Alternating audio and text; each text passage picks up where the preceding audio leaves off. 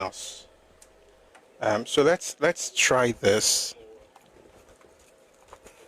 I would really love for them to hear us. You know what? I'm gonna add Twitter and then we'll see how it goes. Hopefully it turns out nice.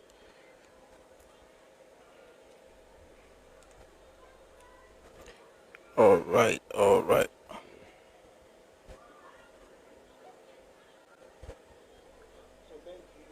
Sorry. So thank you. We're on 22.7K likes on TikTok. Thank you very, very much. Thank you. Thank you for all you do to support what we're doing. It's good to be back. Hope everybody had a wonderful weekend. I certainly did. I hope you did as well. It was quite good. Well, I was actually working. We were editing. But it was fun. I'm trying to set up Twitter as well. Let's see how this is going to go. The last time I used another device, but it wasn't good enough. I wanted to make sure that people actually are able to listen to like good quality. So I think this is what. Oh yeah, no. I might be no.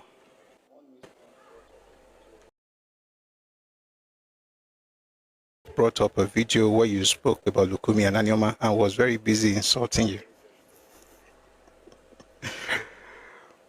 Somebody sent it to me. It was funny. The thing about people is they are more about proving they're right than being right. It's up for 21 minutes, really. So people are trying to prove that they are right. So they spend more time proving how right they are than to actually be right. Like there's nothing they say that actually tells you that they know what they're talking about. It's just nonsense. It's just nonsense. I saw it. They said, "Oh, you said that Anyoma was an acronym."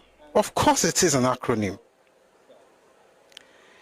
And I mean, for those who have sense amongst them, they must have heard me say that there are Igbos who are indigenous to that area, and you can't wish it away.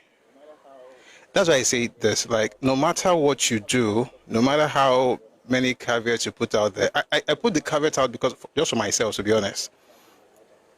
Because no matter what you do, people who don't want to understand you will not understand you, which is sad, but they'll be okay. But yeah.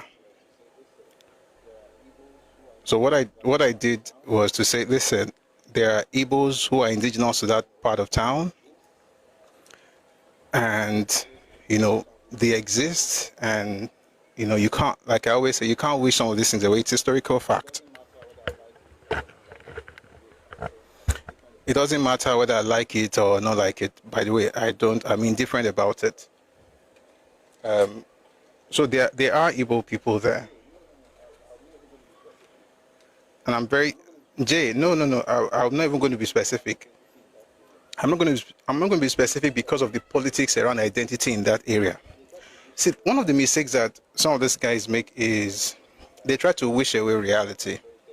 There's a politics around identity in that space. Okay, that's why I'm very careful not to say Ginikon Igbo. I just say, but it's true that there are Igbo people who are from that side. But does that mean the entire area is Igbo land? Of course it's not. It's not. And the mistake they're always making is, how about Ijebu and Akure? How about Ondo and Oyo?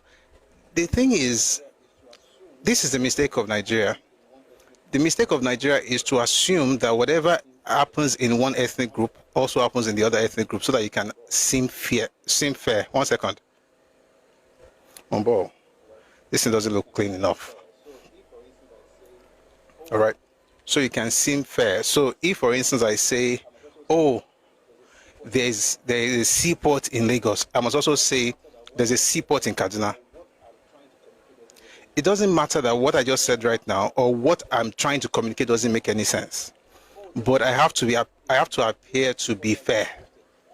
Oh, there's a seaport they're building a seaport right now in Ondo State. Guess what? They're also going to build one in Sokoto. Like, you have to say it so that it appears like like you are a Nigerian, even though what you are saying is absolute nonsense. Just because something exists in one space doesn't mean it's the reality in another space, and it's fine. Like, it's fine. There are certain things that it's called comparative advantage, right? It's the same thing with identity. Again, maybe this will actually make some people actually read. This is the crazy part. You have children who don't bother studying, who are just angry. They're just angry. The Igbo identity existed. I said it several times. It's been around for a while. But the Igbo identity as a common identity of all these people that we now call Igbo, that did not happen until colonialization or colonialism. It was colonialism that birthed the idea of Igbo identity, like the oneness of a people. They don't have a common ancestry or common identity. And it's number one, it's not an insult. Number two, I'm not making it up. Number three, it doesn't really matter. It doesn't matter if you understand the fact that now you can now build it, rather than say, oh, they're saying something about me. Let me also see if it's happening in Yoruba land. Like, these people, I'm wondering if they even went to school. It's not the same thing. So if you say, oh, Oyo and Ijebu, the concept of a common identity in Yoruba land, regardless of what it was called, is thousands of years old. And the group has always had the consciousness of oneness in ancestry, oneness in ethnicity, oneness in everything. And even when the political structure evolved in the 11th century, it spread. Folks traveled from that base into other parts of what was already Yoruba land and introduced to them a new political structure based on what existed in Ife. But even before that, royal migration, as it were, before that one, or dispersal, or whatever you want to call it, before that, there was already a settled identity where everybody knew they were connected. Now, that is the Yoruba story. They also have something similar, but not the exact same thing. They have the Bayajida story. The Kanuri have their own. And guess what? It's history. Like, you can't go back into the past to change things to make people feel comfortable. Like, you don't have that in the past, but it doesn't mean there's a problem. There's no problem. It's just that you have a feeling like if a person is telling their story, you must also, because you have a central character syndrome problem, you think that you must also feature in another person's story. Like, you don't. That's one. Number two,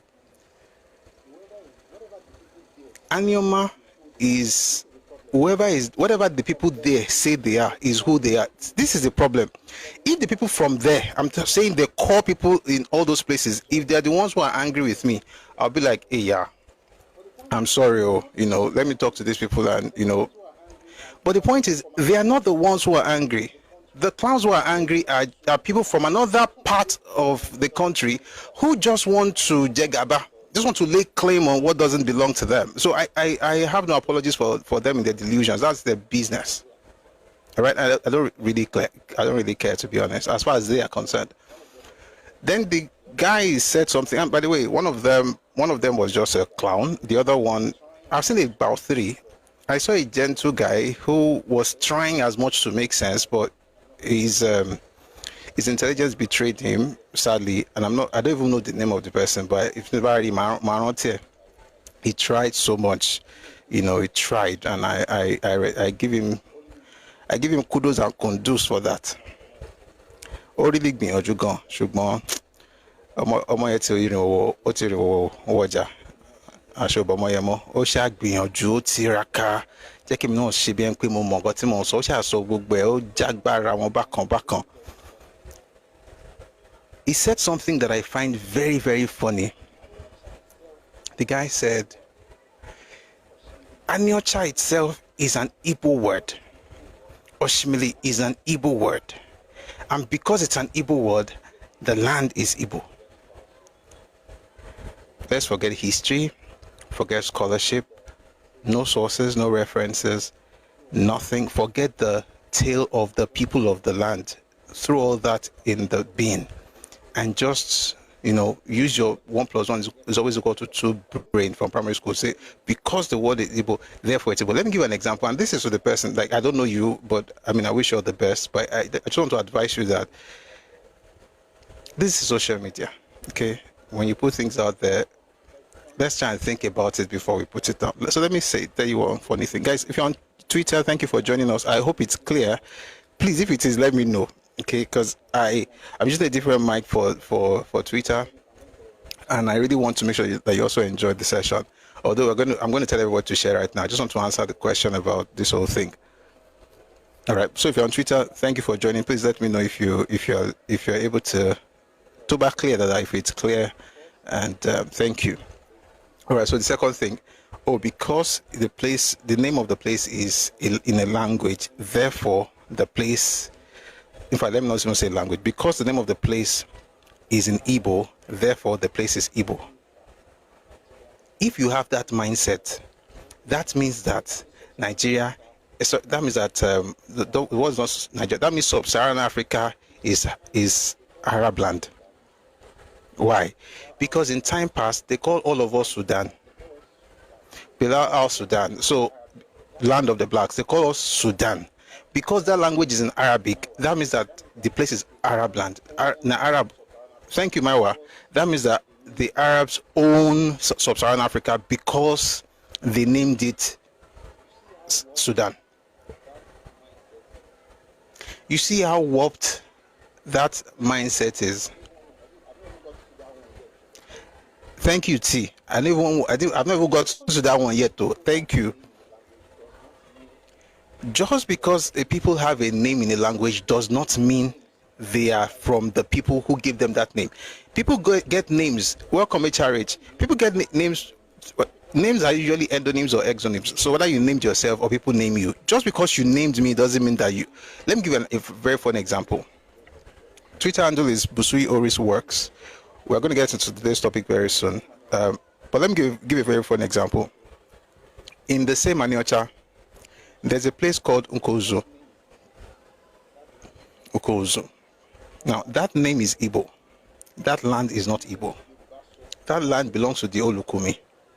The Olukumi is Yoruba subgroup that were there before the Igbos got there. That's a fact. And if we want to get to it, we can bring out the materials. But now, that's not today's topic, so we're just talking. Originally, that place was called Eko-Efun. Eko-Efun. Chalk. The idea basically is that because of the preponderance or the fact that the people who moved into their space, this happened in Rivers State, by the way. The same thing happened in Rivers. Read the book Sunset in Biafra. These things will become very clear. And there's another book that a gentleman from Anolukumi man wrote. I haven't read it yet, but I've read the review. But I've read Sunset in Biafra. It's the same thing. You came there, you were more than the people in that place. Then, because of the sheer number, people had to essentially assimilate to the foreign culture. Not because you own the place, you met them there.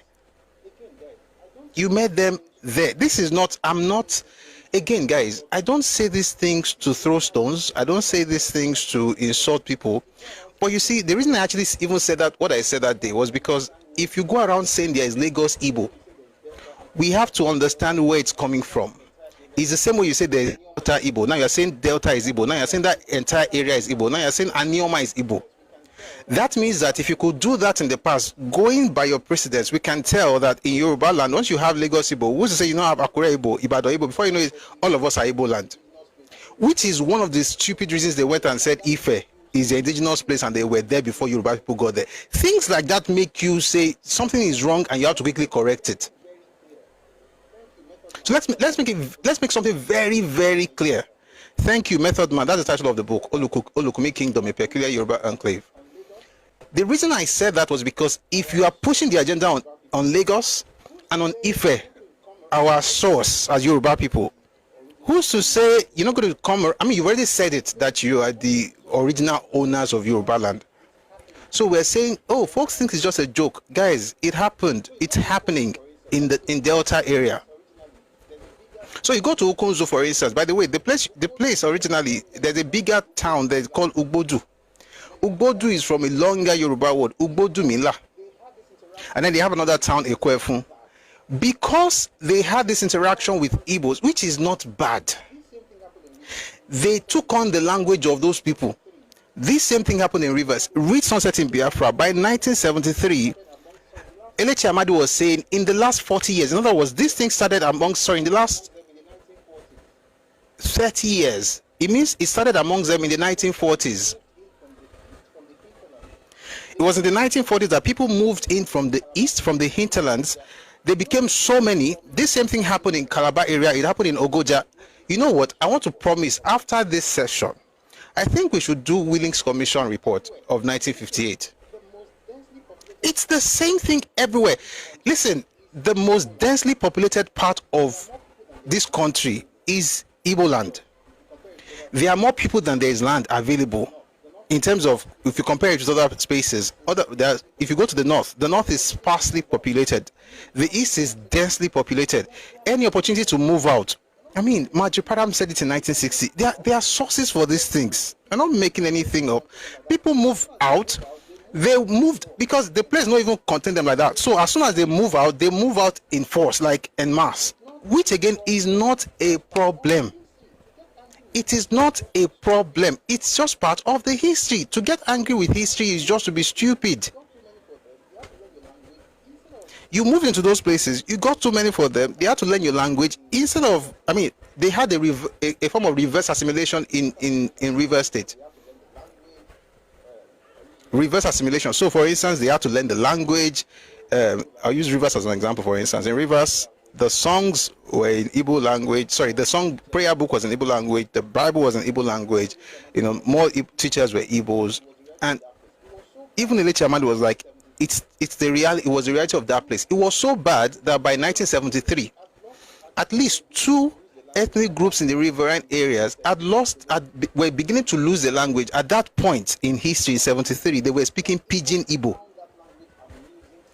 And he said that Igbo people found that language amusing to them because it wasn't real Igbo, but it was like a mix of what they had and what the Igbo spoke, which is, again, a product of interactions.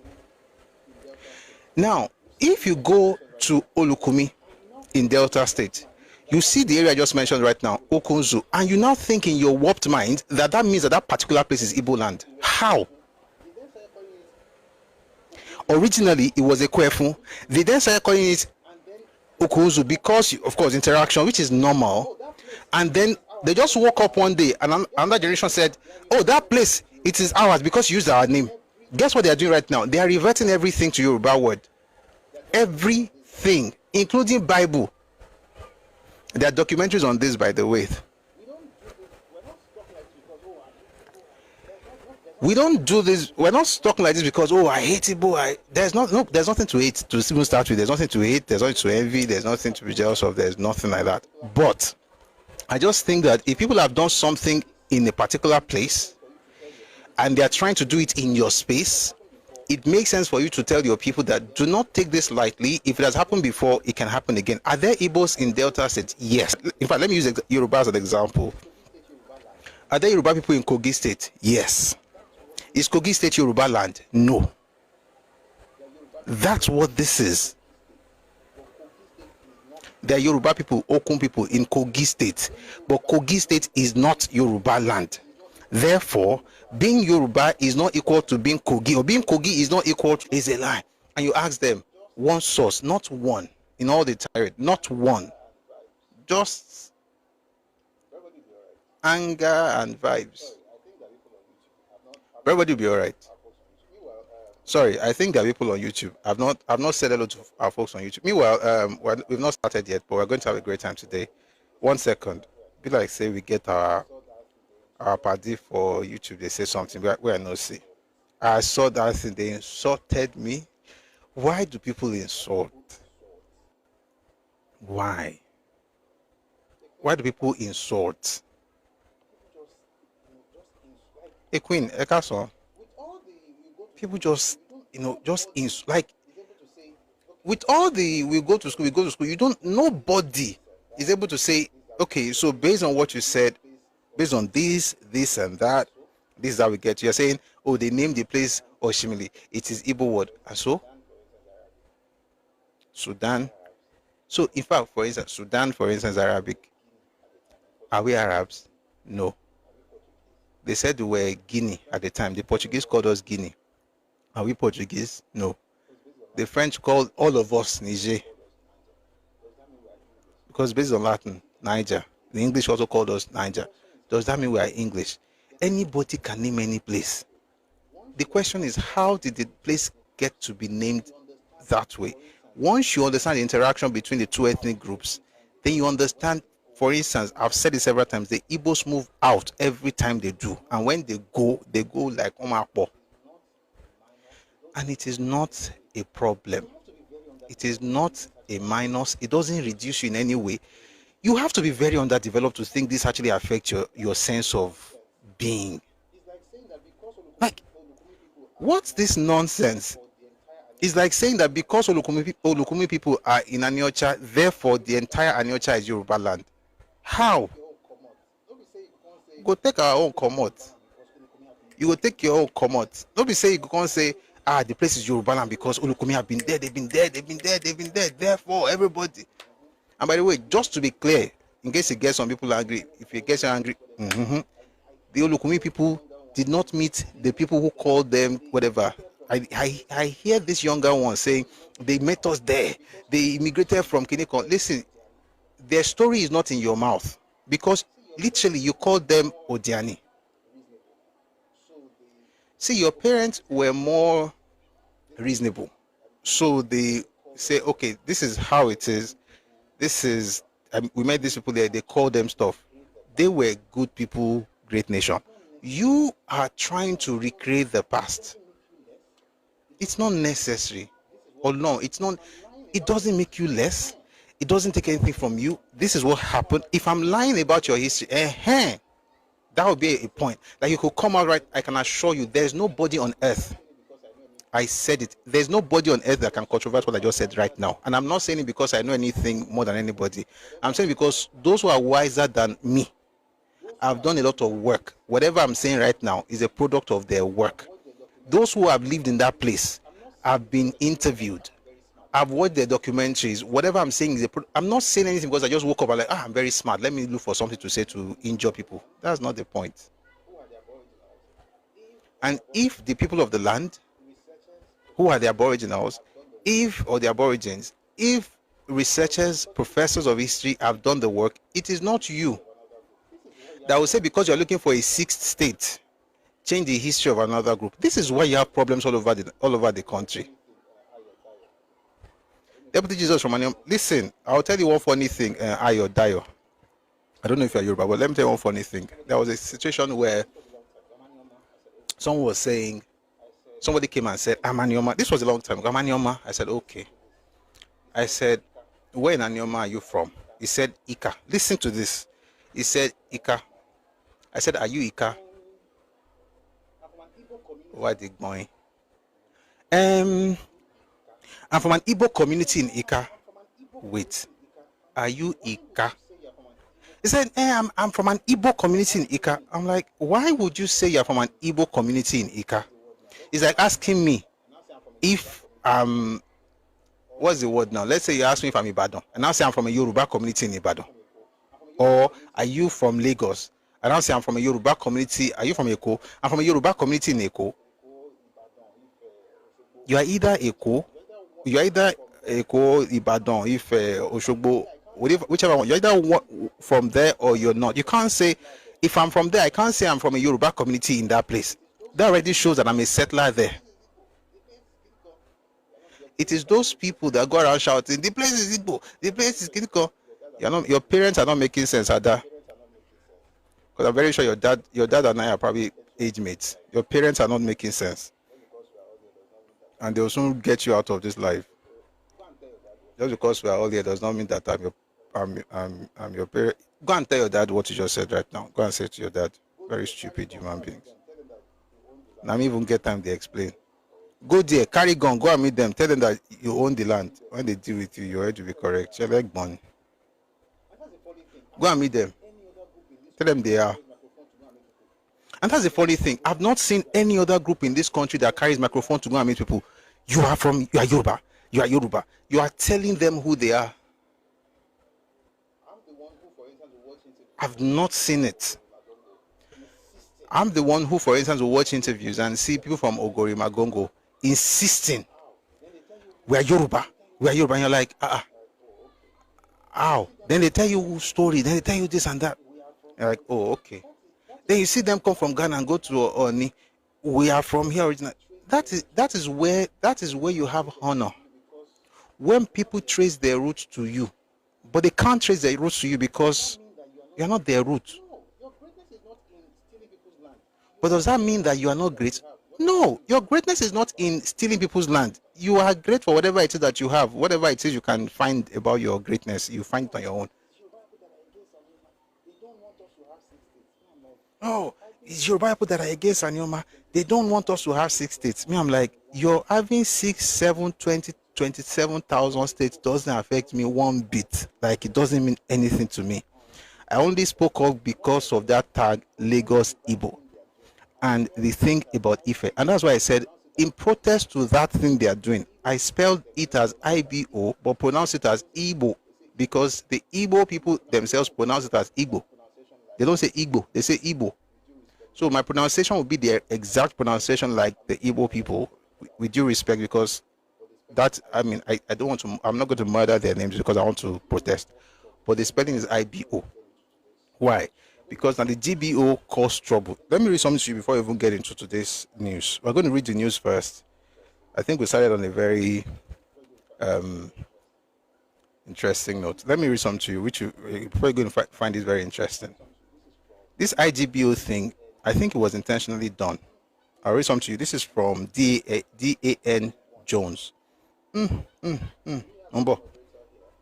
Give me 1 second. Do we have any moderator here?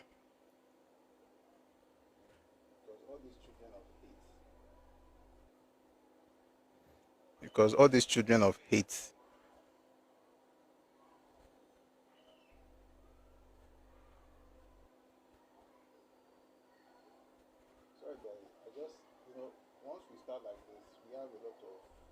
Sorry guys, I just, once we start like this, we have a lot of clowns just come around insult. That's the thing. Your parents wasted their school fees.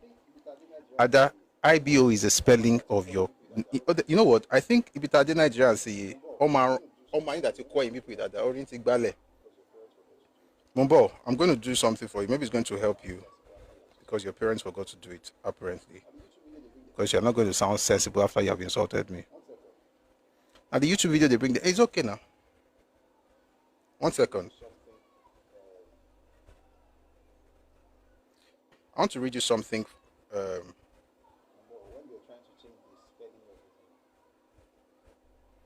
When they're trying to change the spelling of the name. And what you would expect is that you have people who say, Chief, I've read this. Let's dissect it based on this, and that. No. It's just based on anger. How can you say that? You're Yoruba. If a white man says this thing now, they'll be bowing down.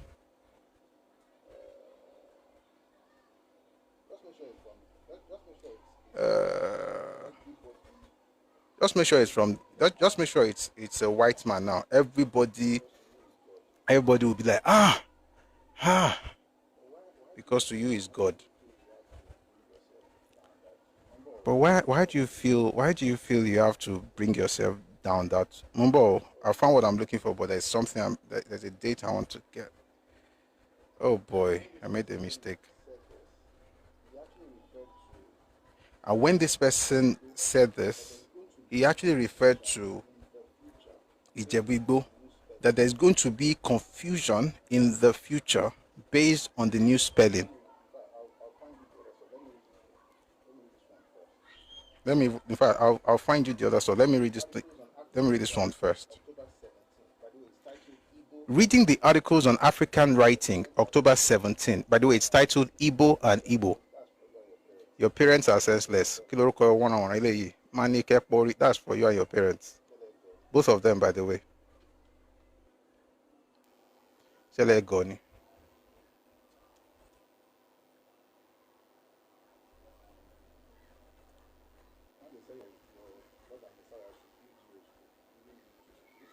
When they say your Lord and Messiah should build you a school, he didn't build you a school. Instead of building school,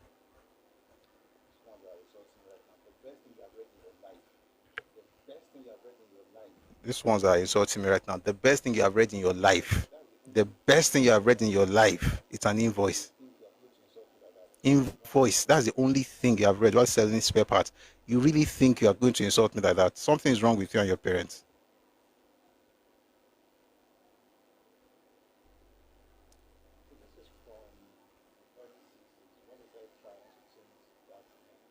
So this is from the early 60s when they started trying to change that name.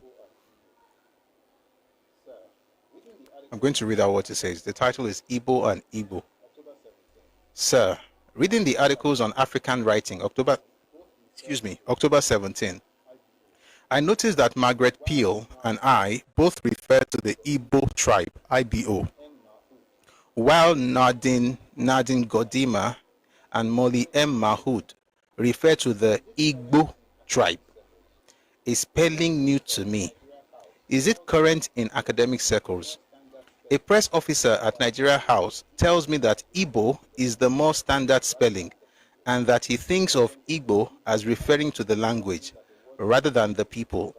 A representative of the BBC Hausa service tells me that the words are interchangeable but that the BBC uses Igbo.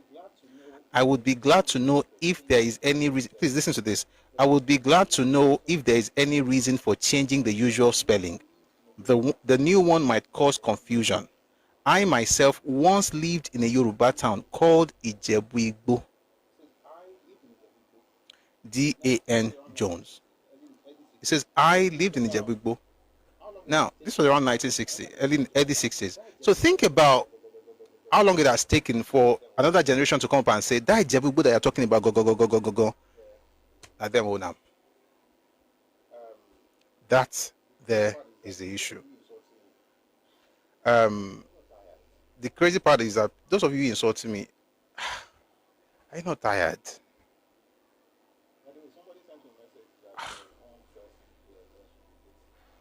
By the way, somebody sent me a message that one person here wants to debate. I pass. He said to me that some people were telling him they'll organize. Do you read Igbo or speak Igbo? Yes, I actually had A1 in Igbo, my junior WAEC. This was before you were born, by the way, Ada. I did Igbo in junior WAEC. I got A1. Can you believe that? And I learned it in Yoruba land, though. But I had a fantastic Igbo teacher. God bless the lady. Fantastic Igbo teacher.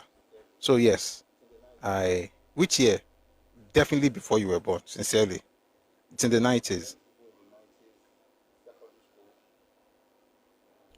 I learned Igbo in the 90s in secondary school. And you want to verify?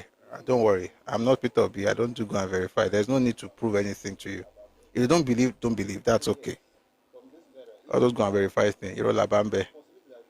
So yes, from this letter, even back then, people are saying the possibility that Cotton Sheyi might affect Ijebu-Igbo.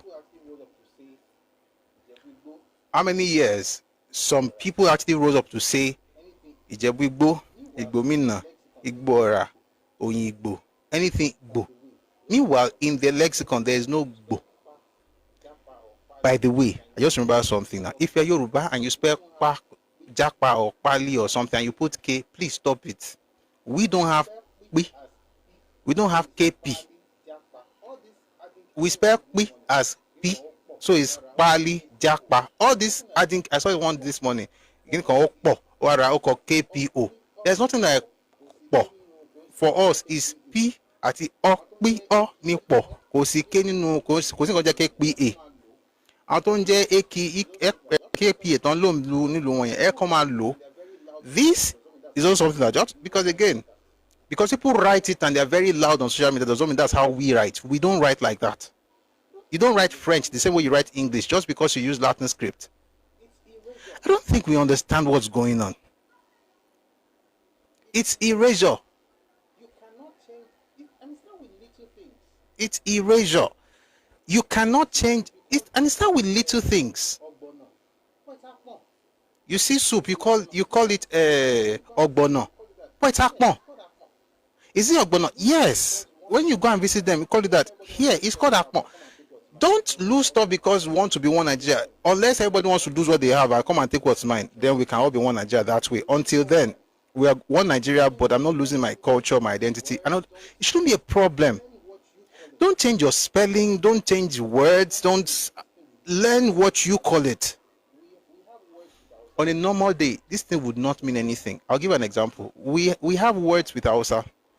If you are speaking amo, abi, Hausa no maso amo. It don't come ko. If I talk like that, you know I got it from the Hausa. I will tell you I got it from Hausa. What we have in Nigeria is, over the weekend I went to buy something, and the person told me something. I responded, and then she said, "Enikwe," and I said, I now spoke Yoruba. Then she said, "No Yoruba," and I said, "But you just spoke Yoruba."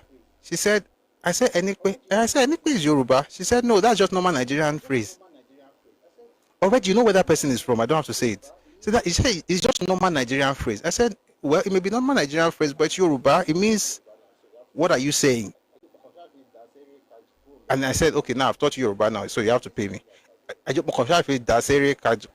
the point is, even this is real life, by the way. I went out to get something over the weekend. So Enikwe, now Enikwe is not Yoruba. So the point is, these things are intentionally done.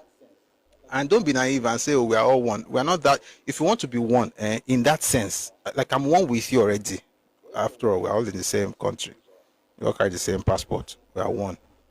But if your oneness includes erasure, erase your identity and join me, then we shall be one in that sense. All right? So if you do that, then we're working together. ADA, Ada, do you know the meaning of the word you're writing in the comment section? Saying Igbo is smoke, Igbo is tribe. Do you know what Igbo really means in your language?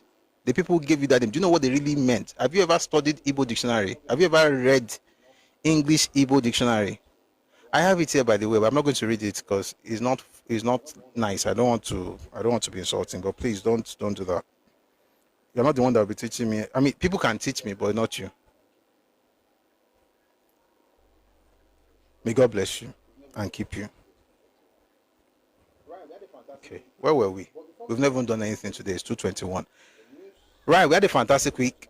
But before we go on, let's get into the news. We're not going to spend too much time on that because of time. Then we'll bring people up and then we'll get into the topic of today, which is Victor Banjo caught in the storm. If you're joining us on Twitter, thank you very much for being here. So we do this every day, Mondays to Fridays. I usually stream on TikTok, YouTube, and Facebook. We tried Twitter the other day, but I think it's a lot better now than what we had before. So thank you very much for being here. I'm very sure you're going to have a great time. All right. Having said that, we're going to look at some of the news making the rounds in the last couple of days. It's Monday, so that'll be last 1, 2, 3 days. Okay, there's one I'm going to speak on. I know I'm going to speak on that. I might as well start with it because I was disappointed. And I'll say this. I was disappointed, but I was also disappointed at some people's remarks. So there's some people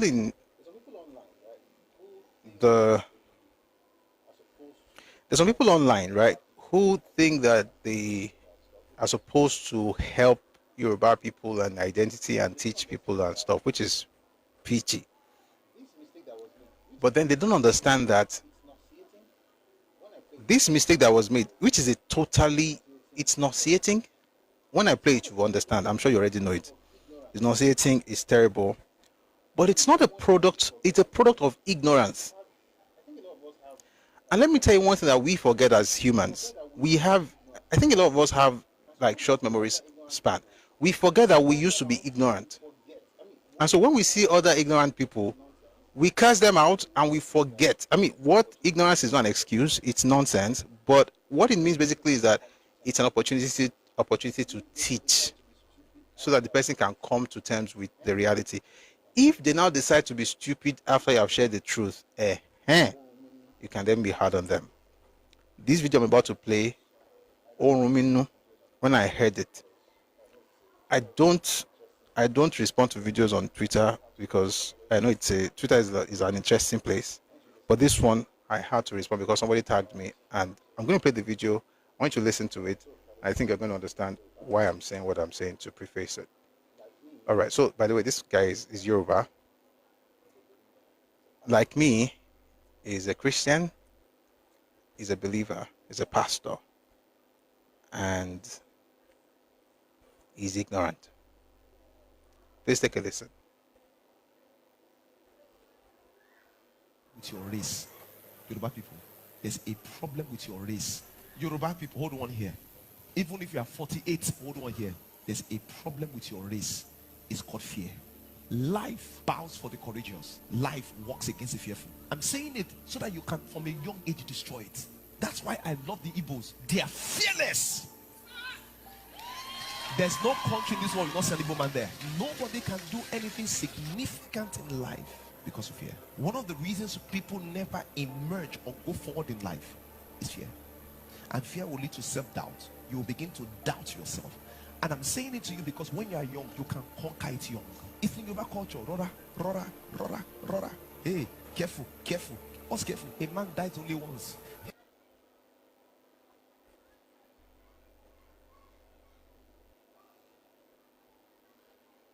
You must be fearless.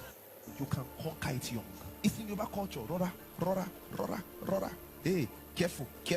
What's careful? A man dies only once. Hey.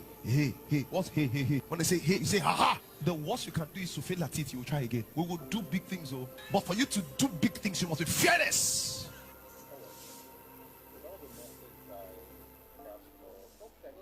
All right. So that was a message by Pastor. Okay, I know that I'll do something for those of us on Twitter. There's something I'm going to do. I'm going to connect a speaker so you'll be able to hear the videos, the audio we're playing here. So today is the first time, so I apologize if we're having some issues getting something to you, but I'm sure you must have seen it already on Twitter.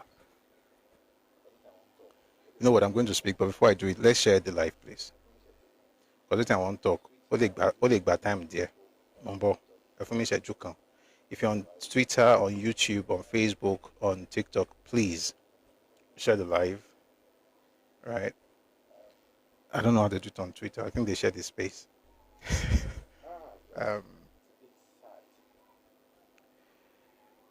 God. It's sad. It's sad. It's sad. Let me start by saying this. This person is ignorant. I mean, with all due respect, he's a minister of God. I respect pastors, but he's very ignorant. And here's the problem. You see, position, cloud, fame doesn't confer wisdom or knowledge. What you don't know, you don't know. It doesn't matter that you now have 1,000 people or 1 billion people listening to you. If you are ignorant of those things, you are ignorant. And the thing is that the generality of our people, two things. Number one, we don't know our history. Number two, we've bought into the propaganda. You've heard it over and over again growing up. Yorubas are cowards. Yorubas are cowards.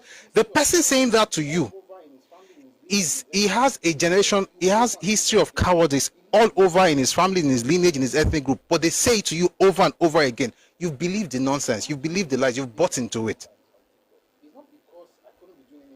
Why do you think I speak like this sometimes on TikTok? It's not because I couldn't be doing anything else. It's because there's a generation at stake. There is a culture, a civilization at stake. You have a group of people who don't have what you possess, but then they go everywhere telling you this, you are cowards, and you're like, I've seen young people who believe it. I was at a conference a couple of years ago. Cosmos I was at a conference a couple of years ago. Cosmos Maduka. Today I'm going to mention his name. I've been saying it before. I didn't mention his name. Cosmos Maduka was there as a speaker. He was talking, and somehow in his speech, he just let it drop that Yorubas are cowards. This is a billionaire in Naira. This is a rich person. This is an influential person. He said it. Whether he meant it or not, I don't know. The point is that he said it because he also believed it to be true, because that's the only coping mechanism that certain people have in Nigeria. They have to look down on other people to make themselves feel good. They've repeated it. Young people have believed it. Those young people are now in their 40s. Those young people are now having platforms. Those young people have become pastors. They have huge platforms. They can talk to the world. And when they speak based on what they know. Agba Okogbo, what they are saying is literally what they have heard. They believed it. Two things. We'll talk about the history later. But the first thing is the propaganda of cowardice is a lie. And the one group that is responsible for that thing are the Igbos. Respectfully to all the good ones amongst you, your group, especially what happened post-war, because of the pain of loss, because of the pain of losing, the way to do it is to actually find a way to tell people, hey, those people, they are the cowards. Let me tell you where the cowardice started from. Maybe it's time. Let's even talk some history. We'll get to the history part later, but let's talk some history. 1 second. I need to share this thing on Motivation, on WhatsApp. If this is the only news I do today, then that's okay, because it's important. I'm going to put this on social media, by the way. And I'm doing it because I just hope that Yoruba people would actually study, or at least listen. Let me tell you where the phrase Yorubas are cowards. Let me tell you how it started. It didn't start because there was any act of cowardice. It started because certain people lost a war. The Igbos lost a war. When they lost the war, they then said, sorry, by the way, for the most part, this is not really about the people. I say it every time. The Igbo people did not know this thing until the leaders taught them. Oh, big boy, I'm coming to you. Because it's the source of the cowardice. This, you're cowards. This is where it started from. The Igbos lost the war. Now, the people were just regular human beings. They don't hate anybody. They're just regular people. They are not bad people. But the leaders sold them a narrative that they had an agreement with Awolowo and Yoruba people. Do I have any moderators here? Because I'm really getting distracted with this bunch of losers.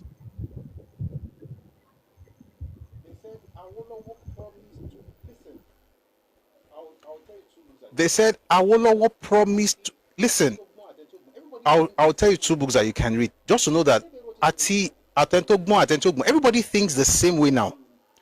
Achebe wrote it in his book. There was a country.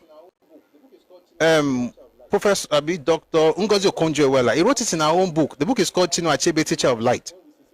She said, oh, the Yoruba people, I will promise that they're going to secede after, just when we secede, we'll secede together, so the federal government will not be able to fight on both fronts, and then we'll be free. And then when it was time, they betrayed, or they didn't come through. Therefore, you know what? Let me read it out. 1 second. Give me a second. I'm going to read out what Chino Achebe said. I'm going to read out what Ngozi Okonjo-Iweala said.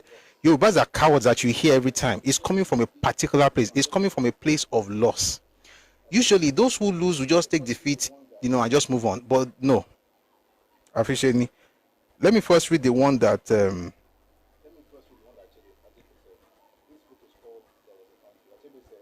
Let me first read the one that Achebe said. This book is called There Was a Country. Achebe said, it is my view that Awolowo was driven by an overriding ambition for power, and that he saw the dominant Igbos at the time as obstacles. By the way, this is nonsense, because Awo was in prison from 63 to 66. When they were doing all their shenanigans, their dominance or whatever did nothing to Awo's ambition. So he said, it is my view that Awolowo was driven by an overriding ambition for power, and that he saw the dominant Igbos at the time as obstacles. Number one, they were not obstacles by 66 July. They stopped being any obstacles to anybody. The meeting between Papa and Ojukwu happened on May 6th, 1967. But you know what? Let me finish it. Then it says, he, listen to his use of words, please. He, that's Awo, he is said to have once declared that if the eastern region seceded, the west would also secede. But when secession came, the west did not follow through. Now, what he did here is what is called plausible deniability. And he did it all through his book. Even Brigadier General Godwin Labisama mentioned the same thing. He said, he declared, we heard, he must have said. That's what you find in this man's book. He did not say Awo said. He said, he is said to have declared. I'll read it again. He is said to have once declared that if the eastern region seceded, the west would also secede. You are not a child in 1967. How come you don't know what he actually said? He said to have once declared. You know he didn't say it. You know you have nothing to prove that he said anything. You know why? I, humbly speaking, I have the transcript from the meeting that Papa had with, by the way, everybody can get that transcript. I'm not special in that sense. Everybody can get it. It's in a book. The book is called Awo on the Nigerian Civil War. The entire transcript of the meeting is in that.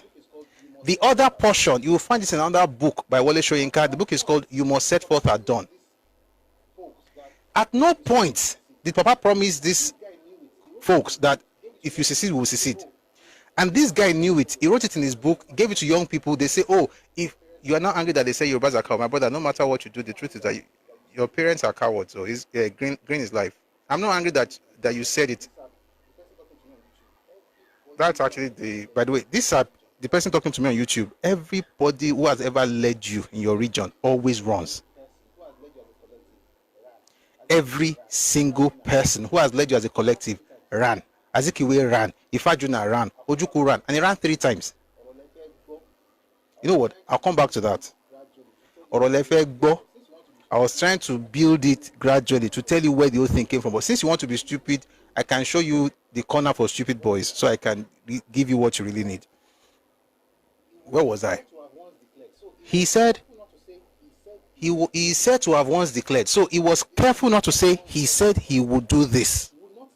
But the generality of the one insulting me in the comment section right now would not see that. He would just say, oh, I will said it.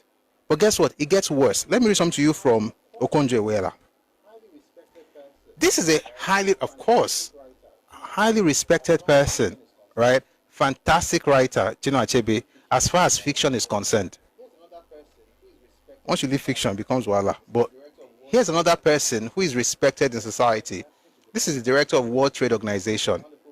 I respect her. I think she's a fantastic economist, wonderful person, terrible historian. Let me read to you what she said. By the way, the book is called Chinua Achebe, Teacher of Light by Dr. Ngozi Okonjo-Iweala. She said, the Civil War broke out on May 30, 1967. That's not true. There was no civil war in Nigeria until July 6.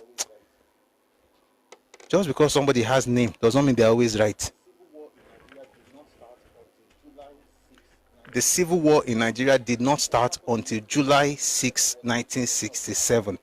What happened on May 30, 1967 was a declaration of Biafra. And after the declaration of Biafra, the federal government responded with a police action in June. Not even May, in June. Then they now declared the war on July 6, 1967. And by July 10, Ojukwu was already crying. And if you think I'm lying, please say something that will make me read it. You be the one be insulting people. And that's the funny thing. You guys don't, you don't know the history.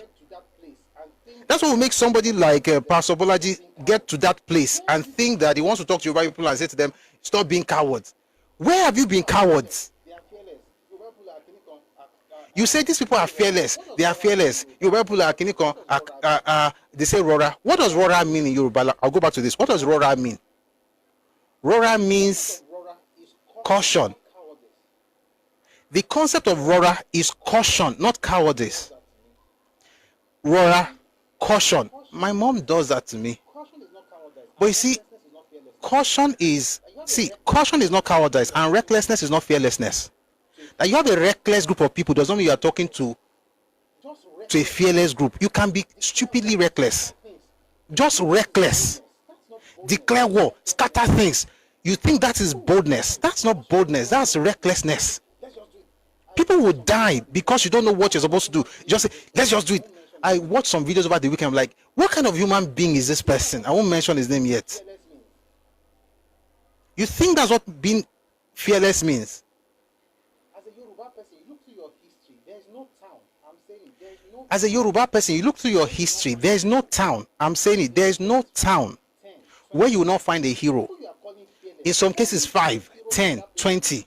The people you are calling fearless, tell me 5 heroes from that place pre-colonialism. 5. Tell me 5. 5. Tell me 5 By the way, heroes. whatever makes you a Yoruba person compare yourself to Igbo From, by the way, whatever makes you a Yoruba person compare yourself to Igbo person means that you're a very, very, very ignorant person. I don't care who you are. I don't care whether you are rich, poor, influential. You don't know who you are. Yoruba does something. Let's not we are not We've got to be careful with all these comparisons. If Yoruba does something, let's not. We are not twins. Civilization-wise, we don't even connect. with this. I don't like it that Yoruba people do this, but the Igbo What's with this? I don't like it that Yoruba people do this, but the Igbo. What's the basis of the? There's no basis for comparison. God forgive you. The person who wrote that in the comment section, God forgive you. You have to look for Concord to find a hero. You have to look for Concord to find a hero. You're the one that will tell me about bravery. Your hero is inside things fall apart. Are you joking? You have to find your hero is inside things fall apart. Are you joking? All together. He's telling you the same And the Yoruba person who thinks we are all one, we are all together, he's telling you the same nonsense and saying things like, if you are 48, you ought to open you hold your hair, pastor. I'm a Christian, I'm a minister like you, but please hold your hair. Hold your ear. You don't know your history. and guess what? They are young Yoruba people. What kind of nonsense is this? No. And guess what? There are young Yoruba people there listening. You think you are being motivational? No, you are dampening their spirit. You are dampening their spirit based on what? Based on propaganda.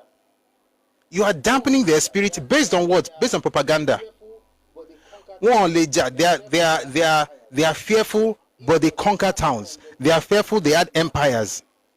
If there was an empire for 400 years, we are fearful. Or yours an empire for 200 years, we are fearful. Ibadan was conquering everywhere, we are fearful. But we are fearful. Even amongst ourselves, Egba will rise against Oyo, but we are fearful. No kingdom building. And the people who are brave have no history of empire building. No kingdom building, let alone empire building. No, it's not about church business or Yoruba pastors. It's about the fact that generality of No, it's not about church business or Yoruba pastors. It's about the fact that generality of our people, we don't know our history.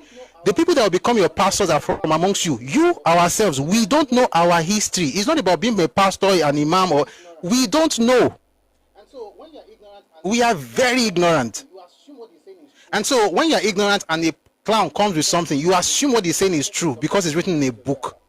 And because the person is Chino Achebe, the person is Dr. Ngozi Okonjo-Iweala, who are fantastic professionals in their fields, but terrible historians, by the way. And no disrespect and no apologies. We don't know. Manchester, I'll respond to you now.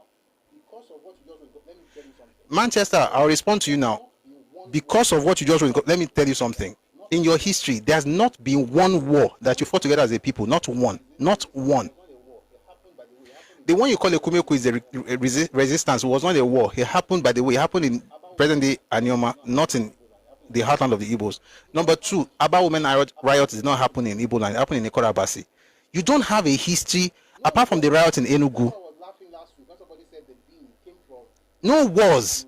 That's why I was laughing last week when somebody said the beanie came from Igbo land and it was what the Igbo people used as they gave to their warriors. What kind of nonsense? If you want to even lie to yourself, lie to yourself. But why am I speaking like this? Because a Yoruba man actually believes your lies and use that to judge his entire people. is communicating rubbish. Maybe he thought he was communicating wisdom, but no, he's communicating rubbish. If you don't know enough about something, why don't you just keep quiet? Why do we do this? If you don't know enough about something, why don't you just keep quiet, study it, and then you can teach people? Listen to you. You are influential. You have a platform. Thousands of people listen to you. You are influential. Your influence But you've got to understand that your influence has responsibility attached to it. and the way it works is And the way it works is, let me tell you something, it's not about money. The way Nigeria works, if you pander to the Igbo, you are good. You are the best in sliced bread. Everybody will come to you. No, I bring people up much later, Madam Asha. So there's a format we use. When I'm done, bring some people up, then we'll take everybody down, then we'll get to the topic of the day. The truth is that man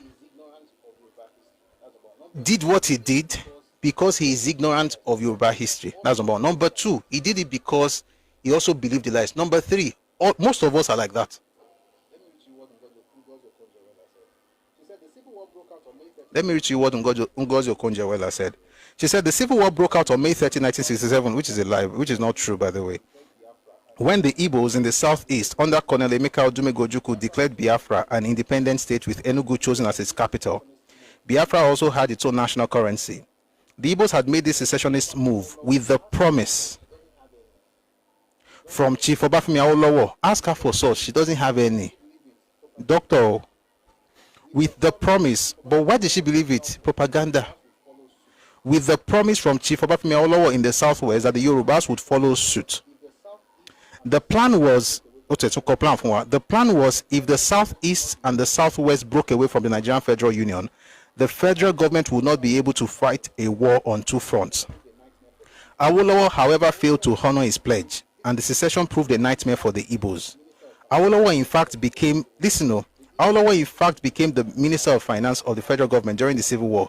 The Igbos interpreted this as a sign of bad faith on the part of a Yoruba leader, and trust was further eroded between the two ethnic groups. The Yorubas, using superior federal military power in alliance with the North and the other Nigerian groups and supported by the British, forced the Igbos back into the Federal Union after a period of 3 years. That came from Dr. Ngozi Okonjo-Iweala. The thing is that what really happened? The answer is no. Not once in the history of Nigeria did Papa or any Yoruba person for Yoruba people made a promise to Igbo people that they were going to secede because they're number one, your civilization is not even on the same level as ours. Your decision-making process is different from ours. So to think that number one, there was no promise made. How do I know? Because I have transcripts of the meeting. Not once throughout the meeting did Papa say anything about that. Again, read the book. The book is called Our War, the Nigerian Civil War. There was no promise made. The thing they are calling promise was a warning that was given not in Enugu but in Ibadan on August. It was in August of 1967. A whole 3 months.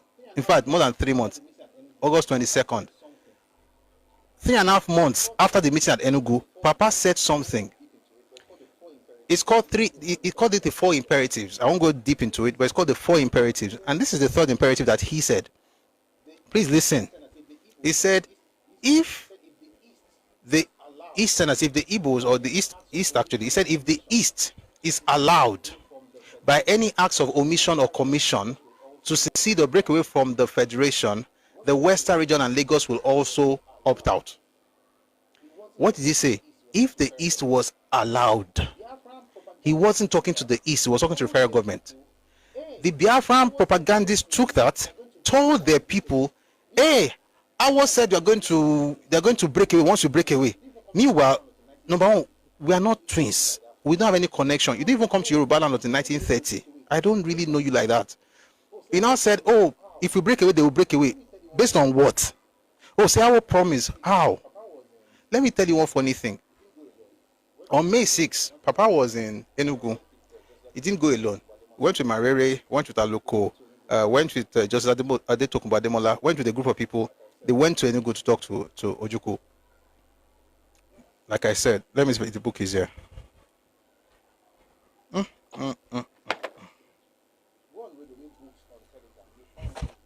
Oh, shoot. Go on Read Me Books on Telegram. You'll find this book, right? This. I won the Nigerian Civil War. You find the transcript of the meetings here. Read Me Books on Telegram. They had the meeting. When they were done, in the middle of the night, Ojukwu went to Papa. He knocked on the door. It was at night. It was in the chalet. Knocked on the door and said, oh, we're going to talk. like I said, he went Nicodemously that they should have a tete-a-tete. Papa said something that everybody should learn from. He said, let's have some people with us. So people like Olufua brought people, and then Ojukwu also got some people. They now had a meeting. The conversation they had, you will find this in a book by Wole Soyinka, You Must Set Forth at Dawn. And this is what he said to Papa, that even before Papa got to Enugu, he had already made up his mind to secede. You know what? Let me read it, because I know that people here who may not have heard me read it before. So just so it doesn't look like I'm making things up, I'm going to read from the book. 1 second. We have a duty to teach our people. We have a duty to all learn together so that we don't become, because listen, the big person who is talking nonsense was also a small person who did not know better. And so just because you become something doesn't mean you're going to change anything. Please, in the comment section, don't make this about religion. This is what I don't get about Yoruba people. It has not, maybe I'm not even going to bring people upset, to be honest. It has nothing to do with religion. It's the case of ignorance. People don't know. The part about religion, the only thing that how religion gets into this really is that in Christianity, there is neither Jew nor Greek. Right? In your faith, we are all together. We are all one nation under God. That makes sense. In the church. In politics, no. The Christian nations that killed themselves in Europe, were they not all Christians? They were fighting. Did Spain not fight? Did England not fight? Mumbo. By the way, when East Anglia was fighting Wessex and Mercia, many of them were already Christian. No? The real issue is that the majority of us don't know. I'm coming. I want to find, let me see if I can quickly find that page.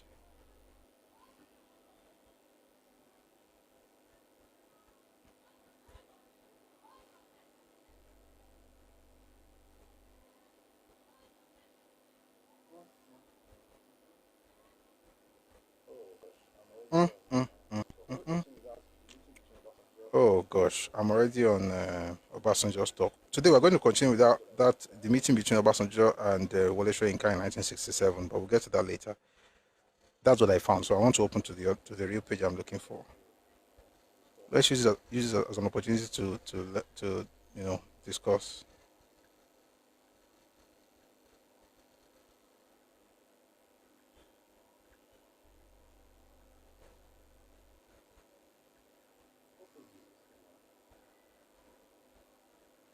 What page is this thing now?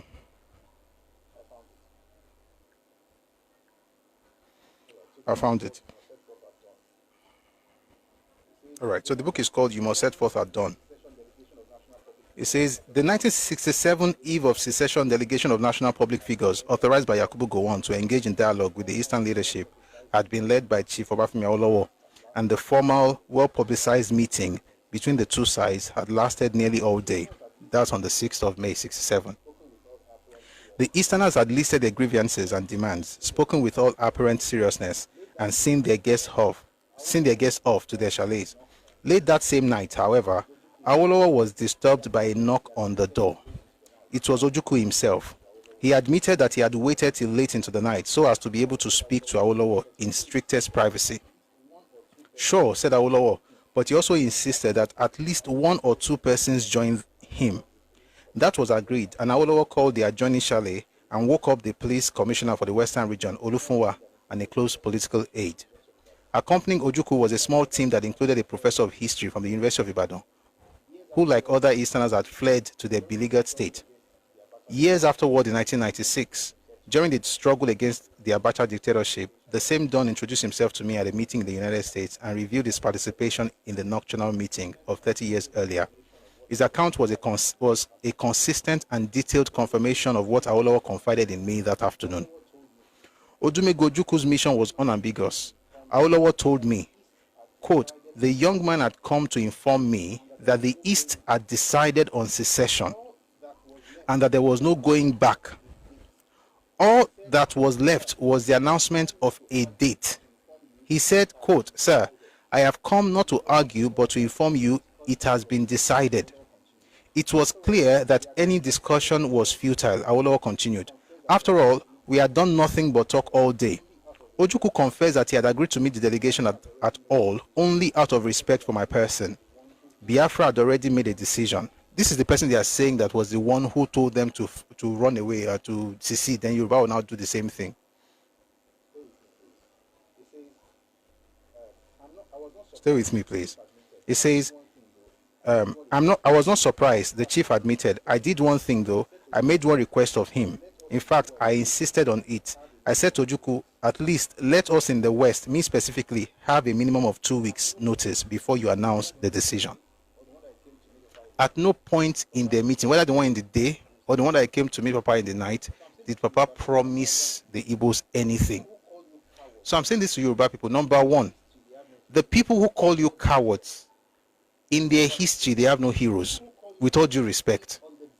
Number two, the people who call you cowards say it on the basis of the fact that Yoruba promised them something and then we reneged basically. We didn't promise anything. Awo was talking to Ojukwu in the night of May 6 to May 7. Excuse me. Ojukwu said, we have already decided. In other words, it's not you that will determine what we do. Which means essentially that the conversation about why you are going to do what you are going to do had nothing to do with Yoruba people. You did it because you wanted to do it, and God bless you. Toba jelo, oje, toba de jelo, take it. Number three, which is what I really want to now get into. As a Yoruba person, Omoluabi is not Ojo. Yoruba ni yiyo ekun bi tojoko. Yoruba are we have, how do I put it now? Let me say it this way. Because we have fought for so long amongst ourselves, lasted about 100 years. We had internecine wars of 16 years. Civil war of 30 months. You guys have not been able to get over it for about 60 years, about 55 years. We had civil war amongst ourselves for 16 years. You know, I think I should do sessions on these things. We had our own civil war for 16 years. You had 3 years. We cannot rest. We fought ourselves. We dealt with ourselves. Terrible stuff. Guess what? Today, thank God for Awo. Thank God for the leaders of the First Republic. Thank God for starting Egbomo to do in 1945, because that was what changed everything for us. Because we have done things and gone through that, we don't look for trouble. Because we have done things and gone through that, we don't look for trouble. Go back to your secondary school and ask your teachers what civil war. You had civil war with who? Go back to your secondary school and ask your teachers what civil war actually means.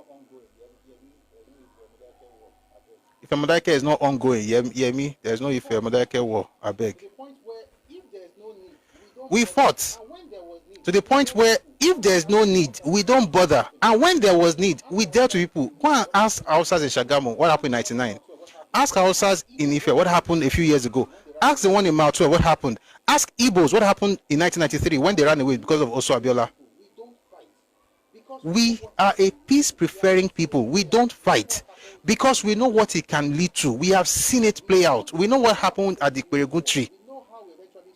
we know how we eventually sorted it. We know what happened in Kiriji War. We know how we eventually sorted it and solved it. That's why we don't fight. If you really think you're about a coward,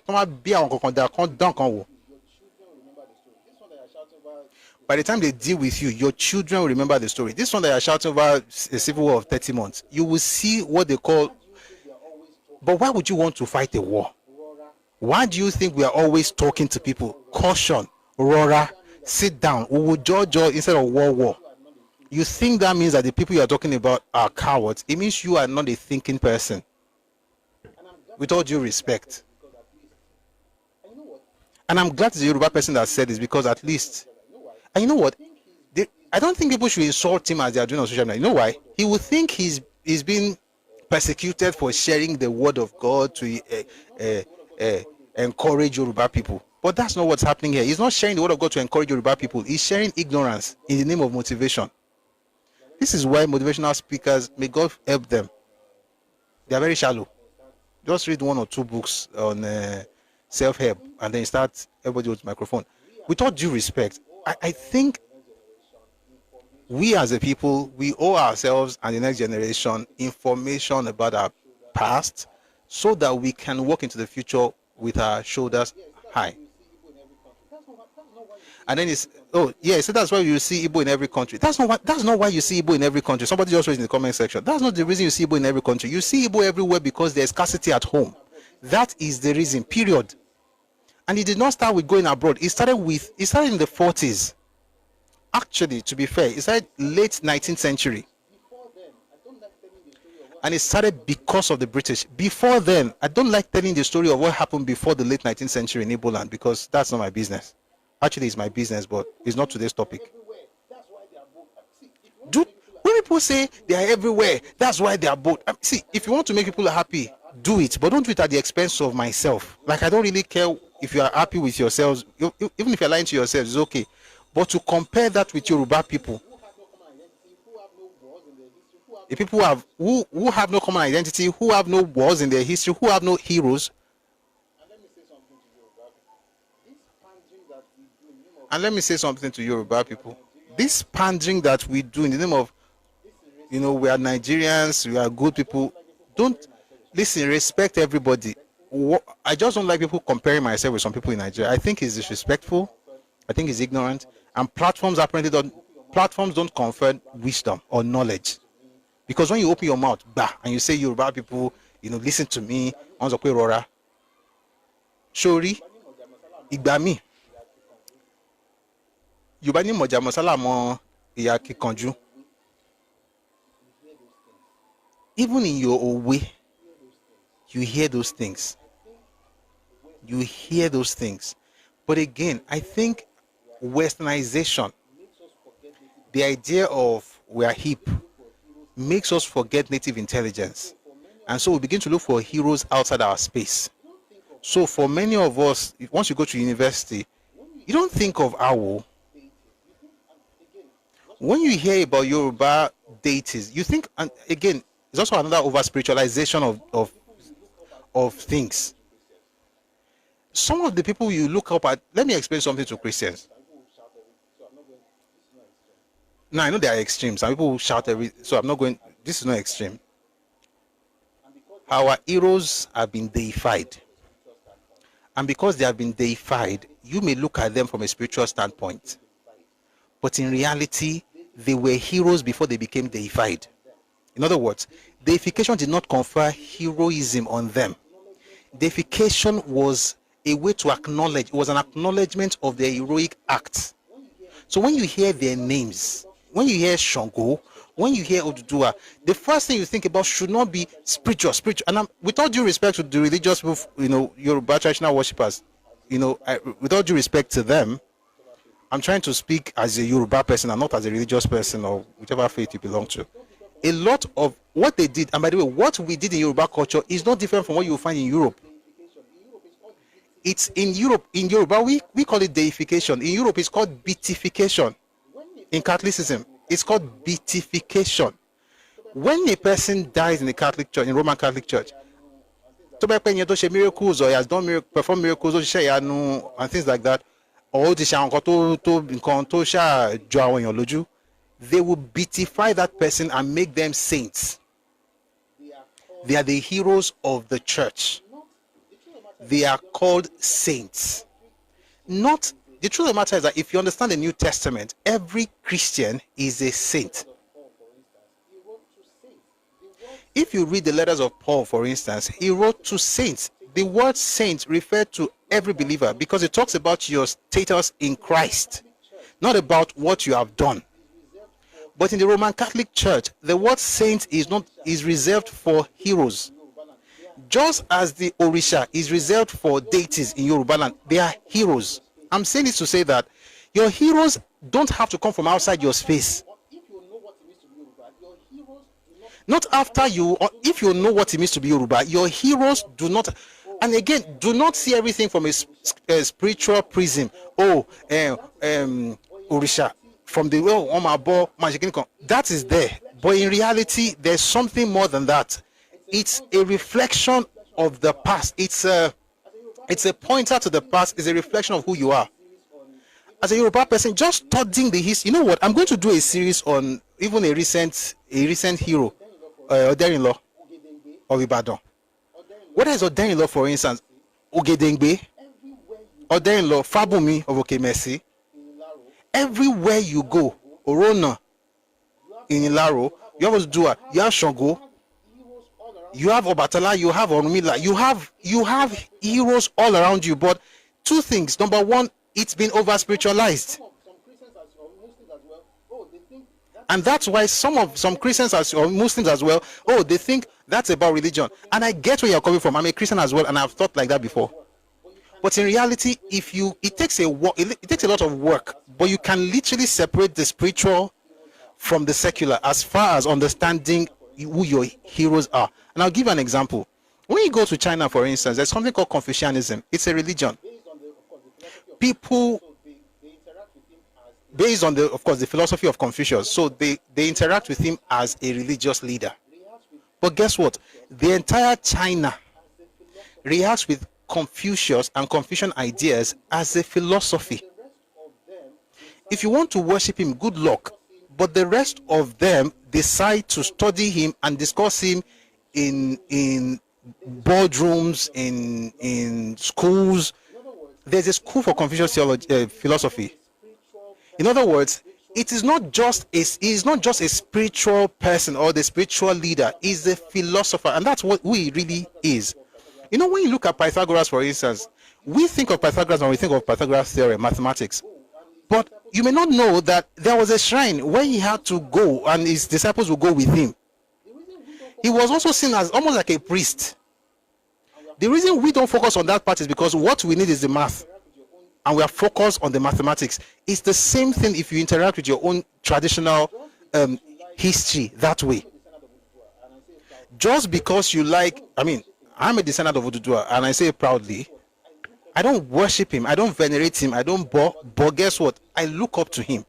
I read about him in history, I read about his exploits. Beyond the spiritual part, there's fantastic things that he did. As a statesman, as a warrior, as a businessman, as a strategist.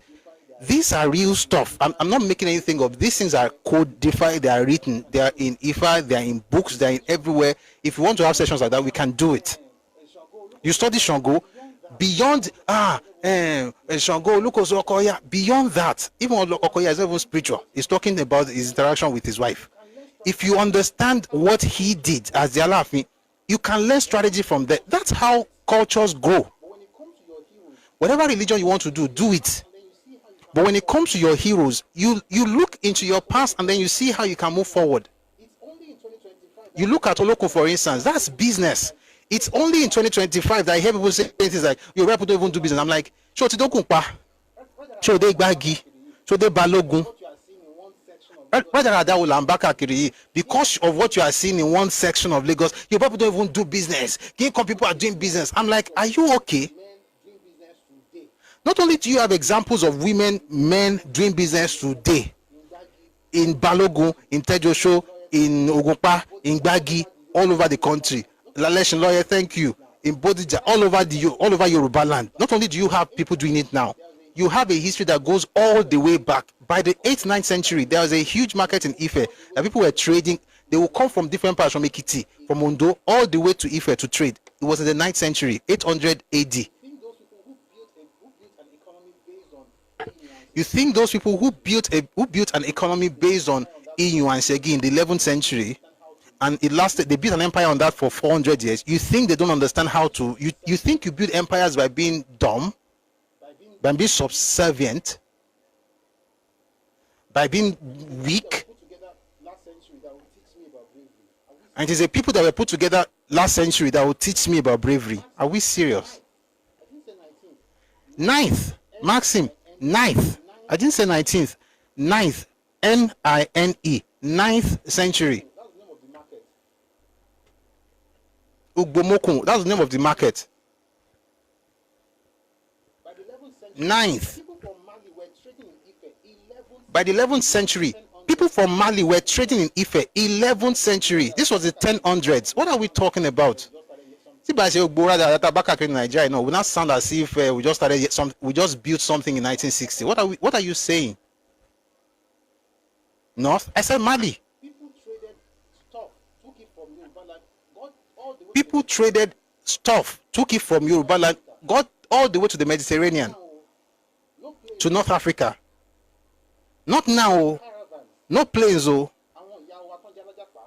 We had caravans. Them from Yoruba land. Àwọn ìyá wa tán jẹ́ alájàpá. Caravans carrying them from Yoruba land all the way to Senegal. I can tell you the books to read. Read the Yoruba, the new And guys, I can tell you the books to read. Read the Yoruba, the New History by Akinwumi Ogundiran. Read the History of the Yoruba People by Banjo Akintoye. Read Ife, Cradle of Civilization by Akin Jogmin. Read the other Ife by Ademakinwa. code everybody is shouting, they won't let us rest. You have support. You have support. A code everybody is shouting that they won't let us rest. You have seaport. You have seaport. That place, that seaport you are talking about, the idea of Lagos trading, like people going to Lagos trading, started around the 15th century, in the 1400s, or even earlier. The Jebu in 1892, they fought with the British. There's something called The Jebu in 1892, they fought with the British. There's something called Anglo-Ijebu War. 1892. You think that's a joke? Imagbon. The Magbon War of 1892. You think that's a joke? It's a people that were guys. If you're even going to tell me about me, at least they were It's a people that were, guys, if you're even going to tell me about me, at least be respectful. Don't be comparing me with people that can, Abba.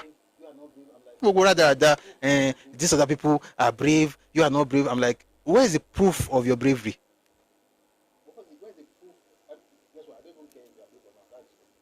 where's the proof? Guess what? I don't even care if you're brave or not. Where's the proof? Guess what? I don't even care if you are brave or not. That's your business. But don't use me. Don't, man. And that's the funny thing. And it's okay. Let's assume that we are really, let's say we are really cowards. You now came to pipe us up. That would make sense. But no, you don't even know about your greatness. In 93, let's look at recent history. When everybody was, this whole thing about democracy, more than 50% of those who fought for democracy in Nigeria today are Yoruba people. 15 people from the south that are part of Nadeco. Tell me 15 people from the southeast that are part of Nadeco. 15 major people that were in Nadeco. Tell me how many people were in Nadeco. I'm not, let's leave ancient history. Maybe it's so far away. Tell me how many people were in Nadeco. MKO traveled abroad. He came back. MKO traveled abroad. He came back to meet fire, to meet Abacha. Another person traveled abroad, stayed there for 13 years and was writing letter. I mean, was it for 12 years? 13 only, came back in 83, want to become senator. You look through your history, whether it's ancient, with all the powers of the Fulani, all it took was Ibadan. Ibadan dealt with them so soundly, they remember it till today. Why do you think we all respect ourselves like the way we do? There are groups in Nigeria, all of us are just being courteous. Some people are not really respected, we're just being courteous. Oh, they are very fearful. They are very fearful. Yet they were able to deal with. We had the Oshogbo War. We had the Jalumi War. I can mention 10 wars in Yoruba land. And the person you are, Ibadan, Maxim, please. If you don't know these things, don't confuse people in the comment section. Ibadan defeated Fulani. What are you talking about? Which Ilorin defeated Fulani? Ilorin defeated Fulani. Fulani gba Ilorin. You are the same person asking for was 19th century. Because for you, history probably started yesterday. Okay, we've been around for a long time. All of that to say this. We're going to spend a lot of time discussing our history, just like we're doing, because it's important that we get to the point where you people actually wake up to understand that, number one, you don't need heroes from abroad. You have a lot at home. Your faith doesn't have anything to do with how you experience or interpret your culture. Number three, stop believing the nonsense. That is the same way you are here right now. We've bought all the land in Lagos, and some people believe it. Yoruba people believe it. The person saying he's bought all the land in Lagos lives under the bridge. He's complaining that his brother, who has money, has been trying to look for a house all over Lagos to rent. They couldn't find a house. If they bought all the houses in Lagos, how can you not have a house to sleep? How are you sleeping under the bridge? Stop listening to people who just tell you, fantastic things that they wish. And you should also believe it and not be preaching with it. And you, but let me tell you something. It's even very disrespectful. You, but who are you? Let me tell you something. Let me tell you something. Hold your ears.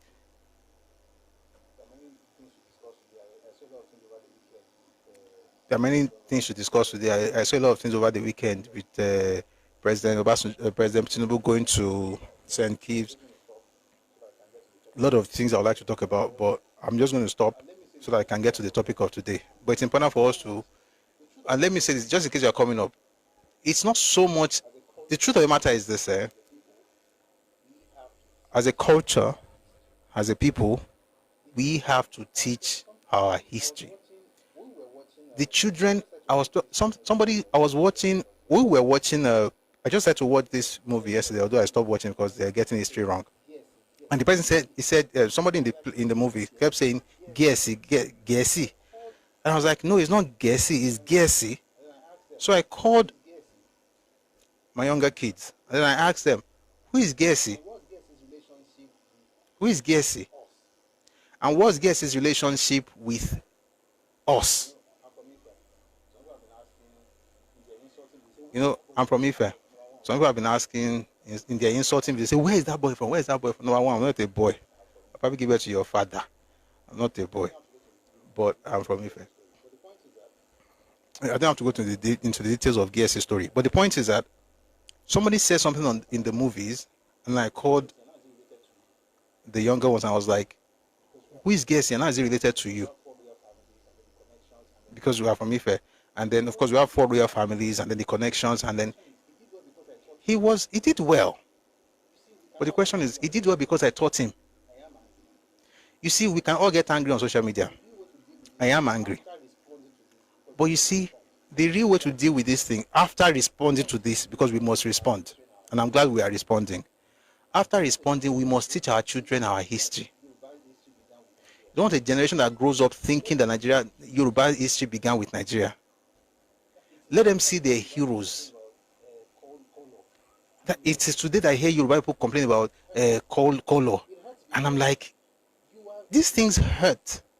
It hurts because you are literally cleared all the work your ancestors have done in the last 1,000 years to now go and start fighting like black Americans who want to build their own.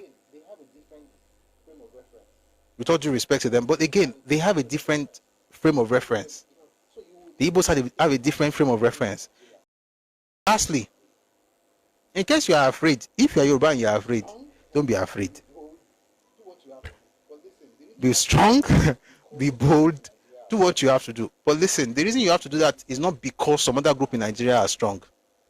It's because in your history, and Shojo, in your own history, not just ancient, in your ancient history, in your recent history, you have a history of bravery, of heroism. That's your history. And I say this, I'll say it again. The reason I'm passionate about this is because one day I was in a conversation and a young Yoruba boy said something, and I felt, boy, oti believe nonsense, yo. Oti gbagbo. Okay, because they've said it. And let me land by saying something. If you call the people a coward to feel strong, you are worse than cowards. Whoever owns that should just take it. If you have to call people cowards in order to feel like you are strong, you are worse than a coward. Lastly, if a Yoruba person tells you, ma rora, shake pele pele, they are not telling you to be cowards. They are telling you to be careful. They are telling you to be cautious. They are telling you to look before you leap. And yes, there are times in life where you have to leap before you look, especially in several areas, to be honest, where you have to move. But even then, there's something called calculated risks. A reckless person is not a fearless person. Throwing darts at anything just to see which one will stick does not mean you are fearless. It just means that you don't know how to plan. And if you check people's history and discover a pattern of people just doing things haphazardly and just going out for it, and you think that means The nation is in trouble. Our passport is in trouble all over the world today because of the people you are saying they are bold. It's recklessness. A guy was complaining about thousands of people in the Indonesian prison. He's from a particular ethnic group in Nigeria. It's recklessness. Be brave, but don't be stupid. Don't be reckless. Just anything. We can do anything. It's recklessness. It's recklessness that will make you go to another person's house, another person's land, and say to them, "We all own this place. I am bold." You are not bold. You are stupid. They could gun you down. What are you talking about? It's one Nigeria. We own this place together. What are you talking about? It's one Nigeria. You will kill yourself. That's not bravery. That's recklessness.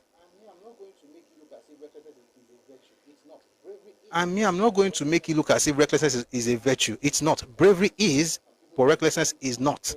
And people should still be calculative, and people should be bold and dare things, but not because of a group in Nigeria. It has nothing to do with any other group. It's about you. It's about you. Be bold, but be calculative, and understand how to calculate and understand how to make progress. Other groups in Nigeria, God bless them. God bless the Igbos, God bless Hausa, God bless Ibibio, Idoma, everybody, God bless them. But as a Yoruba person, your greatness has nothing to do with comparison with another group in Nigeria. You don't have to compare yourself with another group. It is a waste of time. As a matter of fact, it is demeaning. It is demeaning for you as a Yoruba person to look at yourself like, how do I say I'm great? Let me look at my neighbor. Which neighbor are you looking at? I said this last week. When you look at the Chinese history, for instance, and you see 5,000 years of unbroken civilization, it should challenge you as a Yoruba person. Not necessarily as Nigerian, as a Yoruba person. You know why? China, as big as it is 91.4% Han Chinese. That means the vast majority of that huge country is one ethnicity. When you are studying their history, of course, they have many subgroups, just like Yoruba people. And Chinese is an ethnicity, just like Yoruba is an ethnicity. And Chinese has several subgroups, just like Yoruba have several subgroups. Subgroups of Yoruba, you say Egba, Ife, Ijebu, Oyo, many groups, Igbomina, Okun, Ekiti, Awori. Those are subgroups. That's what you have in China. They have their own philosophy based on Confucianism. You have your own philosophy from Orunmila. Excuse me. Again, I'm talking about philosophy, not spirituality. Okay? I don't really care for spirituality in that sense. I have my own preferred spirituality. And spirituality has nothing to do with geography. They are white Ifa adherents, and they are Yoruba Christians. There is no fight about spirituality. But when it comes to your philosophy, báwo náà ṣe ṣẹ̀dá lẹ́yìn, báwo náà ṣe ń tún nǹkan ṣe ládùúgbò yín, native intelligence. That's what Chinese embrace in Confucius. That's what you must embrace in Orunmila. I'm talking about the spirituality. That one depends on whoever you are. I'm not. But the philosophy is very important. And I've studied it, and I study it, and I think it's brilliant. China builds based on that philosophy. Even the Chinese in Singapore did the same thing. If you think I'm lying, read books by Lee Kuan Yew or watch his interviews. He's mentioned it several times. Singapore is 75% Chinese. They are building they are Sino-Singaporeans. They are building based on the Confucius philosophy. He said it. Why am I saying this? If you are looking for people to compare yourself with as a Yoruba person, go to China. You know that China went to China? This is the time to go to China. You read books on China like, okay, how did they build this thing? Their science. What's the connection? Gunpowder is from China. The gunpowder that everybody's using as gun, Europe uses to terrorize the entire world. It's from China. Glass beads is from Ife. That's science right there. Compare the herbs, the medicine. You have herbs, you have medicine. How are you going to be able to get to the point, maybe even surpass Tianxi or all those wonderful products from China? That's how we should be thinking. Let me look at one ethnic group in Yoruba, in Nigeria. I'm better than you. it means you are not started because there's nothing to compare yourself with. Ancestor. If it's about trading, your ancestor. If it's about trading, Can you man do me, sir? own ancestors If it's about trading, they went into your own ancestors were trading. They went into international trade and commerce. I'm not joking, and 1,000 years before Nigeria existed. just telling you that I'm not joking, and I'm not saying this to make you happy. I'm just telling you that if you think whatever you see around is something to compare yourselves with, you are reducing yourself. more than 1,000 years before Nigeria became a thing, More than 1,000 years before Nigeria became a thing, they understood your own people were having international trade. They understood comparative advantage. fell off because of Nigeria. This is time to get back up, not by looking around and saying, So if we fell off because of Nigeria, this is time to get back up, not by looking around and say who is smaller than me. No, who is my mate? Who should Yoruba should be competing with China? Believe it, Singapore competed with China. It got to a point. I keep forgetting his pronunciation. It starts with Deng Xiaoping, the one before Xi Jinping. The man went to Singapore and said, "We're going to bring people to train in Singapore." Not Lee Kuan Yew. The first set of people that re-engineered some parts of Chinese economy trade in Singapore. Mao Zedong. No, not Mao. No, not Mao. Not Chairman Mao. No, Chairman Mao stopped in the 70s. This one took over from 1978 to 1989. Thank you, Deng Xiaoping. China is China. Is Deng Xiaoping. Singapore is just a little fraction. China is China. Singapore is just a little fraction of China, but China had to consult with Singapore and got some people to train in universities in Singapore. Then later, they took people from Singapore to establish faculties and schools in China. That's small China, small Singapore. But they built whatever they built. You look at Singapore, and all you see is Western civilization, is a Western kiniko. But underneath all of the facade, all the beautiful things you're seeing is China.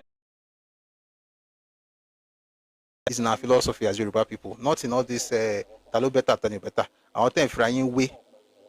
Me first one come in your Taiwan is about it's more than 95% Chinese. I'm saying that to say that Nigeria fell us off, man. Tí bá ṣe òjò tó rọ̀ tó kó ẹ lẹ́kọ̀ọ́ máa dì ẹ́ tó máa ṣe ọmọ Yorùbá tá máa fi mí wé. Àfiwé yẹn nìkan gan ó tó dùn mí lọ́tọ̀ ká kọ́kọ́ gbàgbé pé history àfiwé yẹn ẹ tán fi mí wé ń dùn mí pé òòrè èèyàn fi mí wé òòrí èèyàn fi mí wé òòrí mi sọ pé èèyàn kan ni wọn èèyàn làwọn náà o èèyàn làwọn náà bọ òòrí tí wàá rí nǹkan mi fi mí wé.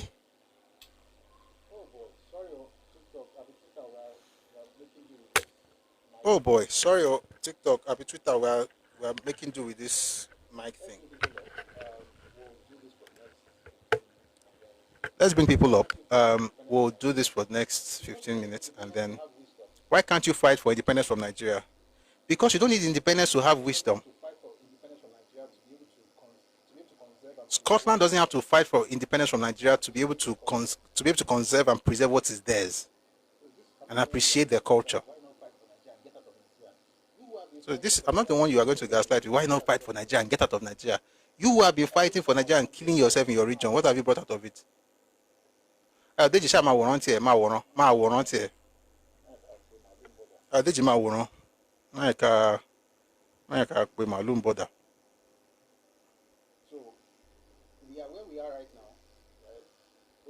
So we are where we are right now, right? But you see, Papa did not complain about the structure of Nigeria when he built Yoruba land. This is my point.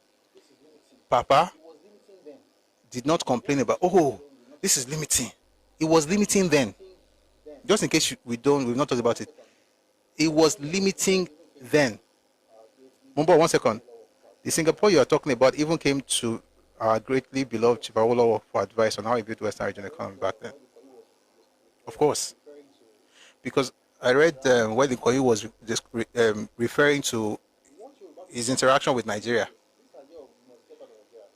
What Yoruba people, and let me say this idea of you must get out of Nigeria, number one, you don't have enough wisdom to advise me on what my people should do.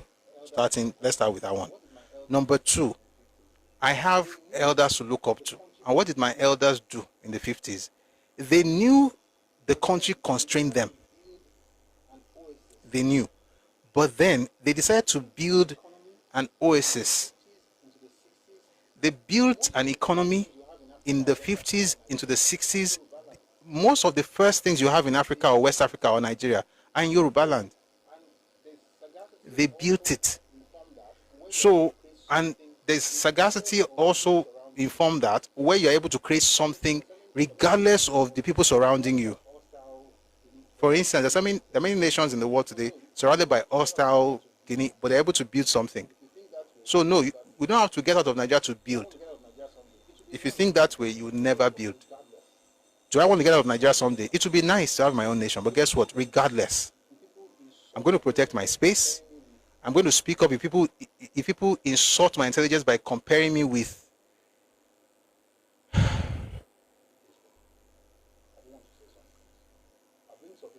it as well.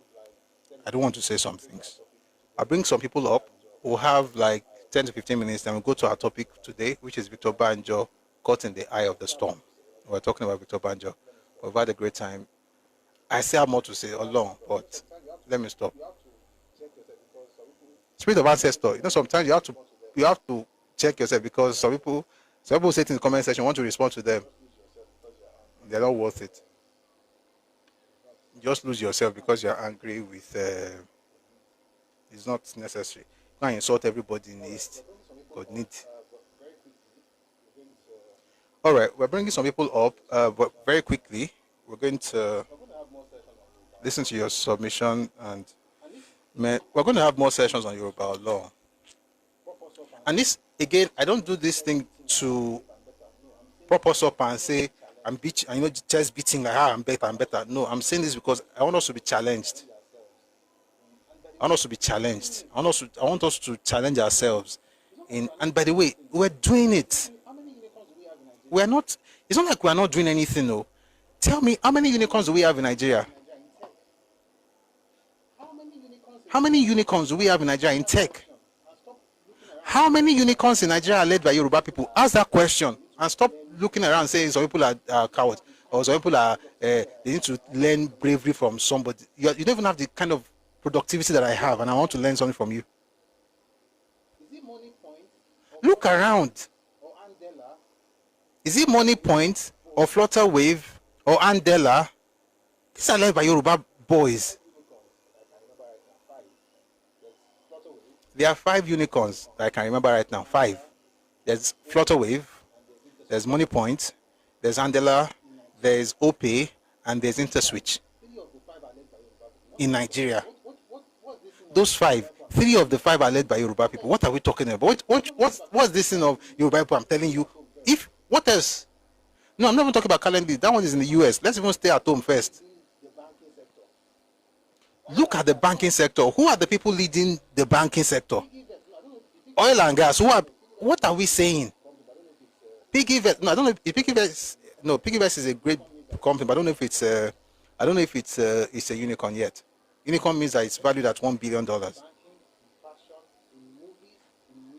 Whether it's in tech, in banking, in fashion, in movies, in music, Yorubas lead.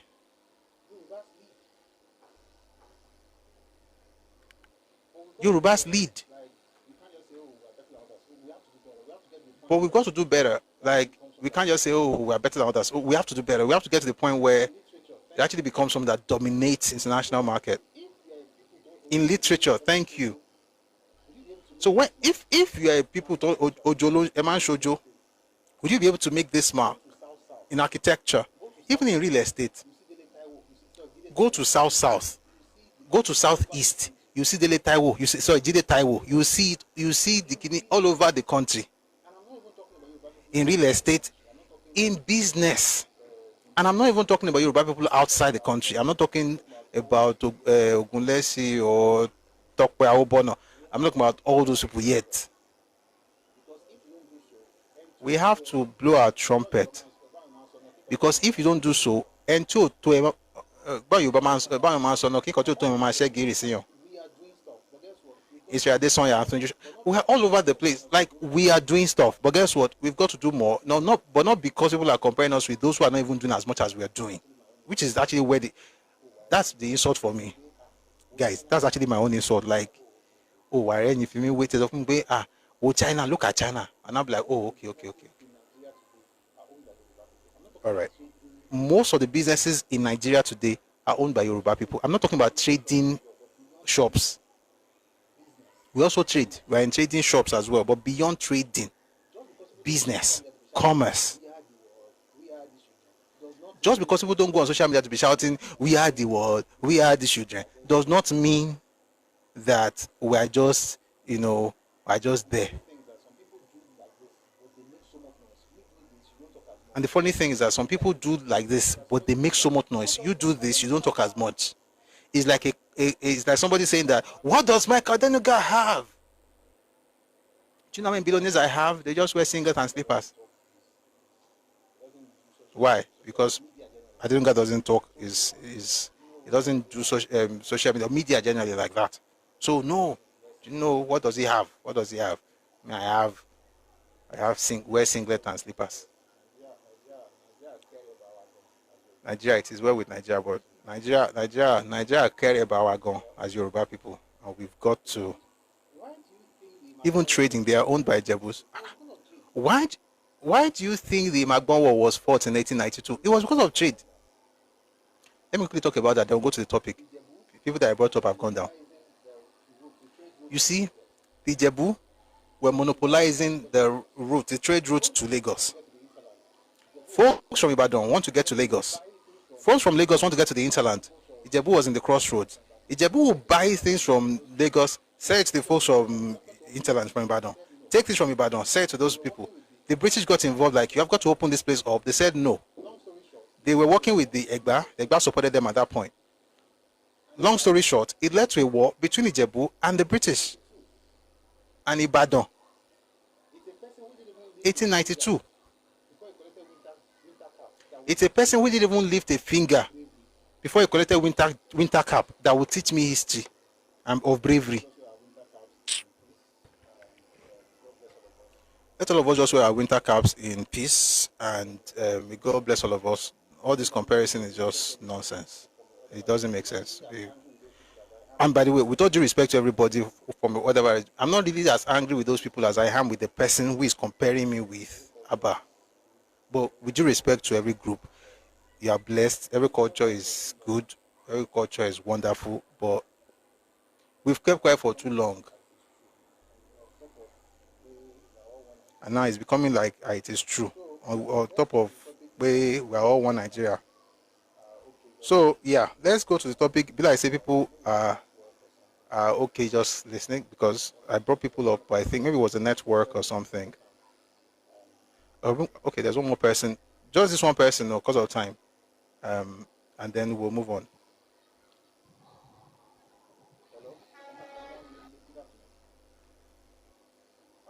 Hello? Omo Yele, good afternoon.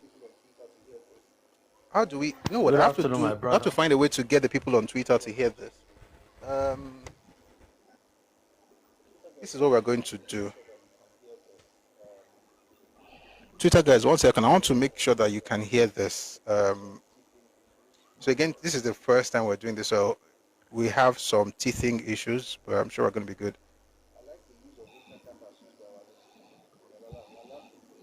I like the use of winter cap as used by our next. La la la la la. If they want to use it, that's fine. I mean, it's not. It's not. I have no rights to tell them to use it or not use it. I'm just saying that it's disrespectful to chalk everything down to that. All right. So please, no other person send any request.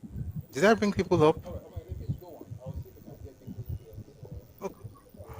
All right, Omayele, please go on. I'll see if we can get people here to hear. Yeah, please go on.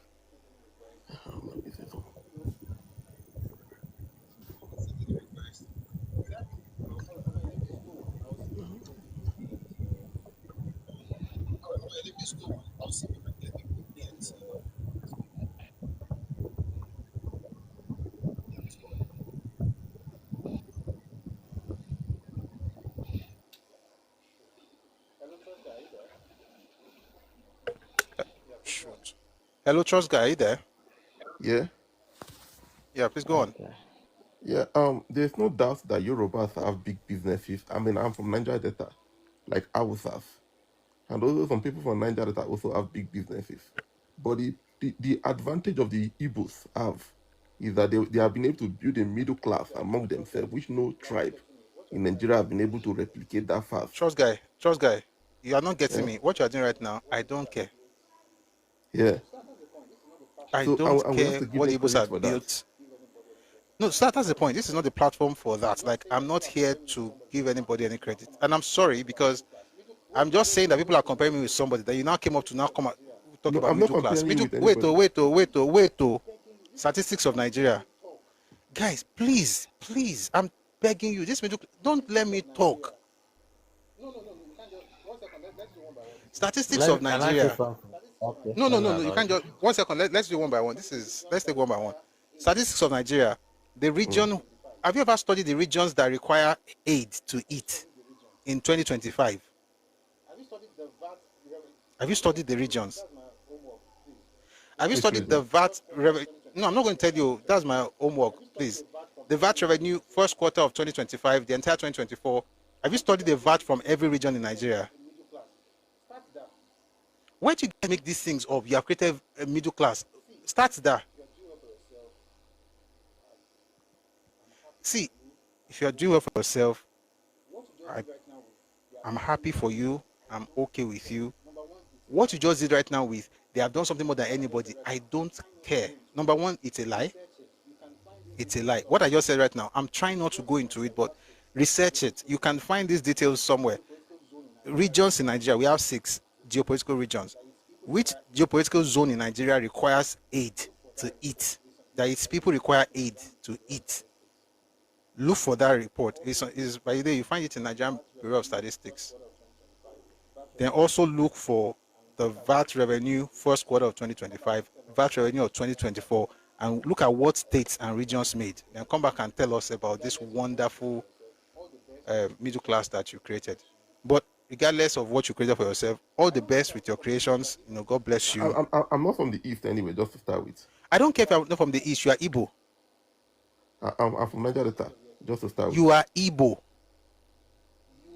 Why are you No, ashamed of your ethnicity? in Niger Delta, we supply You Nigeria with are everything. Igbo. Trust No, guy, I'm from you Niger Delta. Just to are start with. Igbo. Trust guy, you are Igbo. And it's not a problem. Like, it We supply doesn't. I don't care what you supply. You are we Igbo. supply Nigeria And with it's all the old crude oil, all the old Oga resources of Nigeria. But I'm from Niger Delta. I'm from Niger Delta. Who is talking about it?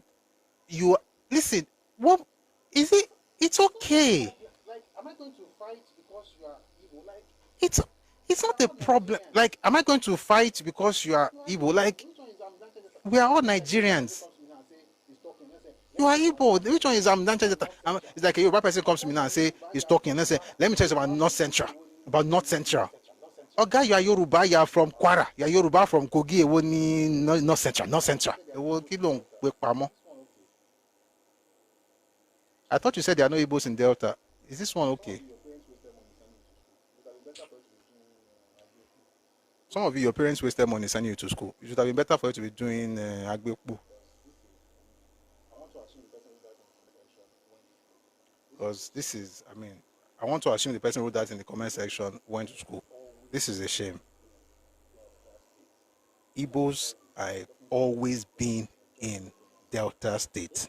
When I say always, I'm talking since independence or just before colonization. Okay? Igbos are in Delta State. Delta State is not Igbo land. If you don't understand that basic thing, then that's on you. There are Igbos in Anioma, but Anioma is not Igbo land. That's the point. There are Igbos in Anioma. There are Igbos there. And everybody knows that to be true. And they did not just get there yesterday. They have been there. During the, even before independence, they were there. We used to call them Midwest Igbos. It was through them, let me not go into the history, but they were there. And I cannot in good conscience say, oh, they're not Igbo in Delta, they're not Igbo in, they are Igbos in Anioma, but Anioma is not Igbo land. they will cut one if you guys want to go and cut it and use it for video, another funny thing is that they will cut one thing and then just run with it, and they are fighting with themselves. Deny the other groups that are in that area. To call that place Igbo land is to deny the other groups that are in that area. They didn't meet you there. It's not an homogeneous space. And no, they didn't meet you there. Thank you for the middle class thing that you spoke of earlier. I just didn't like the fact that Thank you for the middle class thing that you spoke on earlier. I just didn't like the fact that you kept shouting you're from Nigeria. Number one, I didn't even ask you. So here's the problem. You come up, you want to, chime in, which is perfect, right? Oh, I have something to say, and then you say it. Which one is? I'm not from the southeast. I'm from Niger Delta. Who asked you? Just be proud of your ethnicity, and I don't have any problem. Listen, I have no problem with your people. I have no problem with your identity. I think you're fantastic people. I think you have, like every other culture, you have good sides, you have bad sides. You are wonderful. I mean, and God bless you. But no, comparing yourself with myself is an insult. All right, Omoyele, please go on. Okay, thank you so much. I'm very grateful. I saw the clips of what that person was preaching, and I shook my head because people are losing the sense of history. Yoruba has been far, far, far ahead of his contemporaries, if there's anything like that, self. I hate people that are revisionists was preaching that want to change it because people are losing the sense of history. Now, what we call Nollywood, I think there's a feedback from your end. Okay, what we call Nollywood today, people will say, Igbo started it, Igbo started. I was like, in the 1945, when Obato Gunde was doing his theater, this thing all around the nations of Nigeria, where were Nollywood? We know that the first film that was produced by Yoruba people. Most of the lawyers in 1920 something in Nigeria, they are Yorubas. History of Nigeria cannot be written without no Yoruba being in the forefront. The alphabet that Igbos are using today, let them go and research it, was coined by Ajayi Crowther. Ajayi Crowther wrote alphabet for Yorubas, and the slave traders forced him to go and write for Igbo. He wrote for Igbos. He produced the first Bible. The Igbo. I know you want to make. Sorry. No, sorry. I also want to be careful. What Ajayi Crowther did was to create a primer. Okay. Primer. The alphabet was Latin script. Okay. Okay. Did he write alphabet for them? I don't know. But also, He did. History is there. I read it. He wrote the primer. You're right. He wrote the primer actually.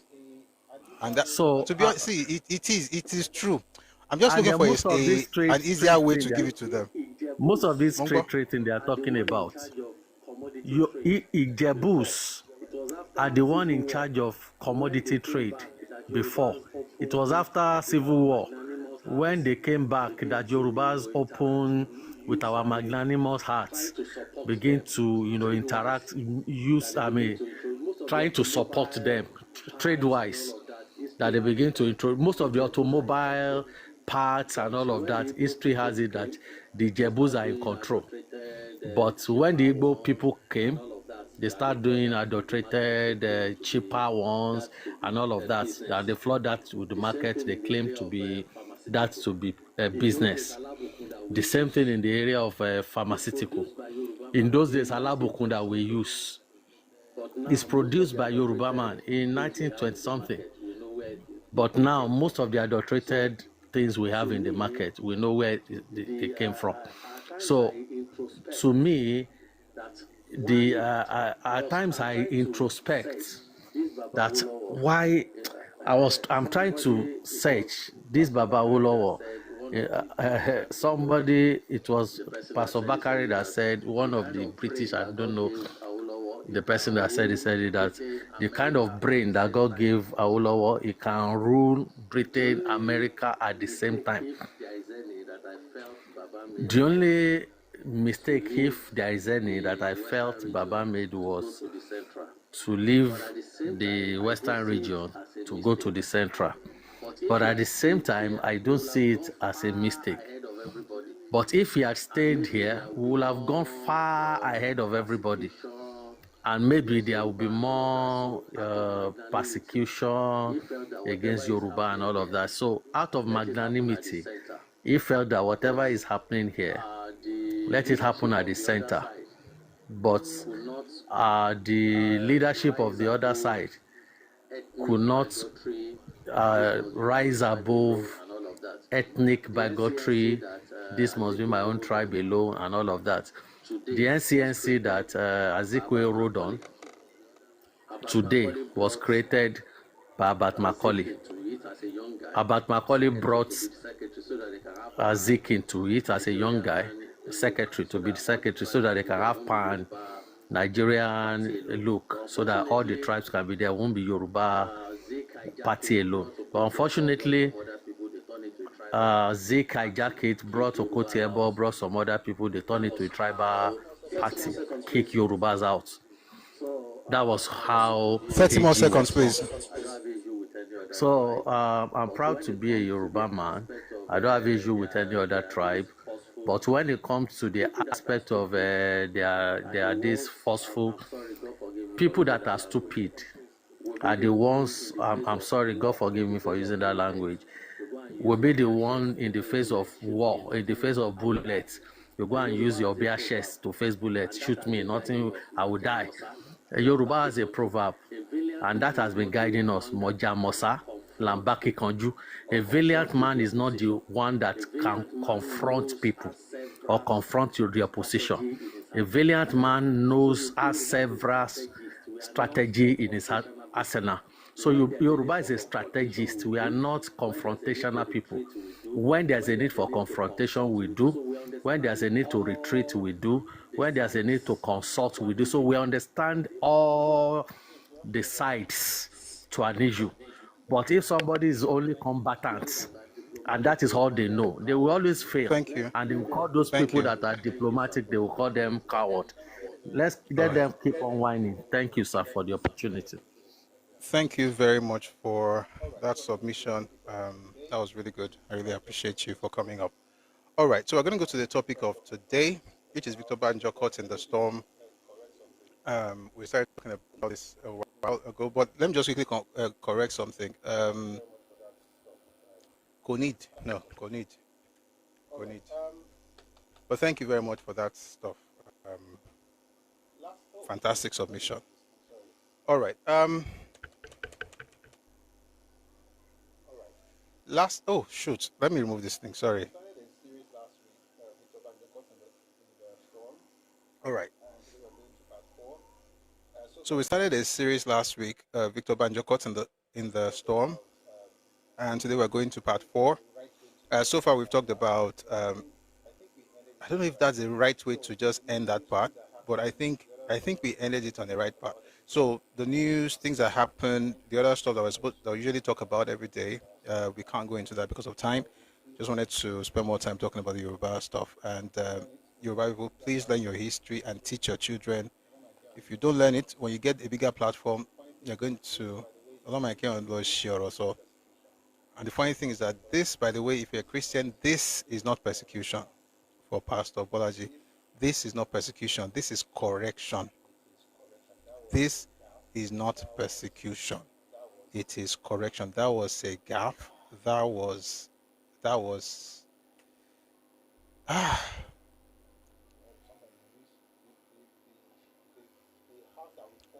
sometimes you wish the heart that we pour into studying American history. Maybe because if we put the same passion into studying Yoruba history, we'll be better for it. So please, let's study our history. Let's try and understand who we are, and then we can grow and become better. All right? And let me welcome everybody. Let's just do a little house cleaning before we get into the book. Into the topic of today. And I usually attend this church. No, it doesn't affect his spirituality. It doesn't affect the fact that he's a great pastor, Ayo, in the comment section. No, it doesn't change that fact. It's just of Yoruba history. and he's definitely ignorant of Nigerian history. It doesn't mean he's a bad person or he's a bad pastor. It just means he's ignorant of that particular thing. And hopefully he's going to learn. But we have to find a way to also get these things across. So please, I should say this, please share the videos. Whether it's on TikTok, on YouTube, on Facebook, please share. Excuse me. Please share so that people will know, people will learn, and people will stop disgracing an entire ethnic group. All right. Somebody here, Gideon. Gideon, please. I'm going to have to block you the way you are moving. I know you are Yoruba, but this is disrespectful. I hope you know that. Stop writing Republic on my platform. It doesn't make sense. You should be an Omoluabi. Dodo ko, tipatipa ko, ma ko síbẹ̀ mọ́. And by the way, this is what happens with agitators. You guys don't get your things correct. Say there is no history. There is history in Nigerian schools. There has always been history. My children studied history.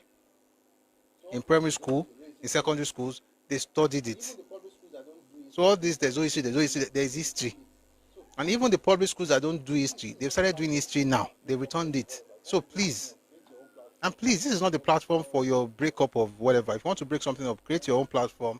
God, God be with you. Thank you. Break Nigeria, break Nigeria. What's your plan after you break Nigeria? Because a plan. Don't be shouting. Oh, God bless you. But please don't write that thing on my platform again. You do it every day. It's unnecessary. Thank you for understanding. Let's move on. Yeah, so we started talking about Victor Banjo last week. We discussed his history, but I don't want to go back into those things we already talked about. But last time, that was on Friday, we ended with what happened. One second. Oh. We ended what happened. Welcome, Ronkelimbe. Good to see you. With the invasion of the Midwest, and I think that would be a very good place to start. We won't have to go back to the beginning because of time. One second, I just want to open the relevant pages so it becomes easier for us to move.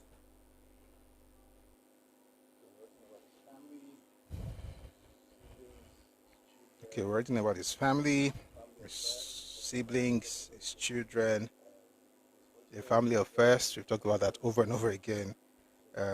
His political ideology was a socialist, was a Marxist, and we talked about how he was released from prison by Ojukwu. Ojukwu released him after he declared Biafra, and then from the word go, it appears that he wasn't really for secession. And just to get us up to speed, I think we should start by reading Wole Soyinka's work. Wole Soyinka's work where he met with Victor Banjo. The book again is called. The book is called "You Must Set Forth at Dawn" by the brilliant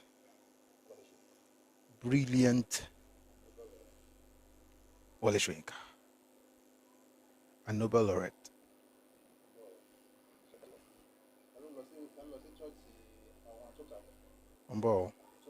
So ẹ ṣe wá sí ta ló lọ sí chọ́ọ̀chì àwọn church àgùdà àbí chọ́ọ̀chì Anglican. Ẹ jẹ́ àṣìwé orin wá sí orin nọ́mbà kìnnìkan. Paulette Widowson. What tribal hatred is it? Una don't carry your victim. Oh, you are responding. You have time. But thank you for responding. Busui is so popular, and I was in the midst of some people, and a very notable Nigerian says they know Busui from TikTok. Wow.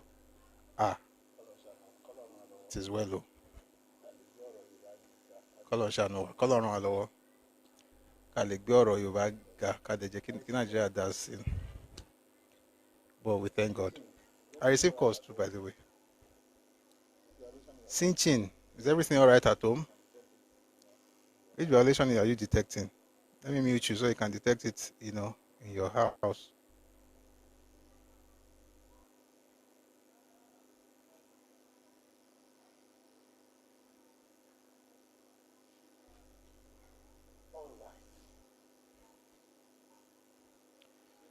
All right. Since you say it's the app, you must think you are very smart though. No, no, no, no. I don't think I did the right thing. Babajide, I muted notification. No, no. Sorry, is Sinchin? No, sorry. We're going to get to this topic, but is Sinchin one of us, or is the person just because the person wrote I muted notification?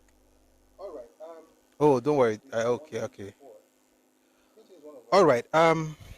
It's 1 minute to 4. Sinchin is one of us. Okay, let me unmute him.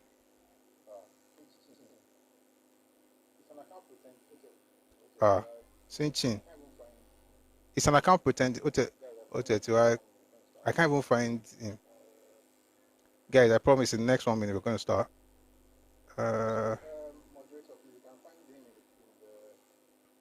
Sorry, moderator, please. You can find him in the.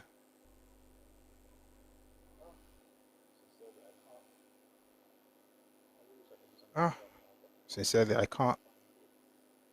I really wish I could do something about that now, but I can't. I can't find it.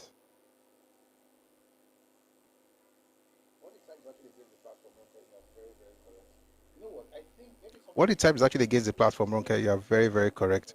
You know what? I think maybe somebody used his name or something, but no, what he typed was actually an intentional way to distract. So yeah, please do it. Just becoming. Thank you very much. Let's get into the topic of today. So like I said, we're going to begin with the book by Wole Soyinka. The book is called You Must Set Forth at Dawn. I'm going to read from page 162. He says, most faithful of all, I mean, we already talked about how he met with Ojukwu and what Ojukwu said. What Ojukwu said, Obina, you are this close. This close.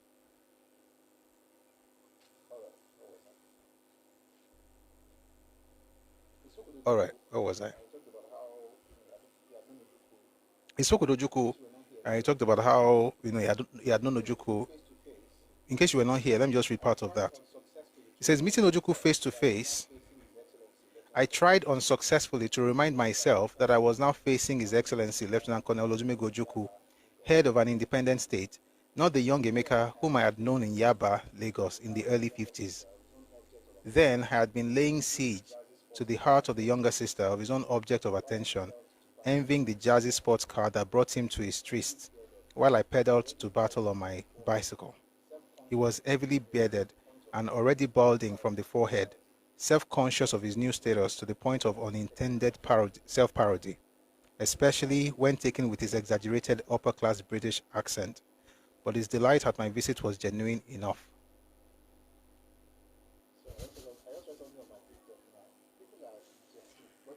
Sorry, I just read something on my TikTok now. People are interested, but thank you for buying these TikTok coins. Thank you. I outlined my mission. This is Ojukwu. This is Wole Soyinka speaking. I outlined my mission. I was there to persuade him to call a halt to the firing from his side, while one more effort was made to resolve the conflict between the federal government and his now seceded state.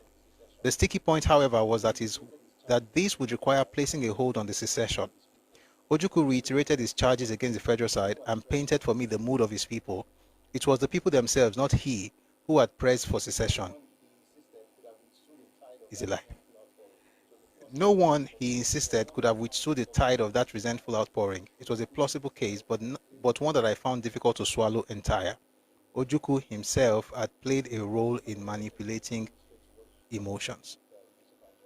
A number of other things, but we're going to move straight to what happened with Victor Banjo. So he says, most faithful of all my meetings in the seceded enclave was that with Victor Banjo, a Yoruba officer.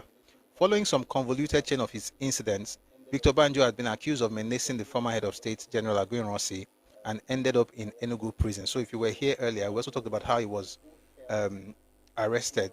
So Victor Banjo was one of those people who helped Aguiyi-Ironsi to consolidate power on January 15 and January 16. So the first coup happened January 15. Like I said, the only way, I understand when people say things like, oh, it wasn't just an Igbo thing, is if you understand that there were two coups. There was the revolutionary coup, and then there was the Igbo coup.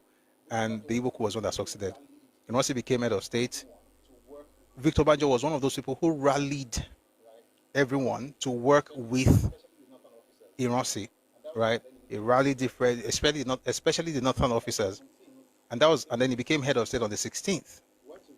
By 17th, he came to visit, he went to visit Iransi. And while he was in the reception room, two officers, Kurbo and Anwuna, you don't have to ask about the ethnic group, you already know. They were from the east. They went to meet with him, and then they saw him holding a gun. Not holding a gun. He had a gun in his holster. It was one of the latest weapons. So they asked him to give it to them so they would take a look. He gave them the gun. They looked at it, and the next thing they turned it around, and they were going to kill him. And according to his sister, in this book, and by the way, in his own letter as well, he maintained it. But let me even show you some books that I think you should get. Let me not break my thoughts. There are so many things in my head at the same time. Let me just continue. According to his sister and even his own letter, he mentioned that the news of his death was already out before that moment. In other words, they already broadcast the news that he was killed in an assassination attempt, which means that the whole arrest was actually planned and it was meant to be killed. And the only reason he was not killed was because there was a foreign visitor in the reception room at that particular time, on 17th January 1967. I say this to say that if you're a Yoruba bot, that thing that makes you want greatness for people is good. But just understand the fact that just because you have a pure heart doesn't mean that everybody has the same. A word is enough for the wise. 1 second, let me find that book before I continue so I don't get distracted again.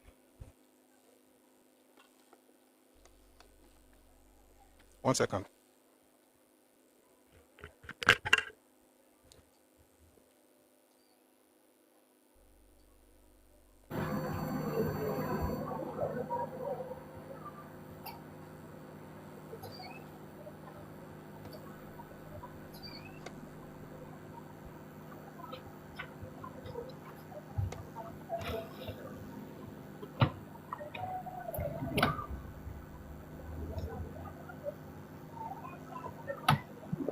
All right.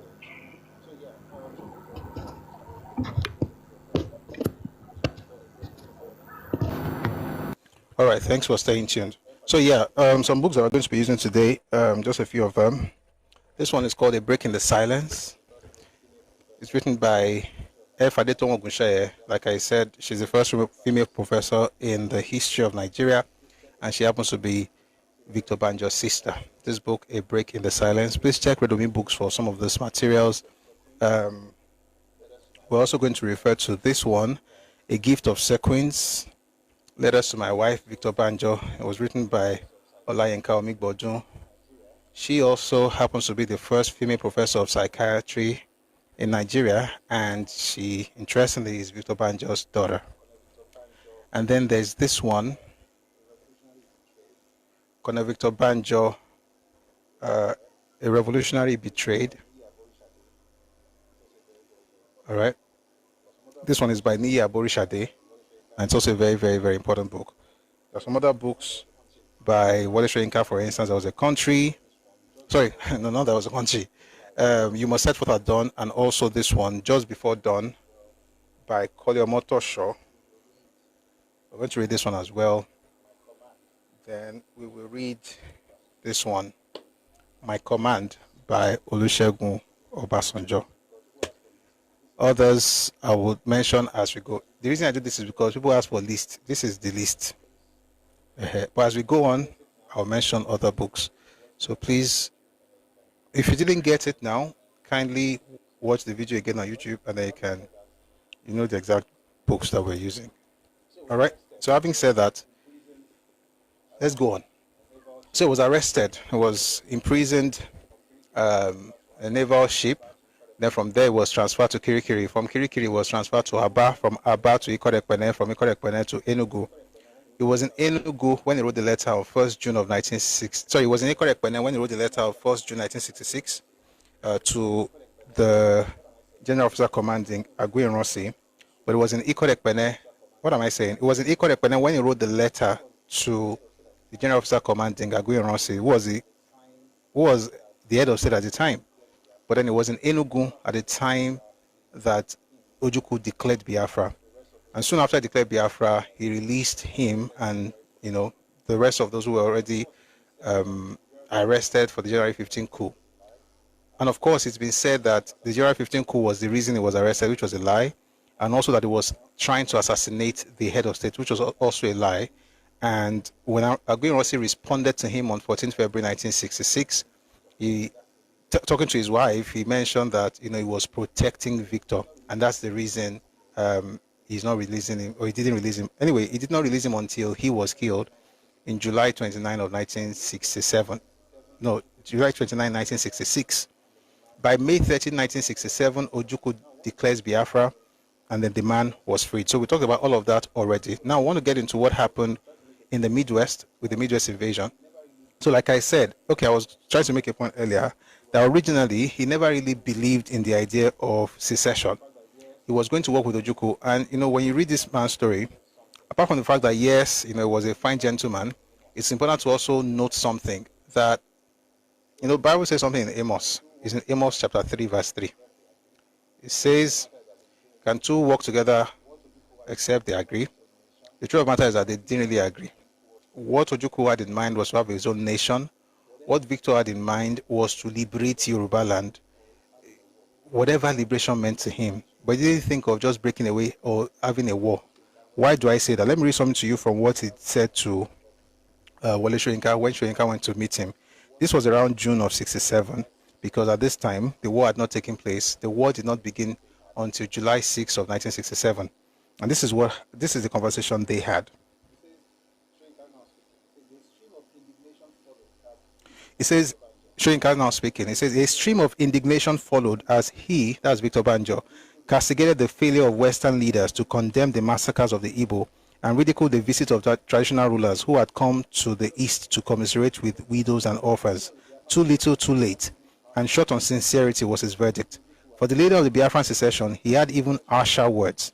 If Odumegwu Ojukwu had displayed true leadership, the secession, he insisted, would have never taken place.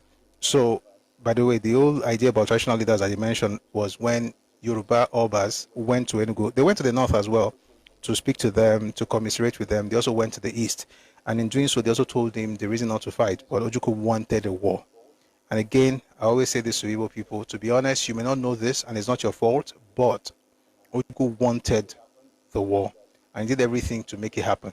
And I'm sorry it happened because of the people that it affected, but it's important to us to make it very clear that everybody did everything to dissuade him, but he just wanted to fight. And by the way, I watched some videos over the weekend of some of his speeches during the war. I also read some of his speeches as well. The ones I read, not lie. The ones I watched, I felt sorry for the images of the people they were showing. I felt sorry for the people in the images they were showing, but he couldn't care less. He was just using them for his own. It's sad, to be honest. It's very sad. And I hope people get to understand more about what really happened during that war. So back to what I was saying, that this man, he didn't agree with the idea of secession. He didn't think Ojukwu should, break away at all, right? And then we said that apart from all of when Soyinka met with him, he gave Soyinka a message. Now at this point, he was in Enugu. There's a reason I'm there's a reason I'm harping on location and date, because it helps with the timeline and it helps with the understanding of the events, right? Sorry.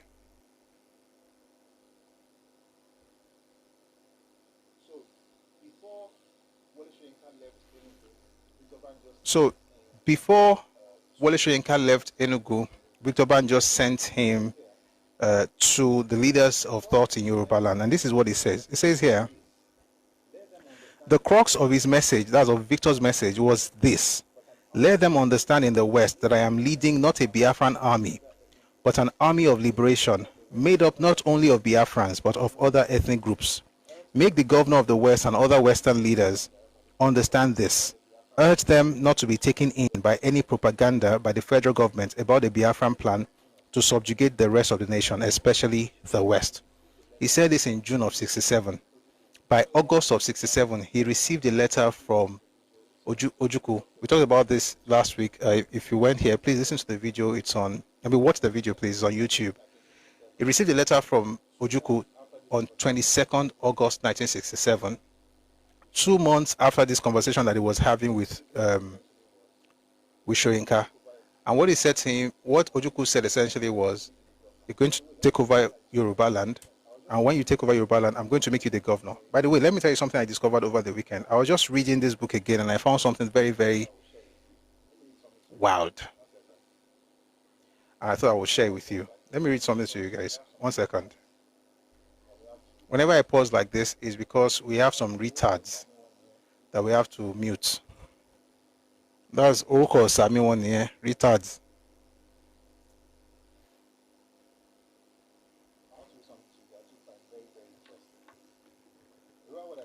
I want to read something to you that I actually find very, very interesting. Remember what I said? In fact, you know what? Let's do it this way. I'll read just one line from A Break in the Silence, and then we'll understand. We'll go on to this other thing I found out that I wanted to share with you. So let me read this. Page 68, I think. 66. Okay. So this was Ojumegu. This is Ojumegu Ojukwu. Sorry, Jesus. This is Odumegu Chukwuemeka Ojukwu, the military governor, Republic of Biafra, Enugu, 22nd August 1967. My dear Victor, so he talked about what they were going to do, how they had after clearing the whole question of after clearing the whole question of what am I? This is sorry guys. So let me tell you the way I read. I read very fast. So I'm trying to get my mouth to catch up, to keep up with.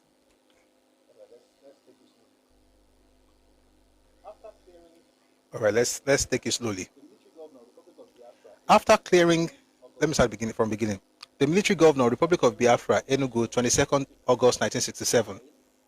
After clearing the whole question with my executive council, I, as the commander-in-chief of the Biafran Armed Forces, have decided to place at your disposal Biafran forces for the liberation of Yoruba land on the following conditions. Now, one of those conditions is that it says Biafran troops will, after the liberation of the Yoruba land, remain in that territory only for as long as we in Biafra consider it necessary for the Yorubas to consolidate their position and sovereignty against any external threat.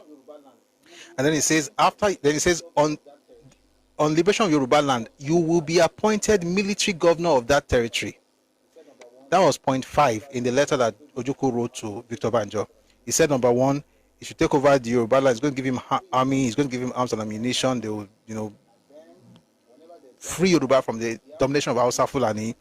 And then, whenever they're done with that, the Biafrans will occupy that place only for as long as they are willing to be there. In other words, we don't have dates, but as long as they want to be there.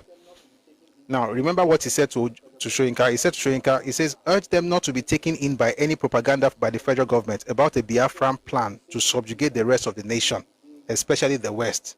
So what he's saying basically is that in June, he's telling Shoyinka, don't worry about it, it's just propaganda. In August, the man is putting that propaganda, quote unquote, in writing, telling him, when you get there, you liberate everybody. However, we're going to occupy that place. Then the next thing he says, I'm going to make you the governor of Yoruba land. Then he says, you also liberate the capital, that's Lagos. Then Biafra reserves the right to also name the governor of Lagos, right? Then he also says something here. He says, the liberation of Western Nigeria will be a prelude to the liberation of all Yorubas up to River Niger and the severance of all connections between the West and the North at Jeba. So they will free us. They will liberate us from whatever it is they were trying to get us out of. They liberate us, and then once they liberate us, they will now occupy Yoruba land. Egbolo on Toby. Mambo. Man, I need more. I need cables there, man. So apparently, I got some other devices, and right now I'm swamped. I'm just surrounded by cables. I'm looking for a way to organize this. This needs to be charged.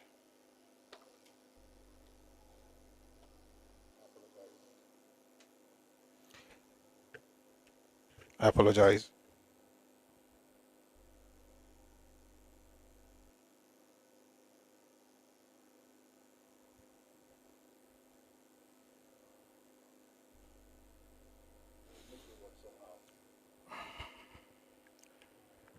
We'll make it work somehow.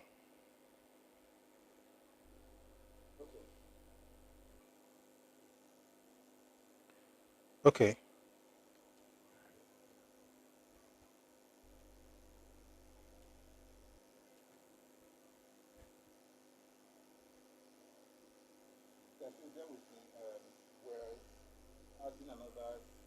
Guys, please bear with me. We're adding another streaming platform, so just a little. By tomorrow, I'm sure I'll be able to sort some of the things I just noticed right now. All right, so back to this. Then it says to him,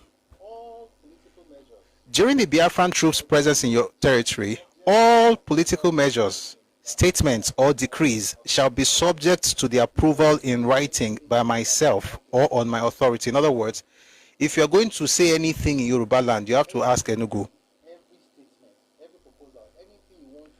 Every decree, every statement, every proposal, anything you want to do in Yoruba land, you have to get authorization from Ojuku in Enugu. So essentially, you are liberating us to subjugate us. Number one, I don't even know who were under whose bondage we were. This is why it's very important for us to also read Papa's broadcast in August of 1967. We're going to read that much later. So then it says here, should our troops liberate Lagos, the government of Republic of Biafra reserves the right to appoint a military administrator for the territory. Such an administrator will remain in office until a merger of that territory with Yoruba land is effected by Biafran troops. In other words, they will determine the governor of Yoruba land and then the governor of the capital, that was Lagos, and everything will come from, you can guess, Biafra. But let me tell you what I found when I was reading this weekend. This promise that he made to Victor Banjo, he made that same promise to somebody else. The promise of making Victor Banjo the military administrator of the West. Let me read something to you. It's from the book that we put on touch with, which is important for you to buy, by the way. The book is called Why We Struck. Okay? Let me put the link. So for our friends on Twitter, I'm just going to say it out because I don't know I'm going to be able to. Redomi Global is the link to our group, to the channel on Telegram. All right, so I'm putting the link out there. In that channel, you'll find Redomi books, and then you should be able to get some books there. All right, so please get this one. I want to read something interesting from. Type Sarakini. Umbo, Eka try Kawantwala Bino. WhatsApp channel. No, it's not WhatsApp, it's Telegram.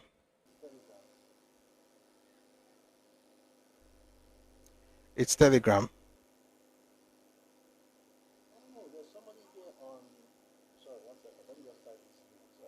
Oh, there's somebody here on. Sorry, 1 second. Let me just type this link so that if you're here as well, you can take advantage of it. There's people have been typing on Twitter. Thank you, guys. Shijuola Folabi, thanks for suggesting a book, The Yoruba, A New History. Oh, you've been reading it. Wow. Well done. Well done. Thank you for being here. Hope you're having a great time. People are reading. All hope is not lost. Oh, Abi, all hope is not lost, Noni. There's hope. All right. Walk with me. I'm reading Why We Struck by Adewale Ademoyiga. I'm going to come back to this book later, but let me just read this part. It says here, Major Okonkwo, shaking para saying there. Let me just continue. It says Major Okonkwo, an Igbo medical officer of the Midwest Command, was appointed the military administrator of the Midwest. You know what? Let me go back a little just to tell you the drama that surrounded the appointment of the governor of the Midwest. But I'll be going ahead of myself. I'm moving too fast. Let's slow down. Major Okonkwo, an Igbo medical officer of the Midwest Command, was appointed the military administrator of the Midwest. Banjo was to muster his troops and proceed to Ibadan. Listen to this. I'm about to read something very, very important. Please pay attention. If Ibadan was taken, Ojukwu reserved the right to name the military governor, and he had named Lieutenant Colonel Ademoyega, myself, tentatively for that post. If Lagos was taken, Ojukwu reserved the right to name an administrator for that state, but no name was yet mentioned. He also reserved the right to give to Banjo such an appointment as he deemed fit. This man promised two people the same seat. Ojukwu promised Victor Banjo the seat. I mean, you saw, we read it earlier. 1 second. It says, on the liberation of the Yoruba land, you, Victor Banjo, will be appointed military governor of that territory.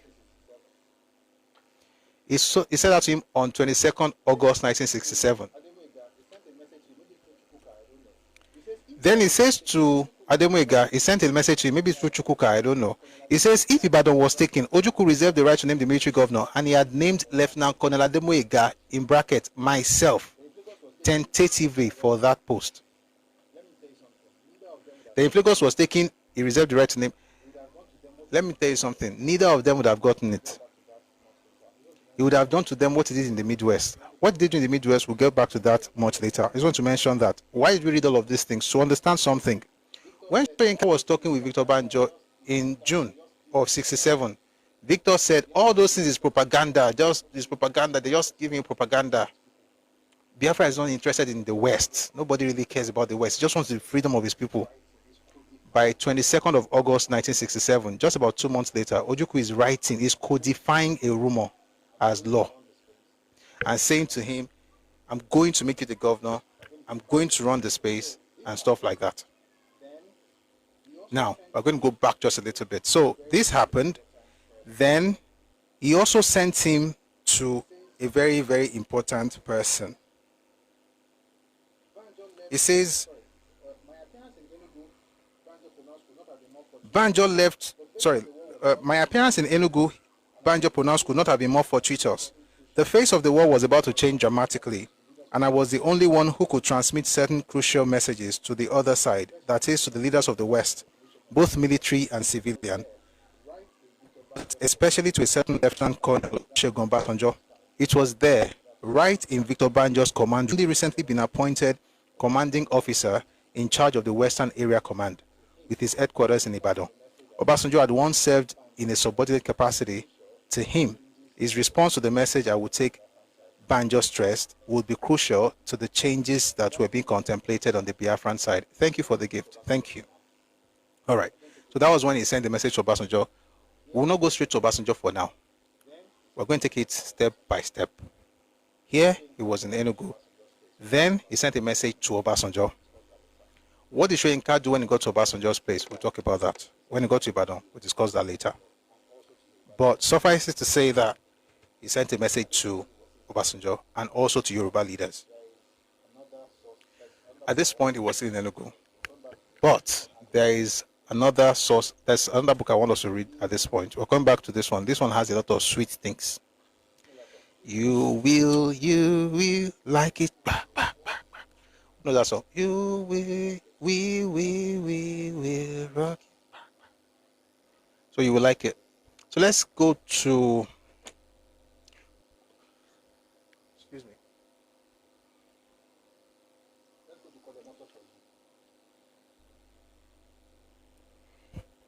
Let's go to Kolyo Motosho's book. The book is called Just Before Dawn by Kolyo Motosho.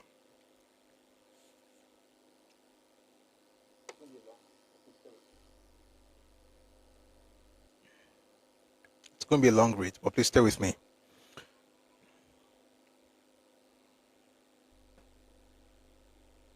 For someone with ambition for political power, Ojukwu was a brilliant tactician, but a poor For someone with ambition for political power, Ojukwu was a brilliant tactician but a poor strategist.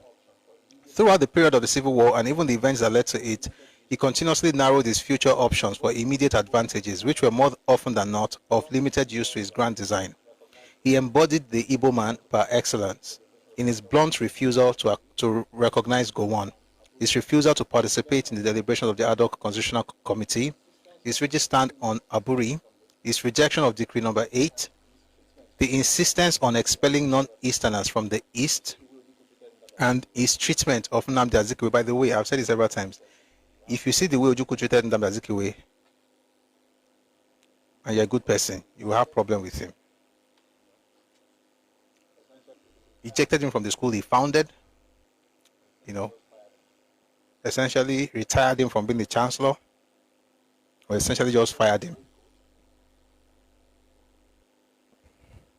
Right? And then called him an old goat. The great Zeke. Let's continue. All this marked him out as a strong character who seemed forever undermining himself and overestimating the true position of things. If there was one weakness he shared with his guest, Victor Banjo, a fellow officer in the army, it was a passion for politics. It was now just past midnight, and both of them sat in the uncluttered, elegant private sitting room, which Ojukwu used for entertaining his companions throughout the night. He rarely went to bed before dawn, and he would then sleep until mid-morning. There were drinks on the table, and Ojukwu relaxed with a packet of cigarettes. What I mean is this, Victor Banjo repeated, speaking in the cultivated speech rhythm of the Yoruba speaker of English. There is no need to de-emphasize the suffering of the Igbo to go beyond the East. There is need to de-emphasize the suffering of the Igbo to go beyond the East and speak on behalf of all Nigerians here and everywhere.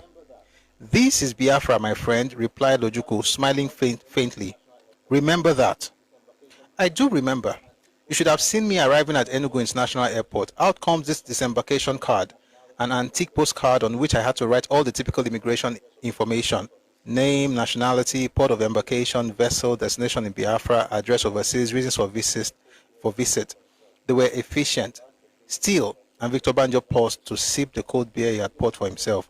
We must enlarge the base of the struggle beyond the suffering of the Igbo. Let me just explain what they're saying here.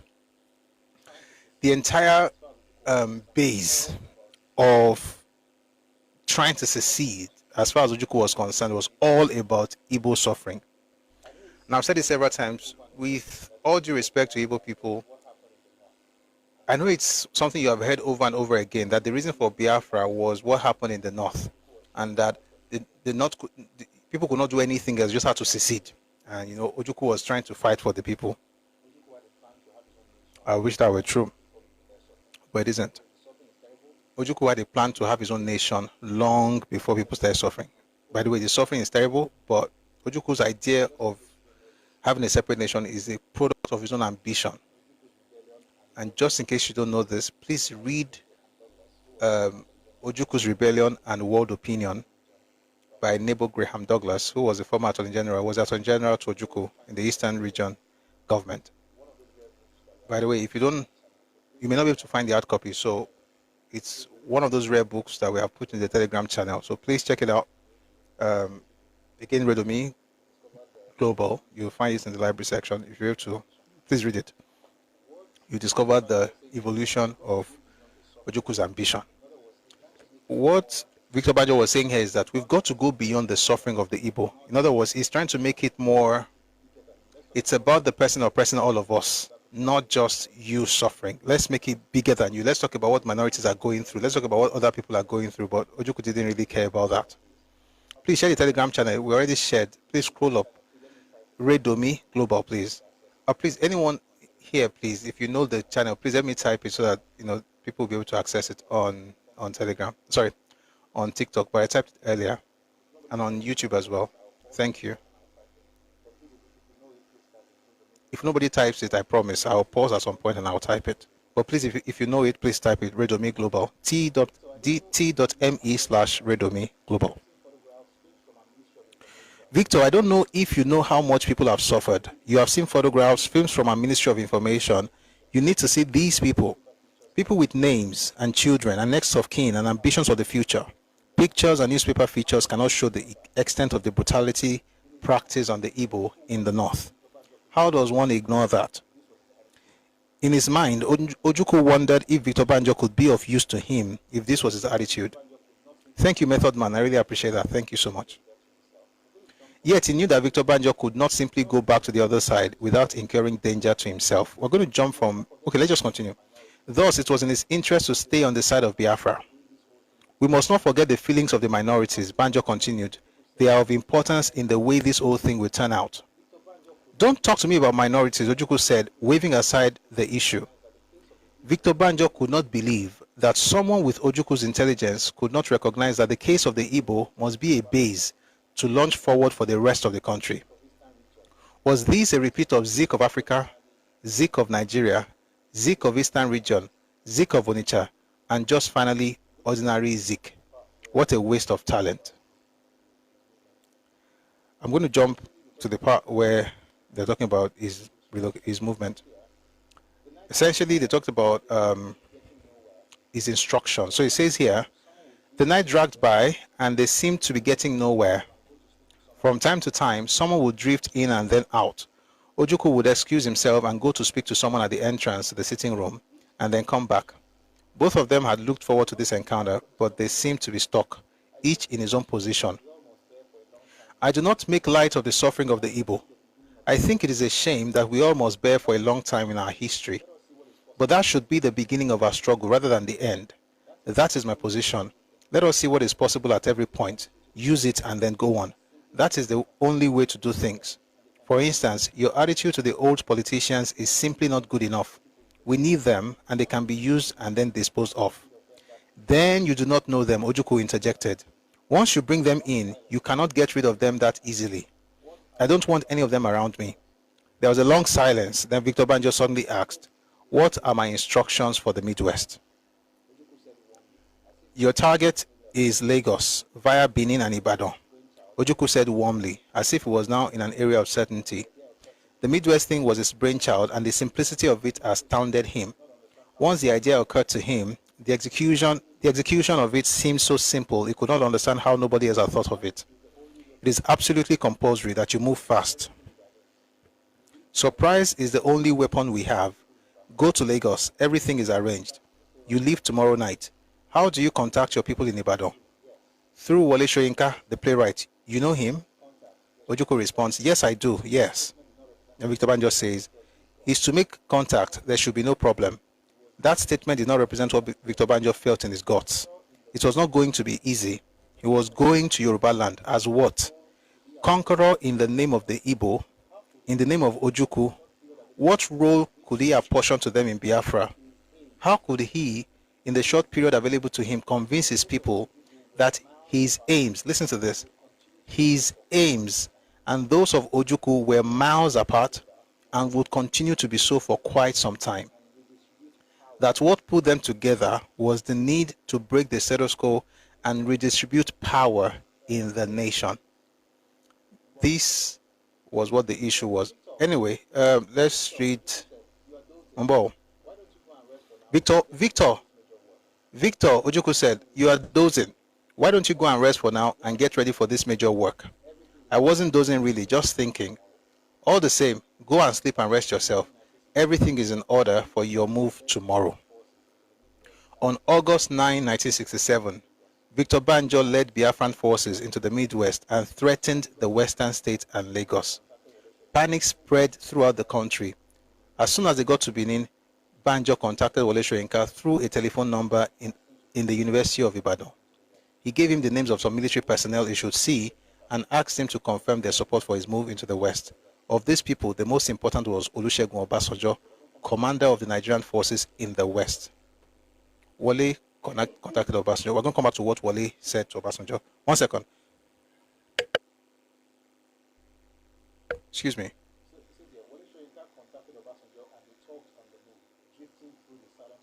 So it says here, Wole Soyinka contacted Obasanjo and they talked on the move, drifting through the silence of Ibadan.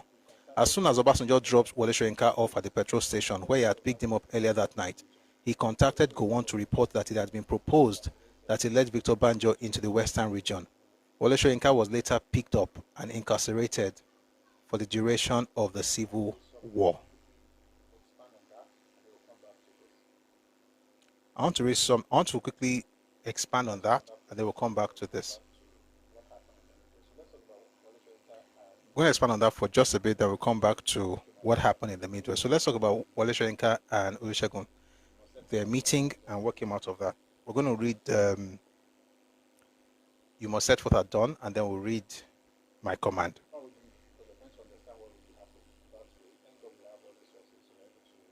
Why are we doing this? Because we're trying to understand what really happened. And that way, thank God we have all the sources, so we're able to understand it better. Was there any point OBJ was a pro-Yoruba?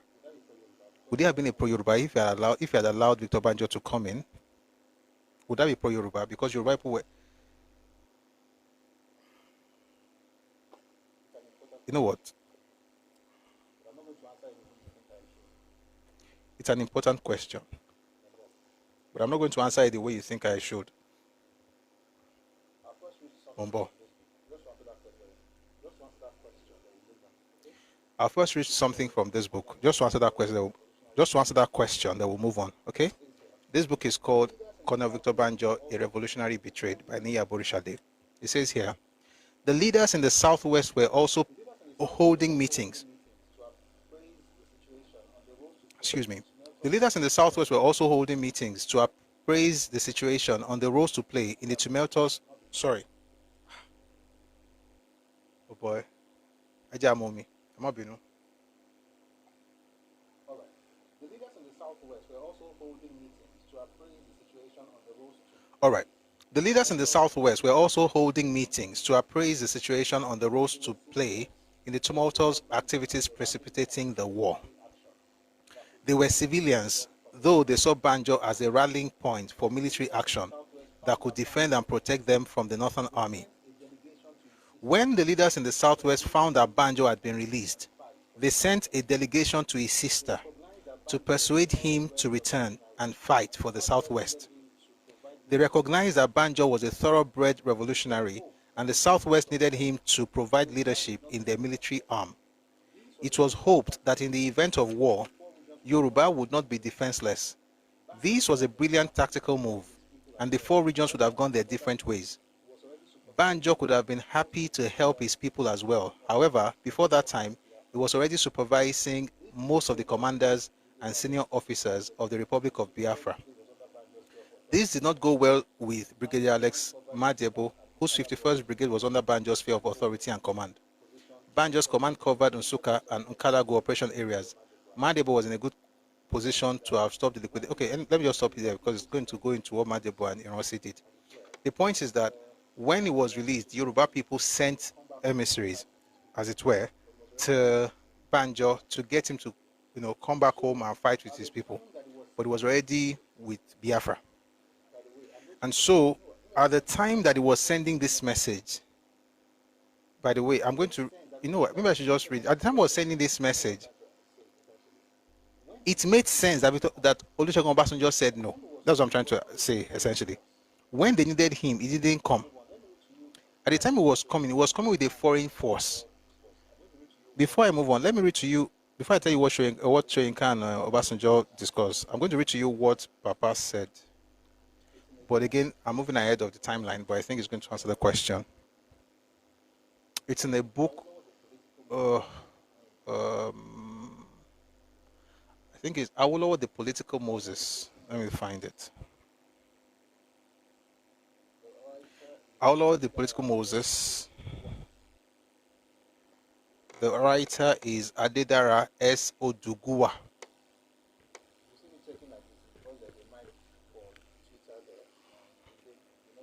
If you see me checking like this, it's because there's a mic for Twitter there. And again, we're just starting. So I think there. So the book is called Chief Obafemi Awolowo, The Political Moses by Adedara S. Oduguwa. I'll read something to you from here. I won't read everything. Let's say August 22nd. It was August 16th. My bad. Papa made this thing a week after the invasion of. So they invaded on August 9th. We talk about what happened. Papa made this thing a week after the invasion of the Midwest. So this is the We'll talk about what happened in the Midwest in a bit. Let's just get this over with. leader of Yorubas and the So this is the address delivered by Chief Obafemi Awolowo as the leader of Yorubas at the meeting of leaders of thought held at Ibadan on Wednesday, August 16, 1967. Again, exactly 1 week after the Biafran forces invaded the Midwest. He said a lot of things, but the one I think will help us with this conversation is something here. Mambo.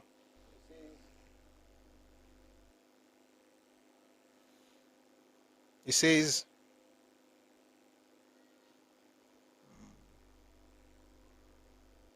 thank you, I found it. Thank God.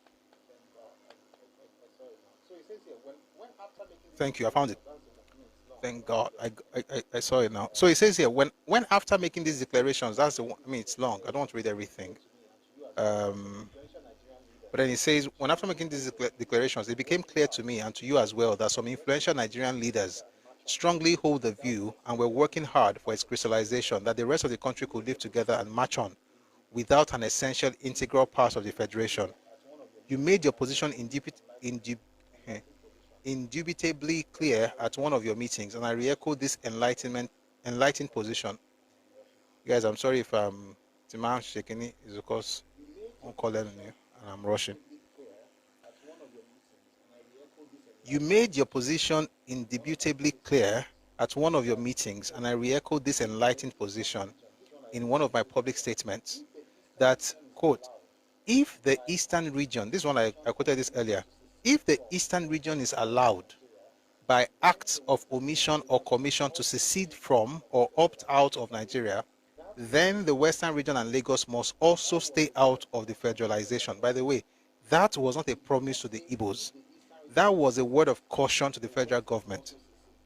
He did not say if the eastern region secedes, the west will also secede. He said if the eastern region is allowed by any acts of omission or commission to secede from or opt out of Nigeria, then the western region and Lagos must also stay out of the federation. So it had nothing to do, and that is what was misinterpreted by, was it even misinterpreted? I'm looking for a stronger word, because what they did was not just misinterpretation. It was an intentional thing that Chinua Achebe did in his book, There Was a Country. And it was also the same misinterpretation that you find in the book by Ngozi Okonjo-Iweala, Chinua Achebe, Teacher of Light. Awolowo did not promise anybody anything. Yoruba people do not owe any Nigerian group anything. We don't owe Igbo anything. Manipulation. God bless you for that word. Thank you, New Talk. Thank you, Esther. Misconception. Twisted. I like that. It was a manipulated tactic. It was intentional. It was deliberate. Awo did not promise the East anything. He was speaking to the federal government. If you allow, not if you go. He didn't say if you go. He said if you allow this guy to go, I'm also going to go, because you are trying to get them out. So he says, in the first place, I think I am voicing your deep and abiding sentiments when I saw that we, the sons and daughters of Oduduwa, are not under the bondage of the Hausa Fulani or of any kind to shake off, and accordingly do not require the assistance of anyone. Who is he talking to?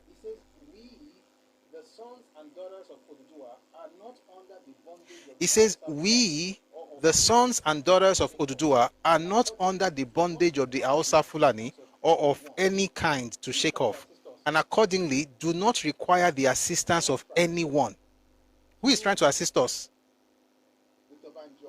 Biafra. Through Victor Banjo, through his letter that is sent through Shoyinka. So he said, we don't need anybody. It is not, in the second place, even if we were under the yoke of an oppressor, I assert without fear of contradiction that we are quite capable of fending for ourselves and preserving our autonomy and freedom as a national unit in Nigeria. We would therefore not need the help of an outsider. We didn't promise you anything, and we didn't take anything from you on credit. We don't owe you nothing. with all due respect. It says, we will therefore not need the help of an outsider. It is not denied that 5 years ago, some Yoruba leaders allowed themselves to be used as pawns on the chessboard of two crafty players. Who is he talking about? SLA and the rest of the gang that broke AG. We're not going to that today. It says, it is not denied that 5 years ago, some Yoruba leaders allowed themselves to be used as pawns on the chessboard of two crafty players. Who are the two crafty players? NCNC and MPC. The leadership. That's the Sadauna, Tafa Balewa on one side, and Azikiwe and Michael Okpara on the other side. They were playing the Western, us. They were playing our own people, which of course led to all the crisis in Yoruba land. Ikú ilé ò lè pa ni, tòde lè pa ni. So, but let's continue. It is not denied that 5 years ago, some Yoruba leaders allowed themselves to be used as pawns on the chessboard of two crafty players, each of whom erroneously believed it was his destiny to dominate the Nigerian peoples. You know when they tell you that, look at the Fulani, Oga, both of them have the same vision. Fulani voiced their own sins. We know. We also know, God bless you, Temtokwe, thank you.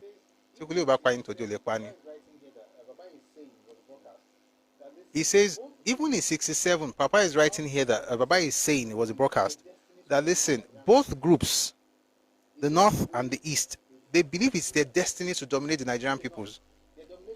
It's just the way they did it that's different. See, the North, their domination was primarily for the northern region, and of course, they were thinking of dominating every one of us. But at least they were doing it politically.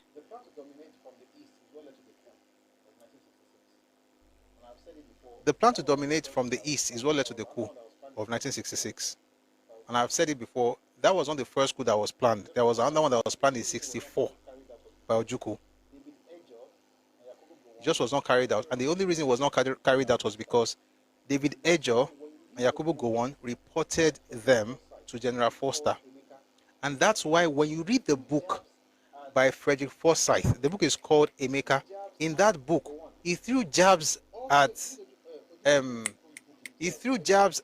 Gowon. Also, if you read Odumegwu Ojukwu's book himself, Emeka's book, Because I Am Involved, he also threw jabs at Gowon. What did they say? Both of them. They said Gowon was the quintessential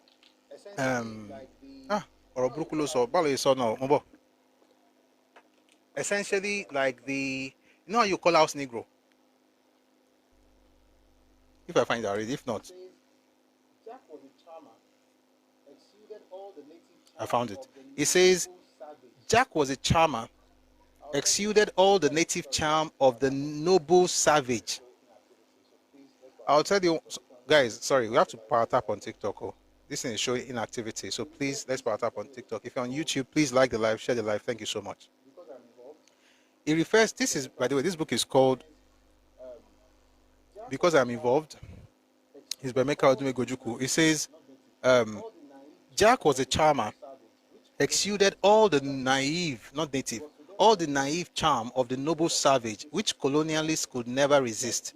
He was to them the ideal product of British imperialism, the ideal Nigerian mixture, the northern Christian. Many terrible things. Let's stop for there. I want to read something to you. I'm trying to make a point. I want to read something to you from Frederick Forsyth. The problem is where the book they now. You go gas carry a lot of other books to find it. Okay.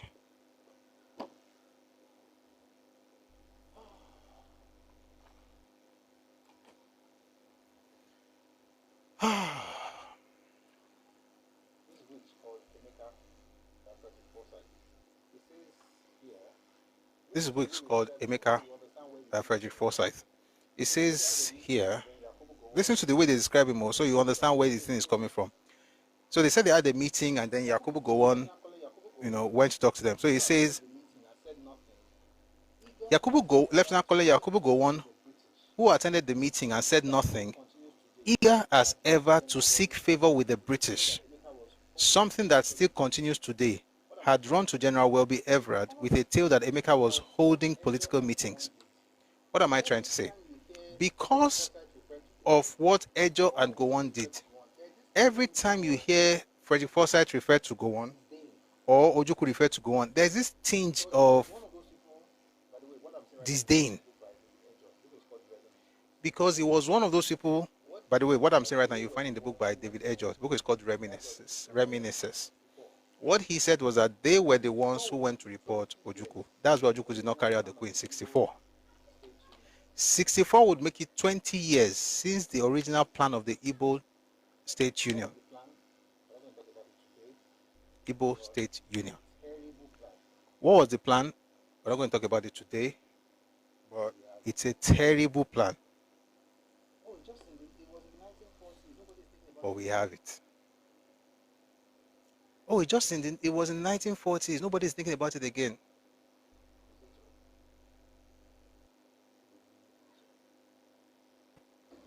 You think so? You really think so? Okay. Okay. Don't be naive. Don't be naive. So, we're going to have the coup. I hope I answered the question that the person asked earlier.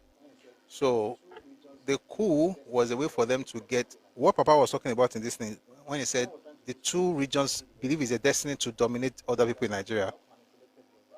One was trying to use politics, although they were manipulating everybody, especially the not manipulated Yoruba people. But guess what? It's not their fault. Now we open door. But the East, they went beyond just doing politics to using military. And that's why without any fear of contradiction, and with all due respect to everybody in Nigeria, the January 15, 1966 coup was an Igbo coup. And before you tell me about the revolutionaries who were part of it, please watch the video that I posted earlier today. It's on YouTube. Sorry, it's on TikTok. I'll put it on YouTube later tonight. It was an Igbo coup. Having said that, let's go back to Papa's speech.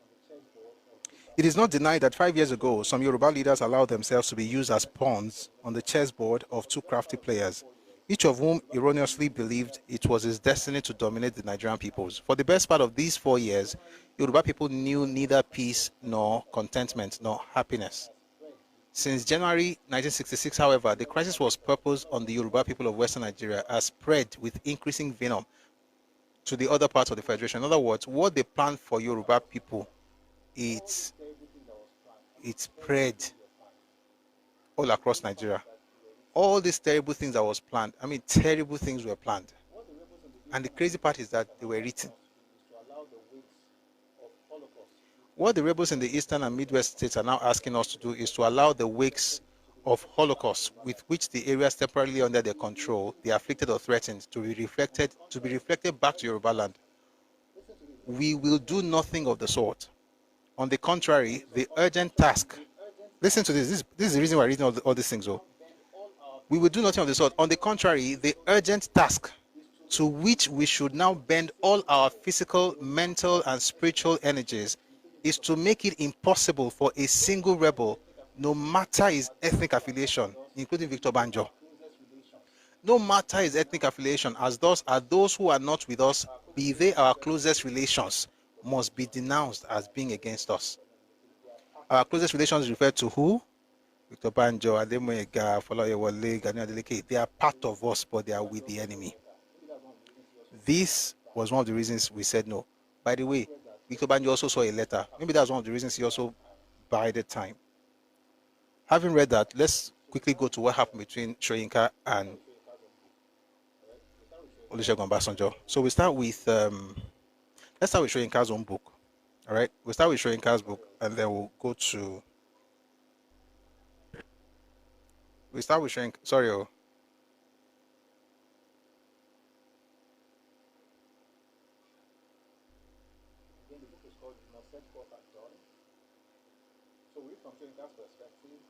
Again, the book is called You Must Set Forth at Dawn. So we read from Soyinka's perspective, then we'll go and read from Olusegun Obasanjo's perspective. So that way we have a fuller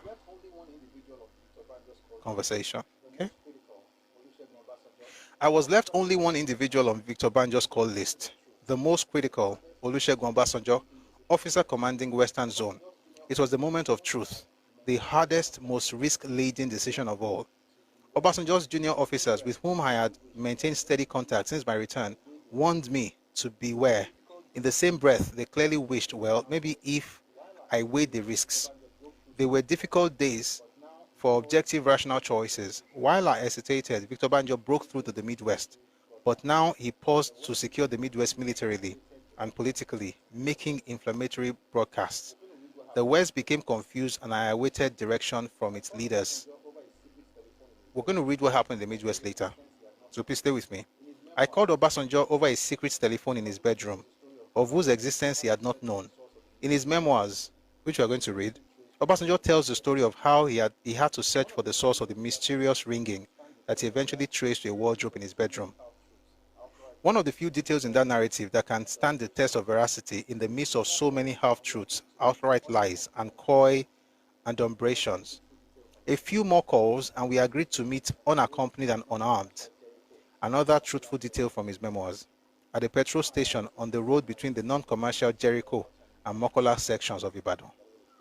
Now I had truly burned my bridges. I told myself there was no turning back. By the way, there's a place called Jericho in Ibadan. And also there's a place called Mokola. We're going to jump from the other things that happened to him to the part we're going to. With the incursion of Victor Banjo's troops into the Midwest, all subterfuge, all fence-sitting came to an end, affecting soldiers and civilian leaders alike. Obafemi Awolowo surrendered his bargaining powers. The Midwest, formerly a part of the West, a self-declared neutral until now, had been invaded and occupied. That region now threw its weight formally behind the federal government, where Awolowo was now Minister of Finance under Gowon, and it put an end to all his options. Again, if you were not here when we were discussing it, up until August, Papa was not for the war. He was still trying to be the man in the middle, saying to the federal government, let's not fight, to the east, stop, that kind of thing. But when, by the way, Papa was not made the minister until June 12, 1967. That was when he became Minister of Finance. Right, June 12, 1967.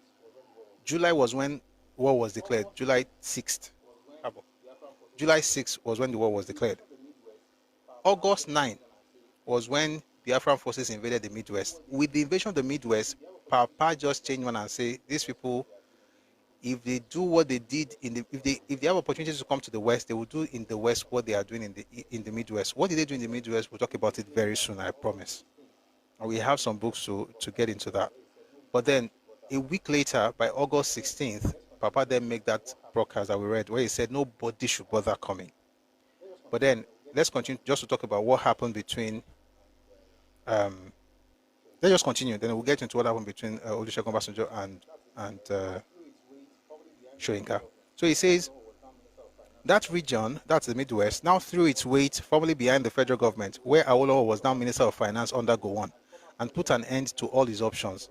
Nnamdi Azikiwe, Zik of Africa, an Igbo and former president of the Nigerian Federation, had already taken his place on the side of his fellow Biafrans.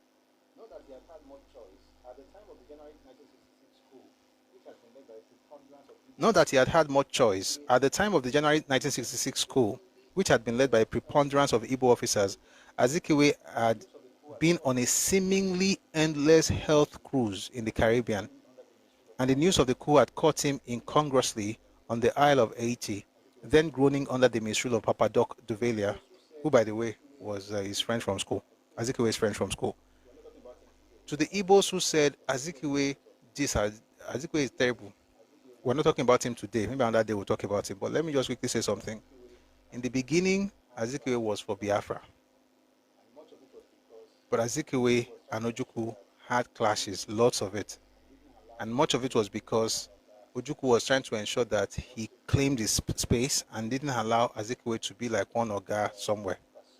He washed him down at every opportunity, destroyed his persona or his brand, so to speak, just to make himself feel good.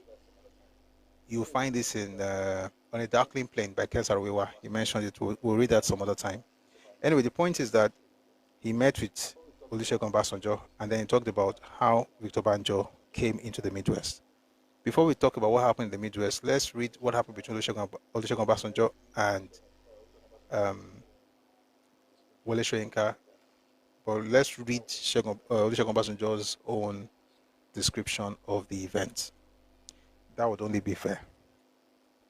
So I'm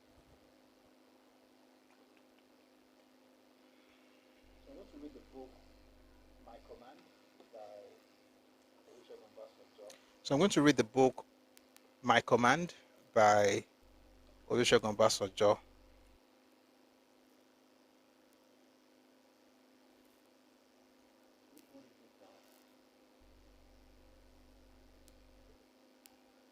Should we even read it now? On receiving the news of the events in the Midwest on the morning of Okay, we're here already, so let's read it. On receiving the news of the events in the Midwest on the morning of 9th August 1967, I made efforts to strengthen the roadblocks at Ore, Ifon, Irua, Sobe, Igbataro, Irele, and Okitipupa. Ṣé Igbótaro ni àbí Igbataro, Irele, and Okitipupa, with a view to preventing access to the western state by the rebels. The 11 Battalion headquarters were ordered to Akure and later to Owo. A timely visit to Ore thwarted the first determined rebel efforts to break through to Ibadan and Lagos after an attempt to achieve this by overt political pressure and maneuver had failed. Such pressure was applied to me by someone who later turned out to be a celebrated playwright, who was acting for and on behalf of Victor Banjo.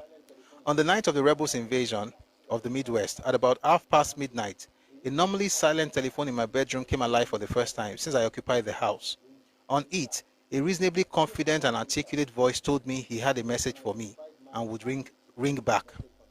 2 hours later, the same unidentified gave me a message from Victor Banjo that I should not. Of course, by daylight, the picture became clear when the news of the rebel invasion of the Midwest broke. Soon after, the head of state and commander-in-chief and I had useful discussions on the event of the previous night, and he gave me a serious warning in respect of certain personalities in the West and their covert support for the rebels. One of them, of course, was Soyinka. Again, the same Soyinka that was in prison for 20 months is still the same one that everybody's insulting in the East today. Even children who's... Anyway.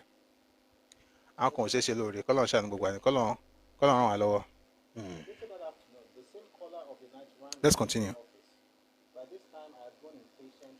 Later that afternoon, the same caller of the night rang me in the office. By this time, I had grown impatient and inquisitive. 1 second. Sorry.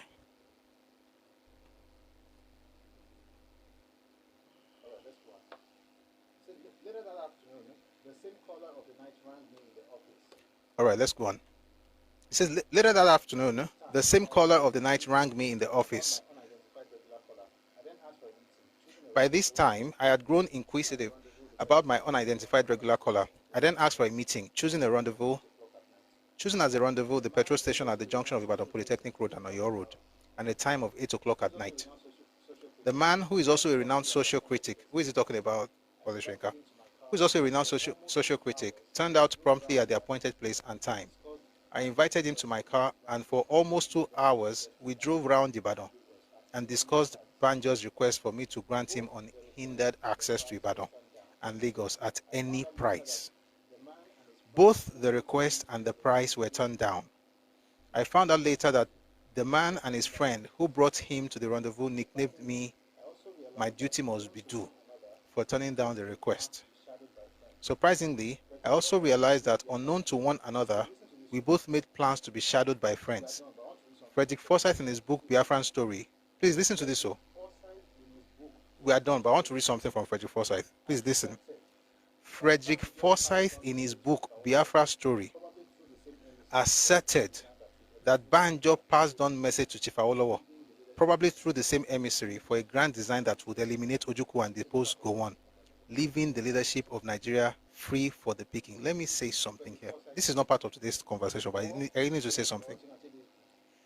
If you read Frederick Forsyth's book, or Chinachebe's book, or Ojuko's book, please make sure you have real books close by, just to make sure that you're not taking everything in, and you're able to sift through things.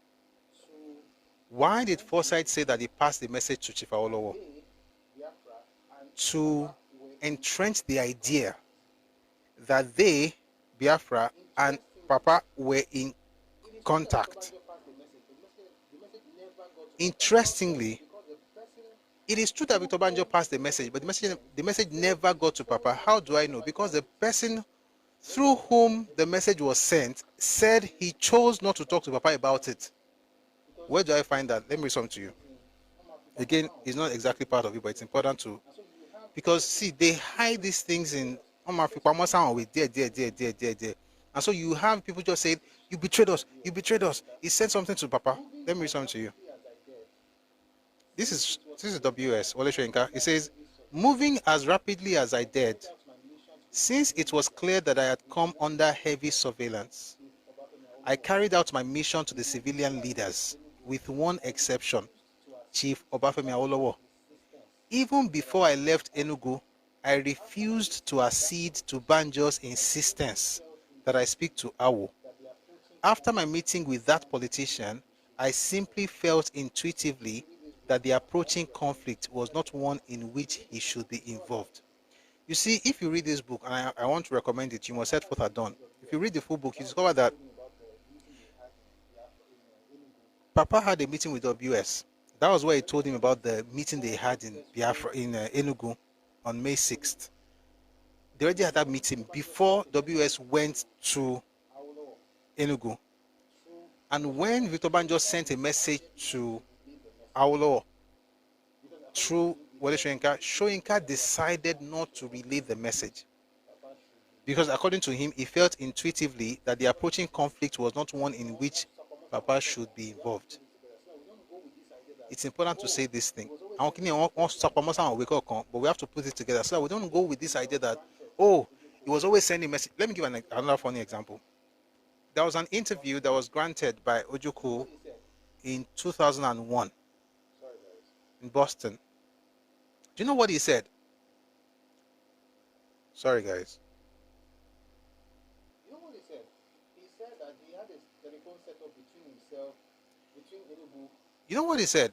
He said that he had a telephone set up between himself, between Enugu and Ikene. The man, that's why by 1983, when Papa was on the campaign trail in Abeokuta and was interviewed, he said that, let me see if I can remember the exact word he used. I remember, irredeemable. He said Ojukwu is irredeemable. This was in 1983. He was irredeemable. The man lied every time. Even when Papa was around, he was lying. Nothing he says should be believed. Or at least, if you're going to believe it, check with other sources so that you'll know what you're believing. Having discussed all these things, they had a meeting. Okay, we're going to come back to the other one. So they had a meeting. While all of this was going on, or before this even happened, the Biafran forces had invaded the Midwest. So let's try and understand how that went. The invasion of the Midwest. We start with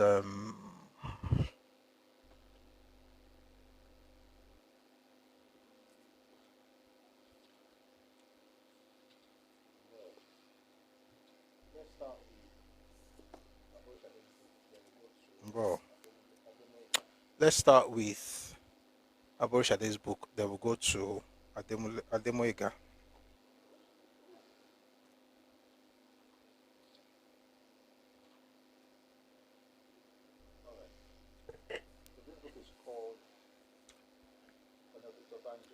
All right.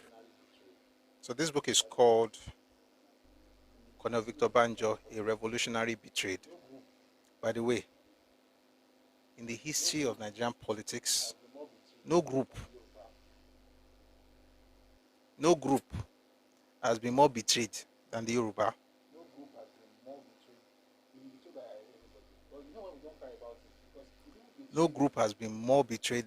We've been betrayed by everybody. But you know why we don't cry about it? Because if people betray you, things, the question is what did they see? you have to fix up.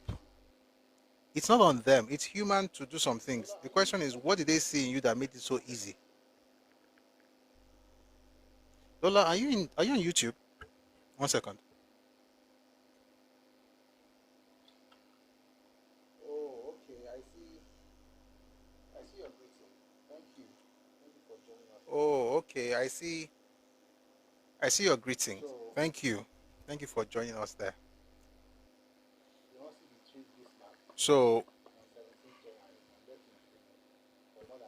you also betrayed this man So on 17th January and left him in prison for more than 1 year.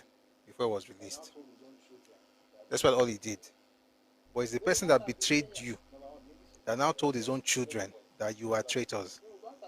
Yorubas are betrayer. Yorubas are betrayer. Number one, the English is not correct, but you get the point. That's how they say it. Yorubas are betrayer. Yorubas are betrayer. Meanwhile, But I can say in the history, Igbo politicians, Igbo soldiers, Igbo officers, I don't want to say Igbos betrayed Yoruba, but I can say Igbo leaders, Igbo politicians, Igbo soldiers, Igbo officers have betrayed their Yoruba counterparts many times over in Nigeria's history. But nobody cries about it. You know why? Because Ajogbo yẹn lọ. If people do that thing to you again and again, you want to you just fix up.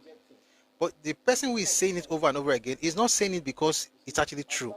He's projecting. It's a form of defense. what they are really doing is to attack. You see, attack is the best form of defense in some instances, like the Israelis will say. So what they are really doing is to attack and project and say you are this and you are that. But in reality, this man was betrayed. But if you're Yoruba, especially if you're Yoruba bot or you're Yoruba obedient, that's going to be the end for you. You'll be betrayed. Not because you are a bad person, you have a good heart, you are thinking the best for all. But the people you are in bed with, 9th August 1967, in a may swift God bless you. operation codenamed Let's go on. Brigadier Victor Banjo On 9th August 1967, in a swift military operation codenamed Torch, Brigadier Victor Banjo led his Liberation Army of Nigeria across the River Niger Bridge into Asaba. Mbo, on today o. Just become na there.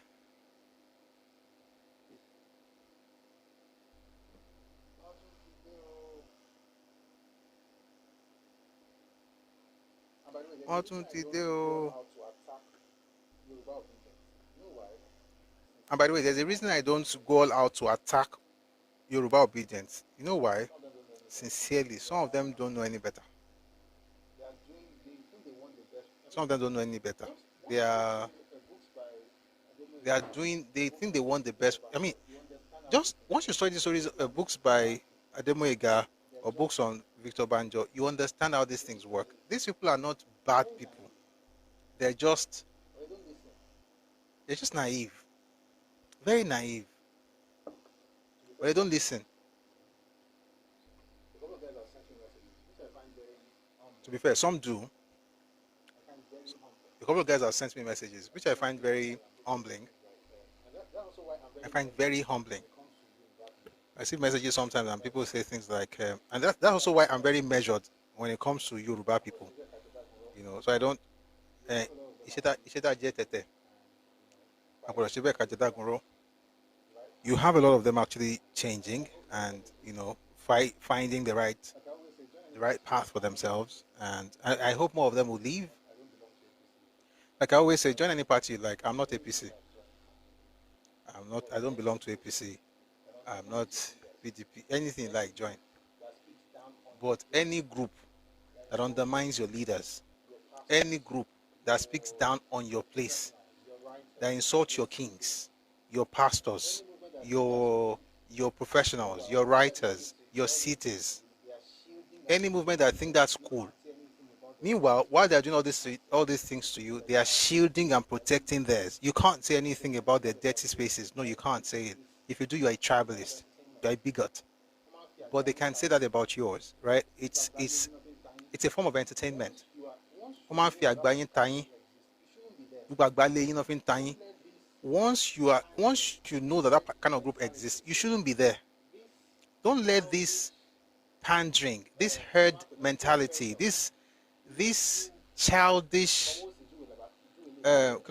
peer pressure make you forward Juwele. That's all I'm saying. Join any party you like. I don't care if it's PDP, APC, LP, not yet. They are still working on their party. Once you join, once you find the one that's right for you, join. But whatever you join, whatever you do, don't be part of obedient movement. I will do a session on the similarities between Zikism and obedient movement. I'll do that. Let me write it down. I think I already promised WikiLeaks. Sorry, I did WikiLeaks. WikiLeaks Commission report, Abby. Let me just type it because I can't find my notes. I should find my notes. I have found my notes. I want you to write it down. I'm going to do a session on.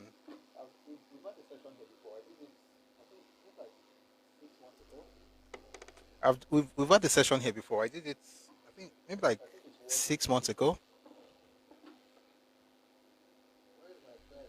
I think it's worth revisiting. Where's my pen? Oh, can't find it. I'm just going to use this one. WikiLeaks Commission. And then we'll do Zikism, obedient. The only difference between Zikism and obedient movement, the only difference is time. One was in the 40s, 50s, and 60s, and the other one rose in 2022. That's the only difference. Because, of course, with time, you have social media. They had newspapers. They used West Africa Pilot. Baje was heavily influenced by Igbos, just like this one. They hijacked the party, just like this one. And the Yoruba bought in there, just like this one. And they got us in trouble, just like that they were trying to do. History doesn't repeat itself. Those who don't learn from history are bound to repeat it. So we're going to deal with that later. Moving on. On 9th August 1967, in a swift military operation, the book is called Colonel Victor Banjo, A Revolutionary Betrayed. This is by Niyi Aborishade.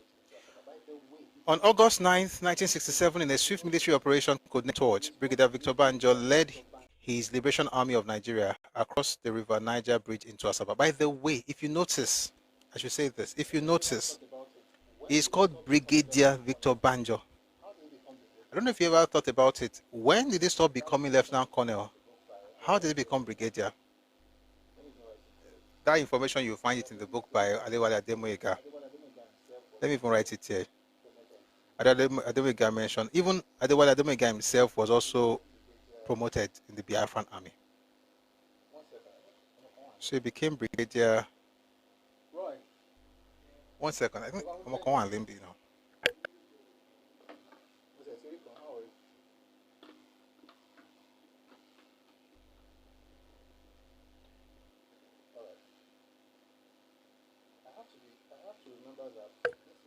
All right. I have to remember that this mic I'm not using Twitter. Koti Marathon. All right, so should we check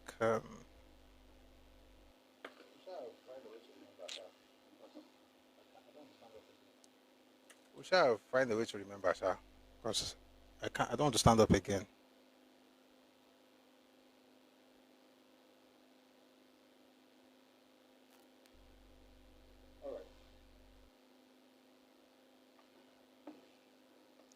All right.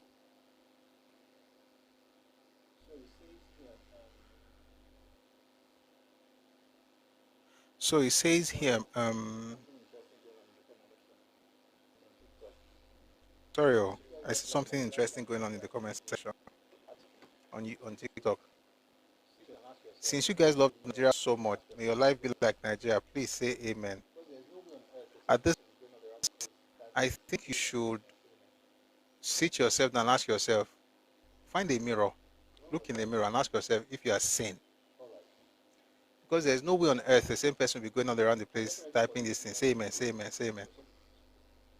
I'm getting ready for this next Where was I? All right. going somewhere. Ah, I'm getting ready for this next. Oshe, In a swift I'm getting ready for this next pivot because we're going somewhere deep. I've been preparing for it for a bit, but we're there now.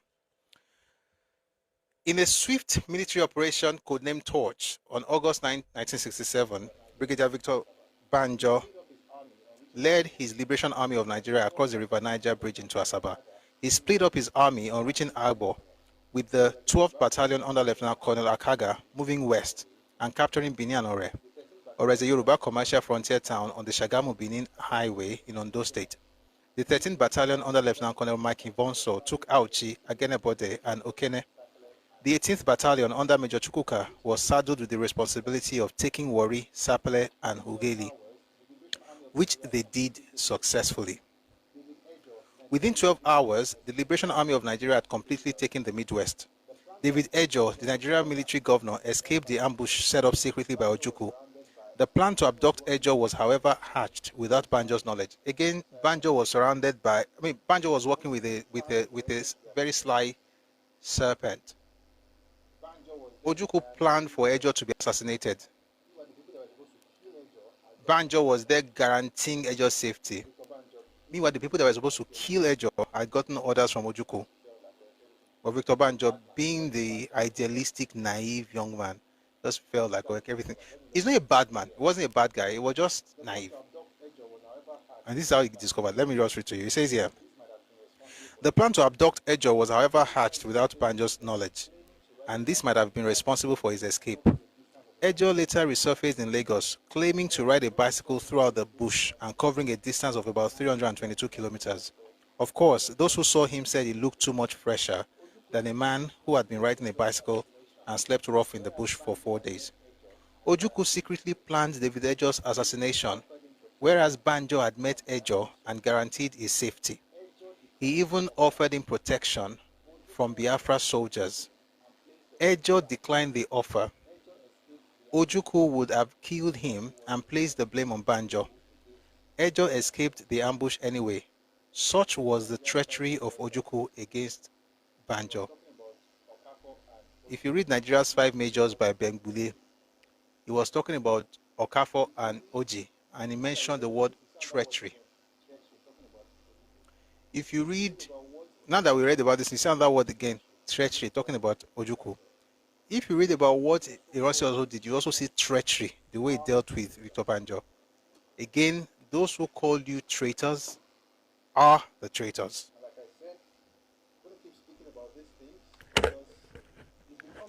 And like I said, I'm going to keep speaking about these things because it's becoming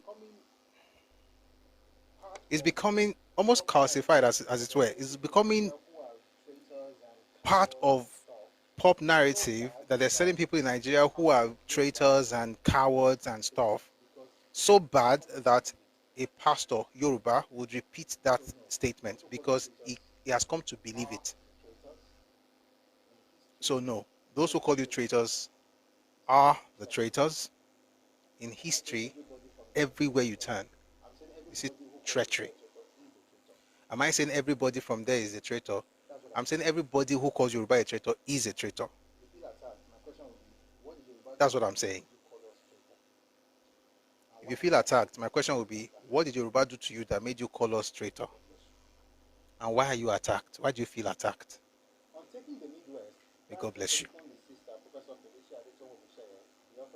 On taking the Midwest, Banjo telephoned his sister, Professor Felicia Adetoun Ogunsheye, the author of the other book that we read earlier, and promised to be at Ibadan on the second day to liberate the western region.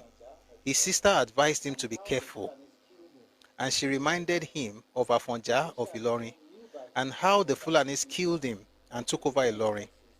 Felicia Adetoun knew by history or by intuition that Ojukwu was not sincere with her brother, and that he was just using her brother to achieve his aim. Chief Obafemi Awolowo also went on the air and made a broadcast that Banjo should not come to the West anymore, as the Southwesterners were not and did not want anything to do with the Biafra. Again, It's not that you set out to be Afonja. Afonja, just that you were It's not that you set out to be Afonja, it's just that he waiting Jowa Afonja.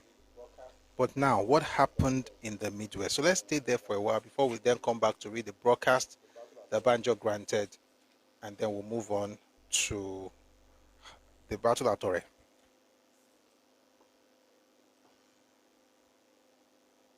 So I want to go back to the book Why We Struck by Adewale Ademoyega. So I want to go back to the book Why We Struck by Adewale Ademoyega. It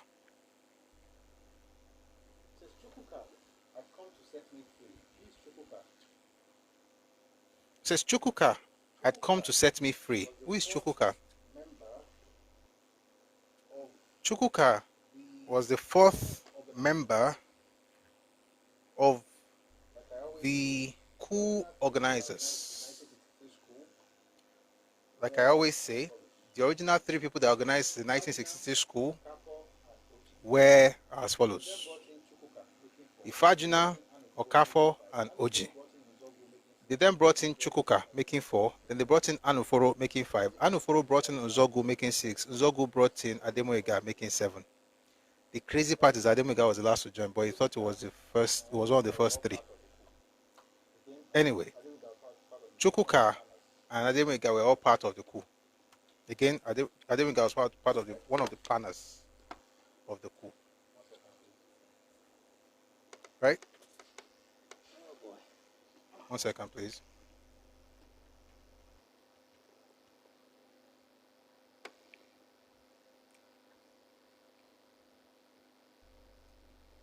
Let's go back to it. So it says Chukwuka had come to set me free. Also remember that Chukwuka was also leading one of the So let's go back to this book. So it says Chukwuka had come to set me free. Also remember that Chukwuka was also leading one of the battalions. Remember when I said that last week, I think it was last week, when I was saying that there are different battalions in one brigade.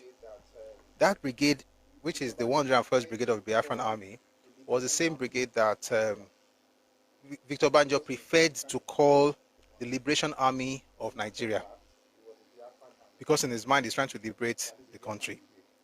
But in actual fact, it was a Biafran army, or at least a Biafran brigade. Now, that brigade had a number of battalions under it. The 12th Battalion had Akaga. The 13th Battalion had Mike Ivonso. The 18th Battalion had Major Chukwuka. The 18th Battalion were responsible for taking Wari, Saple, and Ueli. Right? Now, that Chukwuka then goes to Wari to go and do what? To go and free, of course, to invade the Midwest, and then while doing that, also release Ademoyega, who was one of the coup plotters. But Ademoyega was not detained in the East, he was detained in the Midwest. When you read this book, you get that information, but yeah, that's... So it says, Chukwuka had come to set me free on the day that the March Liberation Army entered... Sorry. Chukwuka had come to set me free on the day that the Liberation Army entered the Midwest. Much earlier, at the outbreak of the war, the prison authorities, who had been extremely kind to me, had told me that since they could not guarantee my safety in the event of the federal troops entering into the area, I should feel free to look after myself. But in the early hours of August 9, 1967, there was noise of rifle fire in Benin, and the news soon spread to Wari. Then it was explained to me that the troops seemed to have come from Biafra. That was a surprise to me, considering that according to federal forces, Biafra was losing grounds rapidly both in the Nsukka and Ogoja sectors. Then again, it was the problem of quote-unquote which sides to believe. Actually, both. It is true that Biafrans lost grounds in Nsukka, Ogoja. That Nsukka Ogoja sector was where they were shouting go on Afunauzo, where Jujuman went there. It was the same place that Ojukwu was crying after losing. He told men to carry machetes to go and fight an army, Nigerian army. They didn't have guns. They only had 12 sporting guns, and they had some Dane guns, So it is true that the federal government actually, took all those places. But it's also true that these guys were also coming in through the Midwest, although the federal government did not envisage that. So that's the reason, a lot of people did not know about that before then. What happened to our Twitter? Hey, yeah. Okay, I think I still good. At least, but that's a cool. Okay. Our Twitter is still good though. Abi? Just started.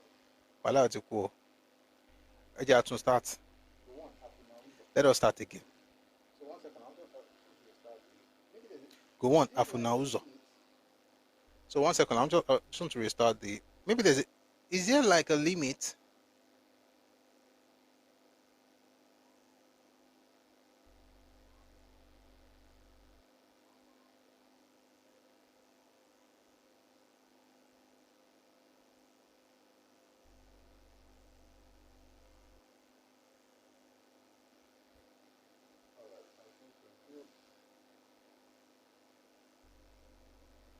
All right, I think we're good.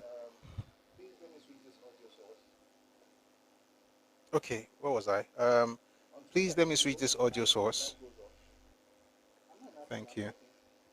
On Twitter, if the host is inactive, the live goes off. I'm not inactive. I'm talking.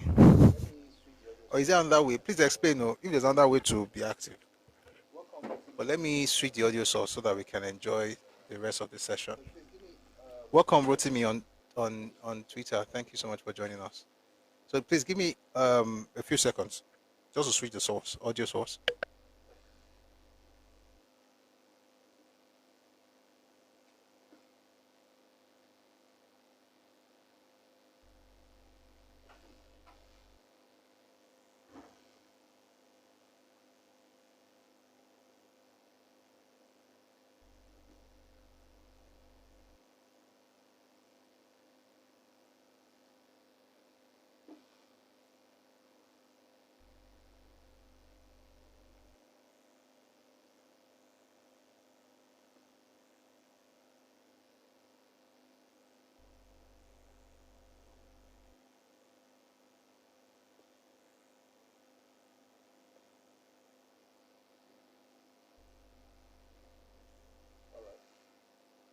Hope you can hear me.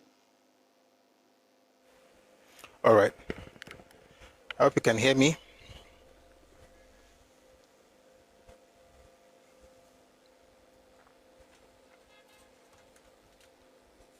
All right. So I was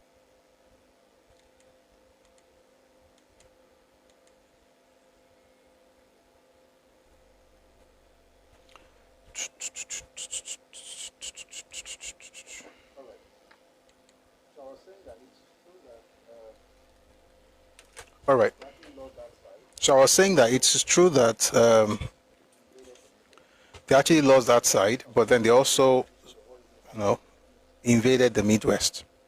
So I'm going to read some things and we'll go into the details of what really happened in the Midwest.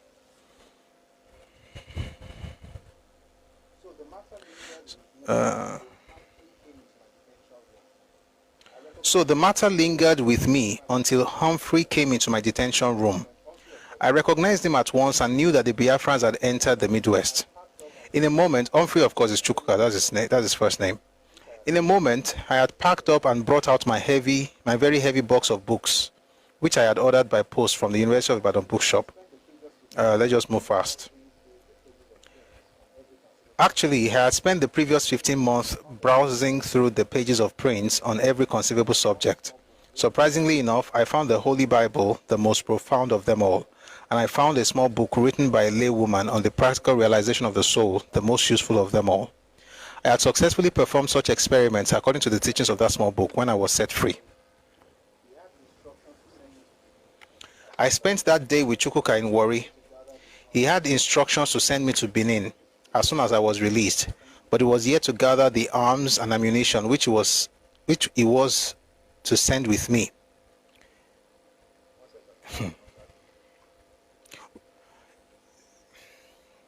One second, this is not charging.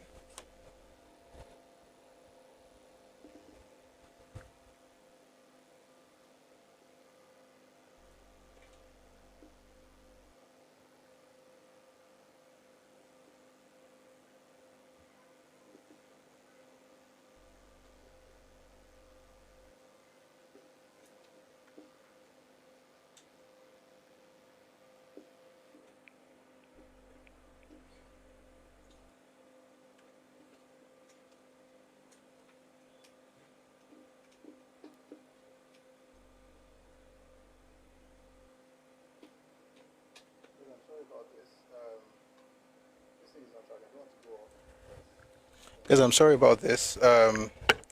This thing is not charging. I don't want to go off because then we will not be having a session again. So just give me a second, please.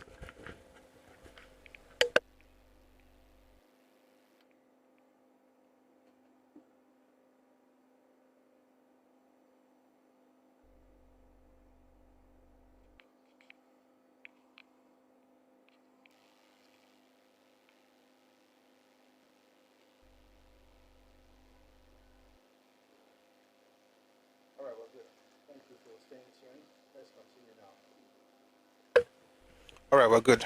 Thank you for staying tuned. Let's continue now. Who is speaking here? Adewale Ademoyega. So it says, I spent that day with Chukwuka in Warri. Who is speaking here? Adewale Ademoyega in his book, Why We Struck. I spent that day with Chukwuka in Warri.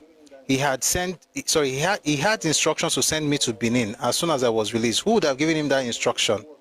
Victor Banjo or Ojukwu? Was it Ojukwu who also told him that? Was it Chukwuka who also told him that once they get to Ibadan and liberate Ibadan, it will be the new military administrator, just like Ojukwu told, what's this man's name? Victor Banjo, a few days later. So he says, but he was here to gather the arms and ammunition which he was to send with me. There and then I understood that all kinds of military stores were in short supply in Biafra. Rifles, machine guns, ammunition, artillery, armored vehicles, planes, and whatnot. I was no longer surprised because Nzogu had written about this much earlier. In other words, before the war, they didn't have enough stuff, but guess what? They still wanted to fight. Because, to be honest, he actually said to Graham Douglas, Ojukwu said to Douglas that Gowon will not fight because he's a Christian. See, the days that you guys, people understand what Christians actually can do. It's the same way they think Yoruba people will not speak because they are Omoluabi. Is it you understand people that are quiet? What they do with you? Your generations will remember it for life. But Ẹkáàbọ now. At least people remember what Gowon did now, have you? Exactly. We drove to the police station and took possession of all the old Mark IV bolt action single round rifles and all the available. So they were removing Nigerians' guns in Nigerian police stations.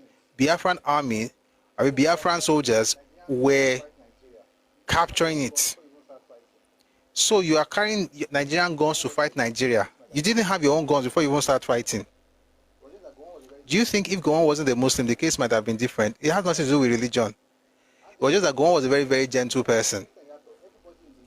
Good afternoon. And they Christian themselves. No, Christian Yato, everybody in the military knew that Gowon was a different kind of Christian. His father was a minister. There was a way he moved. It was, you can be nominal, it can be a nominal Christian. They even, Christians know that Christian. That's kind of thing that it was about. Ojukwu did all kind of things. So I would understand, Ojukwu, for instance, reached out to the Roman Catholic Church in the East, telling them they're going to make Biafra a Christian nation.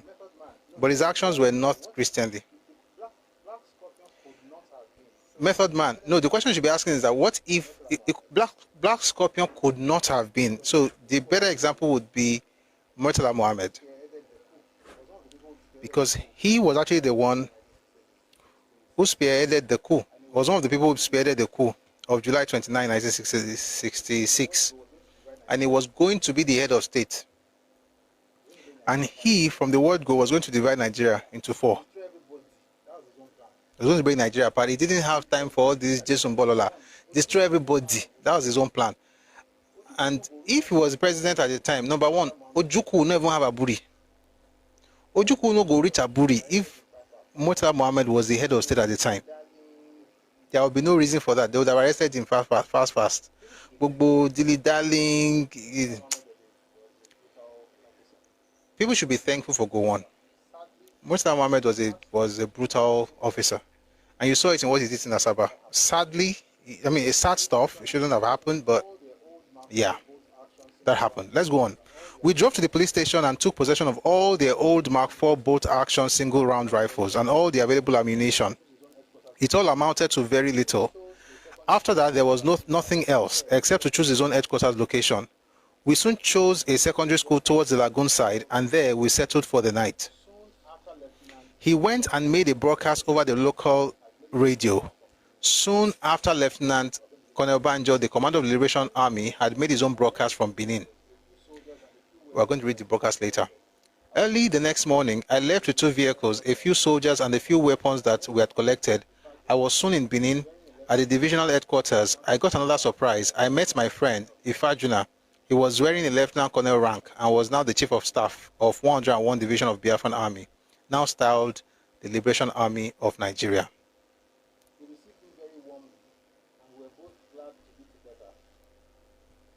He received me very warmly, and we were both glad to be together. He received me very warmly, and we were both glad to be together again.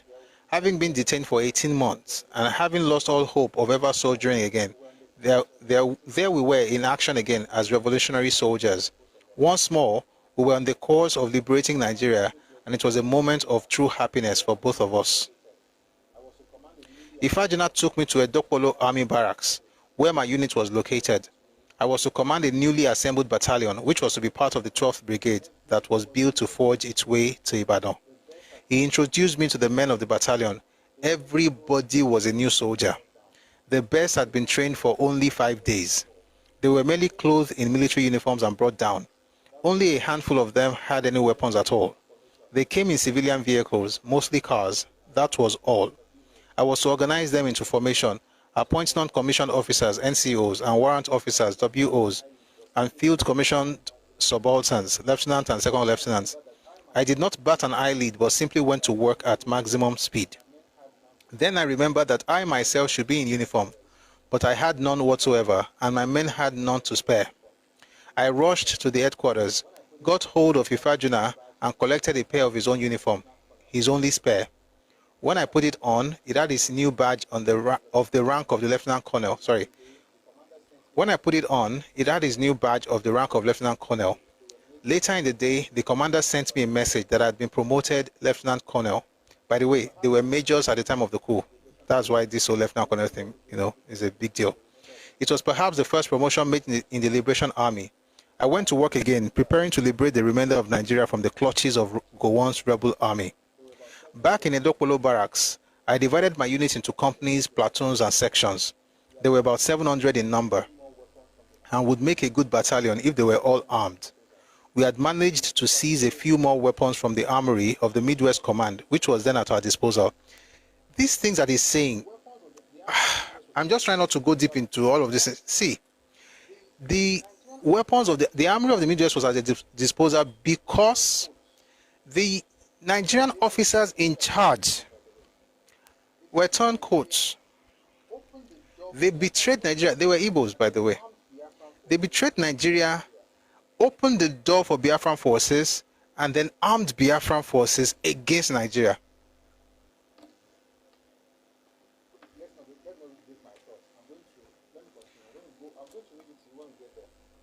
Let me not break my thoughts. Let me continue. I'm going to read it to you when we get there. If we don't get it today, we'll get it tomorrow. By the way, we meet here every day. If you're just joining us, thank you very much for being here. And thanks to everybody who has been giving gifts on TikTok as well. Thanks to everybody in the comment section. Thanks to everybody who came up. We're going to bring people up very soon. Well, not very soon, but soon. So we do this every day, every weekday, Mondays to Fridays, 1 p.m. Ife time, West African time. So we're going to continue. Wherever we stop today, we'll continue tomorrow, okay? But I hope you're getting, something from the reading. So let's continue. So when it says the Midwest Command, which was then at our disposal, now Nigeria get the weapon within that place. So Igbo people in the Midwest, I'm going to mention their names very well when we get to that. But you can.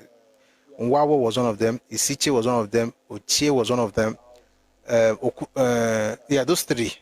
Those three. They allowed the Biafran forces to enter Benin. When we get there, we'll talk about what happened in Benin, what happened in Warri, what happened in Ughelli, what happened in Sapele. and how the different brigades dealt with civilians in the Midwest and what was the response when Nigeria got there. That will be later. Let's continue. So it says, we had managed to seize a few more weapons from the armory of the Midwest Command, which was then at our disposal. However, only 100 or 14% of my men were armed. Only 100 or 14% of my men were armed. Since none had used a weapon before, I started training them in the rudiments of weapon handling. At the same time, by the way, remember that this guy, Ojukwu, told Papa on August 6, 1967, I am no longer an underdog. I have built the strongest, biggest army in Black Africa. They don't even know how to handle weapons.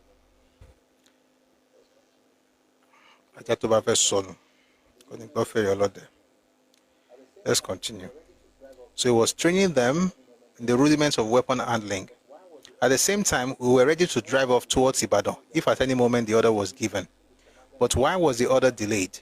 The order was delayed because there was a sharp disagreement between the commander-in-chief of the Biafran Army, Lieutenant Colonel Ojukwu, and the commander of the Liberation Army of Nigeria, the newly promoted Brigadier Banjo.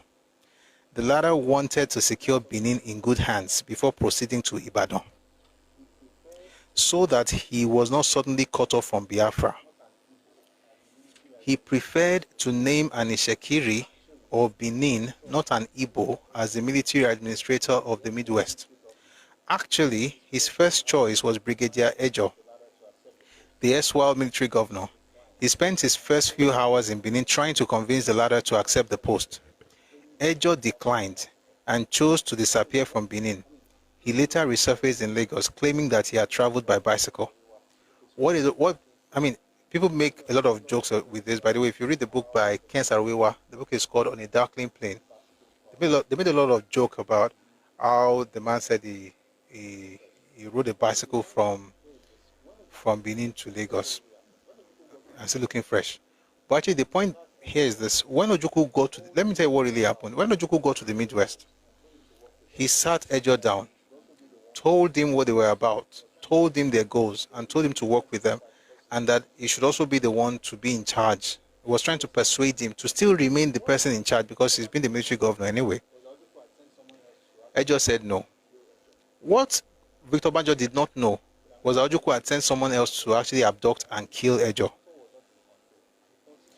But I'm glad Ejo did not take Victor Banjo's word for it. He ran away because Victor was not in control. He thought he was.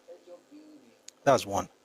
Number two, the idea of Ejo being the governor was Victor's, but Victor had two other people in mind. Let's go on. I'm going to mention the other two. It says next, Banjo chose Lieutenant Colonel Chimnel and Ishekiri. Ejo was Urobo. Chimnel was Ishekiri. The third name is not here, but the third name is Ogbemudia. That one is from Benin. But let me continue reading, then I will explain. Banjo chose Lieutenant Colonel Chimnel and Ishekiri and the Director of Supply and Transport of the Midwest Command. Ojukwu rejected the nomination. By then, Banjo had already made his broadcast over Benin radio, clearly explaining his stance in the crisis. He did not believe in Biafra or secession. This is the second book we are seeing this.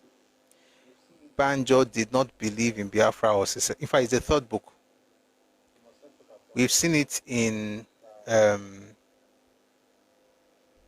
You Must Set Forth at Dawn by Wole Soyinka. We've seen it in Colonel Victor Banjo, A Revolutionary Betrayed by Niya Borishade. We are seeing it here again in Why We Struck by Adewale Ademiga. Meanwhile, Igbo people that always tell people to read Why We Struck, please, I beg in the name of God, please read the book first. Read it. If you read that, I promise you, you will never tell a Yoruba person to read the book. If you ever read the book, you will never tell a Yoruba person to read the book because it doesn't make you look as good as you think it does. Actually, it doesn't make you look good at all. But maybe not you, your leaders, and the ones who are taunting people. Let's continue. Victor Banjo did not believe in Biafra or secession. He was only out to liberate Nigeria from the oppression of the Northern oligarchy, which had installed Gowon in office and mandated him to crush Ojukwu by force. Banjo did not believe that war was necessary. He believed in the January 15 coup and its laudable aims and objectives, which he would now strive harder to achieve. All this was too much for Ojukwu. By the way, Banjo was not part of the coup, but he believed in revolution. Again, we know that the coup, it was for ethnic domination. All this was too much for Ojukwu to bear. He at once recalled Banjo from Benin to Enugu and gave the latter a piece of his mind. Seeing that the entire Liberation Army was sponsored and funded by Ojukwu, there was little that Banjo could do except bow to his requests. So Major Okonkwo, an Igbo medical officer of the Midwest Command, was appointed the military administrator of the Midwest.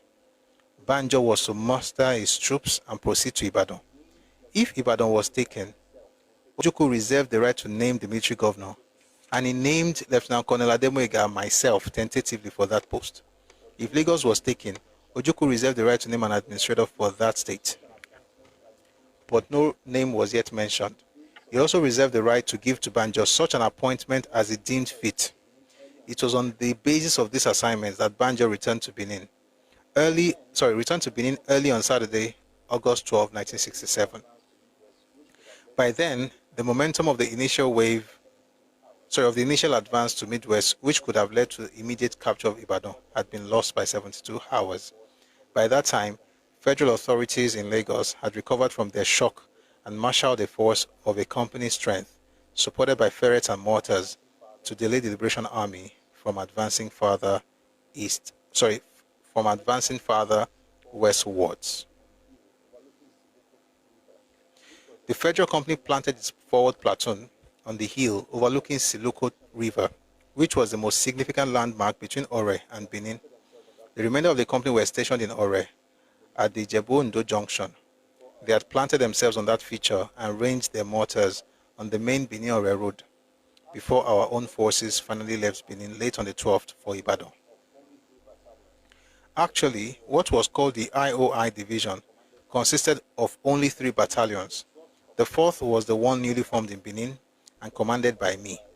The first 3 were the 12th commanded by Lieutenant Colonel Akaga, the 13th commanded by Lieutenant Colonel Ivenso, and the 18th commanded by Major Chukwuka. That's the one who went to release him. On entering the Midwest on August 9, the 13th Battalion veered northwards and was located at Auchi to protect the northern flank of the region. The 18th Battalion veered southwards, and by the way, Orewa has not happened at this point too. They veered southwards and was based in Warri, protecting the southern flank. The 12th Battalion led the advance and took Benin.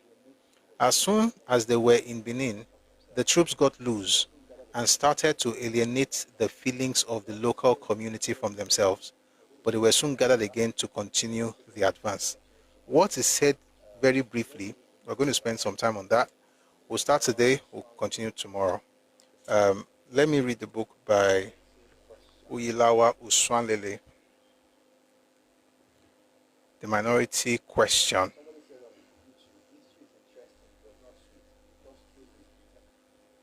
Somebody said on YouTube, history is interesting but not sweet because truth is bitter.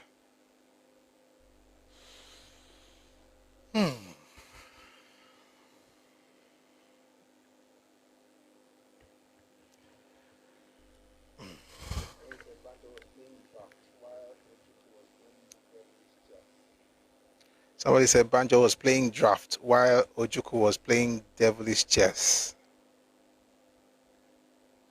You can say that again.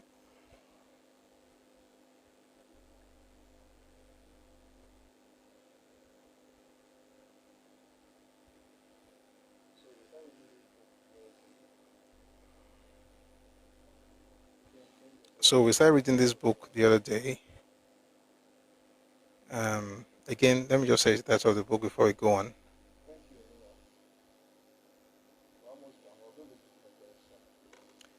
Thank you, Nino.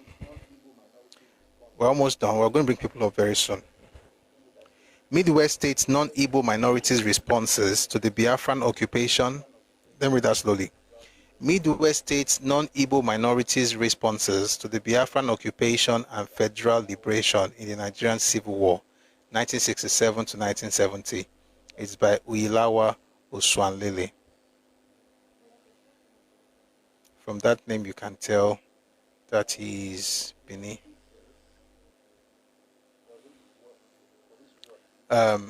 His own thesis for this work really is to establish the fact that the Biafrans cannot claim to be the sole victim or sole victims of the war.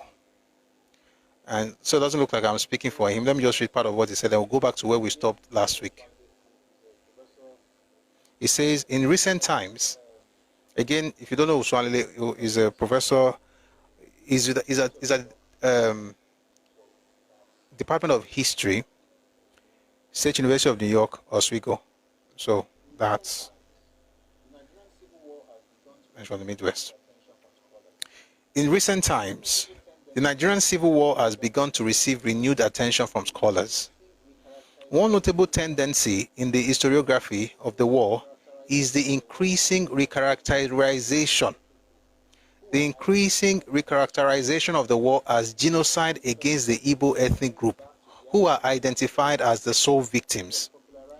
This perspective may be traced back to Biafran's war claims, which was popularized by the international, especially Western media covering the war, and by humanitarian organizations operating inside the secessionist Biafran. Both the Biafran war propaganda and some recent scholarship have rendered the war in terms of Nigerian, that's identified personalities and ethnic groups, as victimizers and perpetrators of genocide on the one hand, and Biafrans, particularly Igbo, as victims on the other. For instance, the eminent scholar Chinua Achebe explained the war as motivated by ethnic jealousy and hatred of Igbo culture-induced achievement drive versus the lethargic culture of non-Igbo Nigerians. In other words, the rest of us in Nigeria, we don't have drive to succeed. It's only Igbo.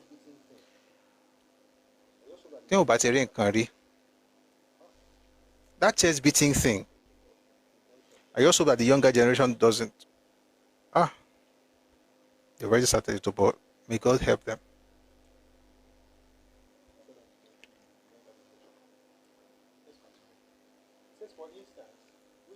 May God help the younger generation. Let's continue. It says, for instance, who is speaking here? Uilawa Oswanlele. The work is the Midwest States non-Igbo minorities' responses to the Biafran occupation and federal liberation in the Nigerian Civil War. Let's just call it the Midwest response, or the Midwest minorities response. So it says, for instance, the eminent scholar Chinua Achebe explained the war as motivated by ethnic jealousy and hatred of Igbo culture-induced achievement drive versus the lethargic culture of non-Igbo Nigerians, which has constrained the latter's achievement in their competition with the Igbo in virtually every sphere in the ongoing modernization process in Nigeria. Achebe further claimed that the non-Igbo Nigerians used every opportunity, particularly the failed Igbo secession bid and the Civil War, as a means of pushing the Igbo out of the coveted positions they occupied in the Nigerian political economy. Contrary to Achebe's claim, the conflict and war were not this simplistic. Contrary to Achebe's claim, the conflict and war were not this simplistic and straightforward. One of the tools that propagandists use is to simplify complex issues or complex concepts. So think about it. How can you be a professor, an educated person, and you look at what happened, and the only reason you see is that people are jealous of you? By the way, that's the thing you find in the book by Achebe, There Was a Country. That book is not... It's a shame that would be the last book that a celebrated writer like that would publish. It's a shame, but it is what it is.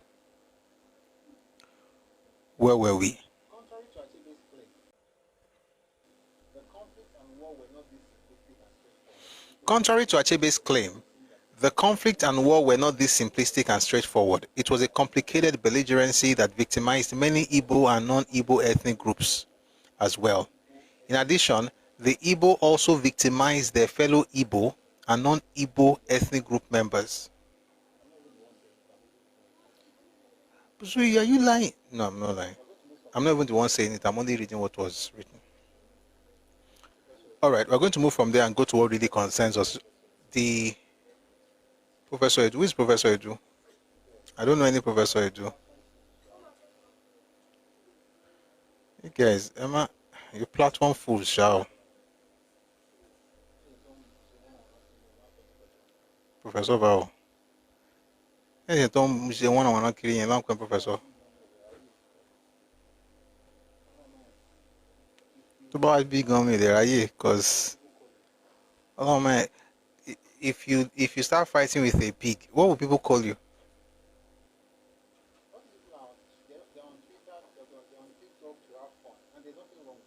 All these people are on they're on Twitter, they're on TikTok to have fun, and there's nothing wrong with it. Have fun, great entertainment, and there's nothing wrong with that. But you see, what we are doing here is quite serious.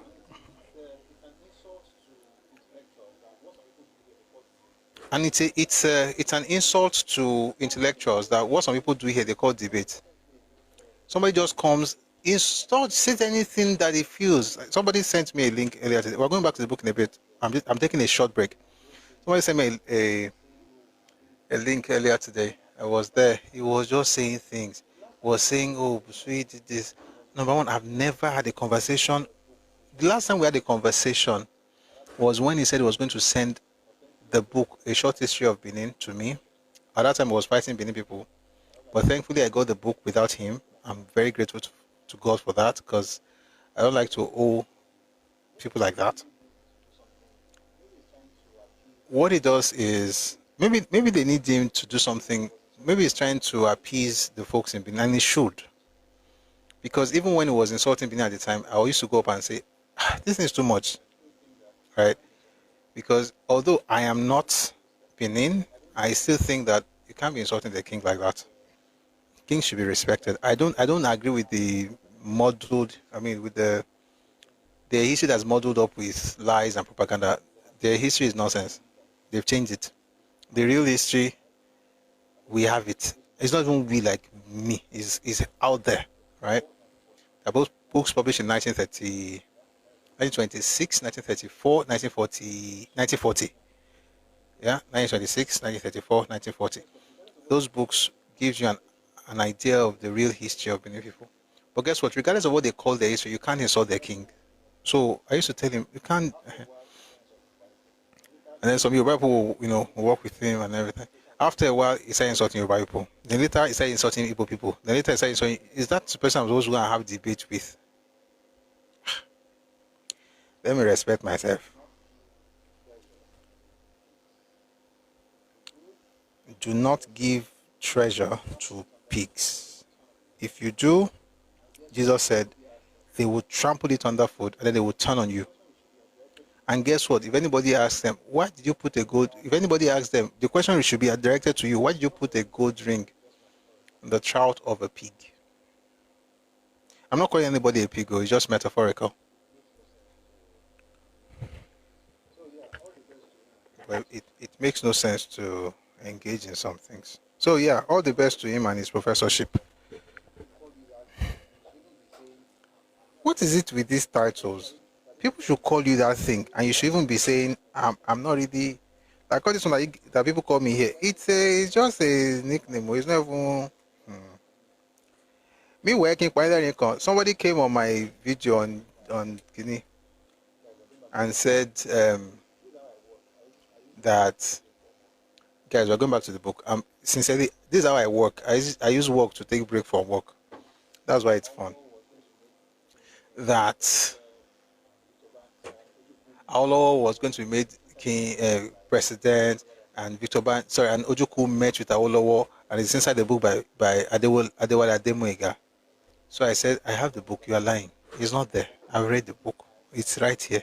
a line. And the guy went back and said, I have a master's degree. I wrote a thesis on Biafra. See, if you like, write PhD. If your sources are wrong, you are wrong. Meanwhile, you're also misquoting sources and telling me something is inside a source that is not there. All this thing of I'm a professor, I'm a clinical, is just nonsense if you don't know what you're talking about. So I like it when people say, oh, you're a professor. I mean, it sounds nice, but I know in my head, like, my name is Busui. It would be nice to eventually get the real thing, sha. But for a person to come on TikTok and be shouting, I'm a professor, I'm like, so no, I'm not, I don't debate. Someone just be insulting me, insulting my ethnic group. I know the funny thing, when it gets to a point, you're going to leave books and throw things back at him. Then be like, see, maybe the Remo Buru or me is anointed and blessed. So let him be continuing in this folly. All right, having said that, let's get to the book now. 609, the last leg. Let's go.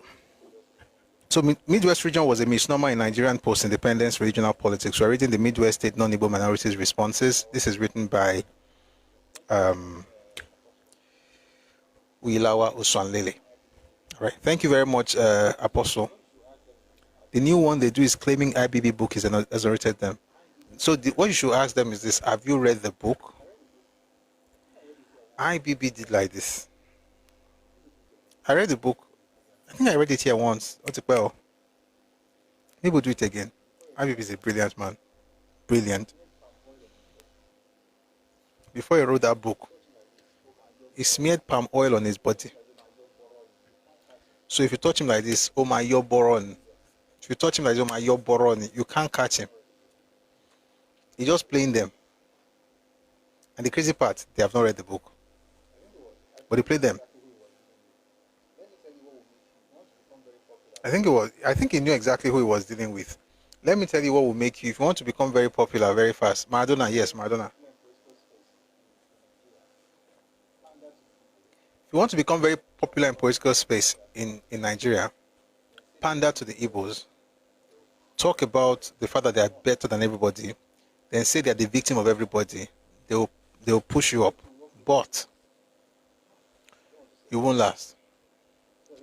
The way to work with them is, I don't want to say it, so it doesn't look like I'm insulting an entire ethnic group. But the way to deal with them is like what IBB did. He did it not because he needed anything from them, but he sowed a seed. One day he will reap. That seed, he will ask them for his stuff later. They will give it to him. The man is just a brilliant guy. IBB also implicated Nwosu concerning June 12 election. IBB's role in the June 12 election was nothing. Read the book now. He didn't do anything. All these things they're doing, he is innocent. He didn't do anything. See Abacha. See Nwosu. Look at all of them. See how they are moving. Me, I'm just watching. Like, is this how you're doing politics? You'll be thinking he's a third man, like he's writing as a third person. You'll be thinking that he's an outsider. The man, brilliant man. He said he was the main character of June 12. I know. I said the book, the way he wrote the book like an outsider. Like, mi mo kan se o. Wọ́n kàn ṣe báyìí, ìyẹn náà ṣe báyìí. Mo fẹ́ kúrò, wọ́n á ní kí n dúró. Wọ́n á ní, Abacha wa ní, ó máa ṣe mí léṣe. Wọ́n á ní, tí n bá dẹ̀ lọ báyìí, ó lè dá wa lálẹ́. He's talking as if he wasn't the commander-in-chief. He's a brilliant man. But yeah, those who haven't read the book probably just think that they have something grand, but it's fine. All right, quickly. The Midwest region was a misnomer in Nigerian post-independence regional politics. Contrary to the convention, where majority ethnic groups ruled and dominated the minority ethnic groups in their regions, the Midwest was ruled by an Igbo minority group. The Igbo population, exactly, see, this is also one of the things I was saying earlier. You cannot claim that there are no Igbos in Delta State. You cannot claim that there were no Igbos in the Midwest. There were Igbos in the Midwest. What you should not say is that the Midwest is Igbo area, or Delta is Igbo, or Anyoma is Igbo. That's where the problem is. But were there Igbos? Of course, Osadebe was Igbo now. As a matter of fact, that's the only reason he was the premier. Was the first premier of the East. When we discuss the history of state creation in Nigeria, and we go back to what happened in 1963, you'll understand how Osadebe became the premier of the Midwest. But until then, let's go back to this. So it says, contrary to the convention where majority ethnic groups ruled and dominated the minority ethnic groups in their regions, the Midwest was ruled by an Igbo minority group. The Igbo population in the Midwest amounted to 342,503, compared with the majority Edo, Benin, Afemai, and Ishan, 688,404, Urubu and Isoko, 323,315, Ijo, 82,284, and Ishekiri, 54,284. So, just to give you an idea of the way that place was at the time. Now, let's quickly fly, because it's past 6 now. In fact, I think I should read something to you. It's not part of today, but as per I like you, let me give you Eni Jara. How did that happen? I won't go into all of it, but I think this is going to help all of us understand it better. Although all the minorities desired independence from the Yoruba, leaders of some groups classified as Western Igbo were divided on whether to join the Midwest movement, and some actually demanded for a separate Western Igbo state in the 1940s and early 1950s. This changed when the Yoruba-dominated group AG made electoral gains in the 1955 election in the traditional Igbo-dominated National Council for Nigeria and Cameroons. Guys, I promise we'll come back to this book later, because this Eni is going to be too big for what I want to say. But the point is that although the Oba of Benin, Oba Kenzwa, was the major person driving for the breakup of the Western region, working with Azikiwe, when they were done with Benin's, they made sure that the only thing they got out of it was the capital. I'll probably just read something very short because of time. It says the Eastern Igbo leadership of the NCNC secretly sponsored these Western Igbo elements that were deeply entrenched in the Pan-Igbo State Union and the NCNC under the leadership of Dennis Osadebe to form the Midwest State Movement and wrest the leadership of the movement agitating for the new region from the non-Igbo leadership. The purpose was to undermine the independent non-Igbo-led BDPP of Oba Kenzwa of Benin, which was championing the agitation for creation of the Midwest region. By the time they were done with Benin, we'll have another session on this. I promise. By the time they were done with Benin, the only thing they got capital. Was there Western Igbo? Of course there was Western Igbo. There were Igbos in the Western region. They were minorities. There were about 342,000 at the time. And that area is the present-day Delta State. But they are not the owners of that. I like to say that thing because I think it will ring something in people's brain. This is why I oppose the idea of Lagos Igbos. What they are trying to do is to now say they own the place. I mean, if a group can be bold enough to declare in 2025 that they own Ife, Ayakwa when you're gone. Photo thoughts. History should be put right, but not using it to craft hatred. Your platform seems like a pincing gang of bigots and haters. Yes, your brain seems like a pincing gang of stupidity and folly. Having responded to you, I'm not going to mute you. You're very stupid. Once they say what you did wrong, that's why you begin to cry like a baby. Say the clinic has bigots and haters. Your brain is full of stupidity and folly. I'll come back to this when we are discussing state creation. And I'll tell you why they wanted to get out of the Western region. We don't have to hide anything. We'll talk about it. Okay?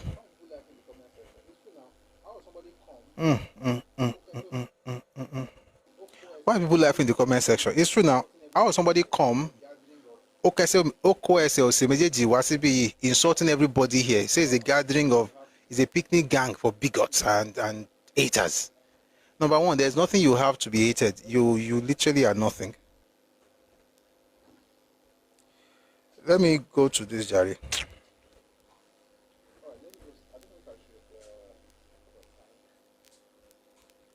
All right, let me just, I don't know if I should, because of time, just a little background.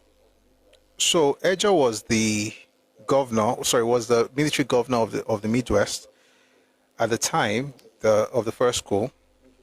I mean, sorry, after the first coup, of course. Aguirre Rossi appointed him as the military governor, right? So he was there when the counter coup happened in July. When the whole thing started with the East, Ojukwu demanding that the North the federal government should remove all the northern troops from the East. Other regions were doing the same thing, so they were essentially repatriating people back to their regions of origin. Excuse me. So the northern soldiers were taken back to the north. Papa also did the same thing in Yorubaland and asked Gowon to move the Hausa or northern soldiers from Yorubaland. It happened in the Midwest as well. So what happened was that folks who were from the region, who were officers, were repatriated to their regions of origin. Okay? Having said that, let's now quickly read something. The redeployment of Midwestern Igbo military officers to the Midwest region reinforced the pre-existing overwhelming influence of the Midwestern Igbos in the administration by adding a military dimension to their power. Hence, the military coups of January and July 1966 only removed the Midwestern Igbo as the overall head of government of the Midwestern region without bringing about a significant change in the administration. In other words, the first coup, at the creation of the Midwest, you had an Igbo leader. The first coup removed them and put an Yoruba leader. The Yoruba leader, of course, is David Ejo. But the point is that regardless of the fact that the head has now changed, all the major guys there were Igbos, were still Igbos, regardless of the fact that Ejo was not Igbo.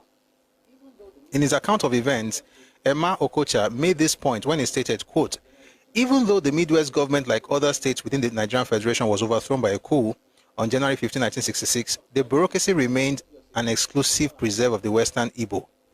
With the exception of, by the way, guys, let me just say this. This is not an attack on any group. It's history. Mm-hmm. If it doesn't favor you, it's okay. There's some issues that didn't favor you. But for instance, if I go to 1964 now, or 65, and tell you what some of our Yoruba leaders did, it's history. And when we're discussing that, I was saying it without crying. So please, don't cry, because I'm feeling the tears. Thank you for understanding. In his account of events, Emma Okocha made this point when he stated, quote, even though the Midwest government, like other states within the Nigerian Federation, was overthrown by a coup on January 15, 1966, the bureaucracy remained an exclusive preserve of the Western Igbo.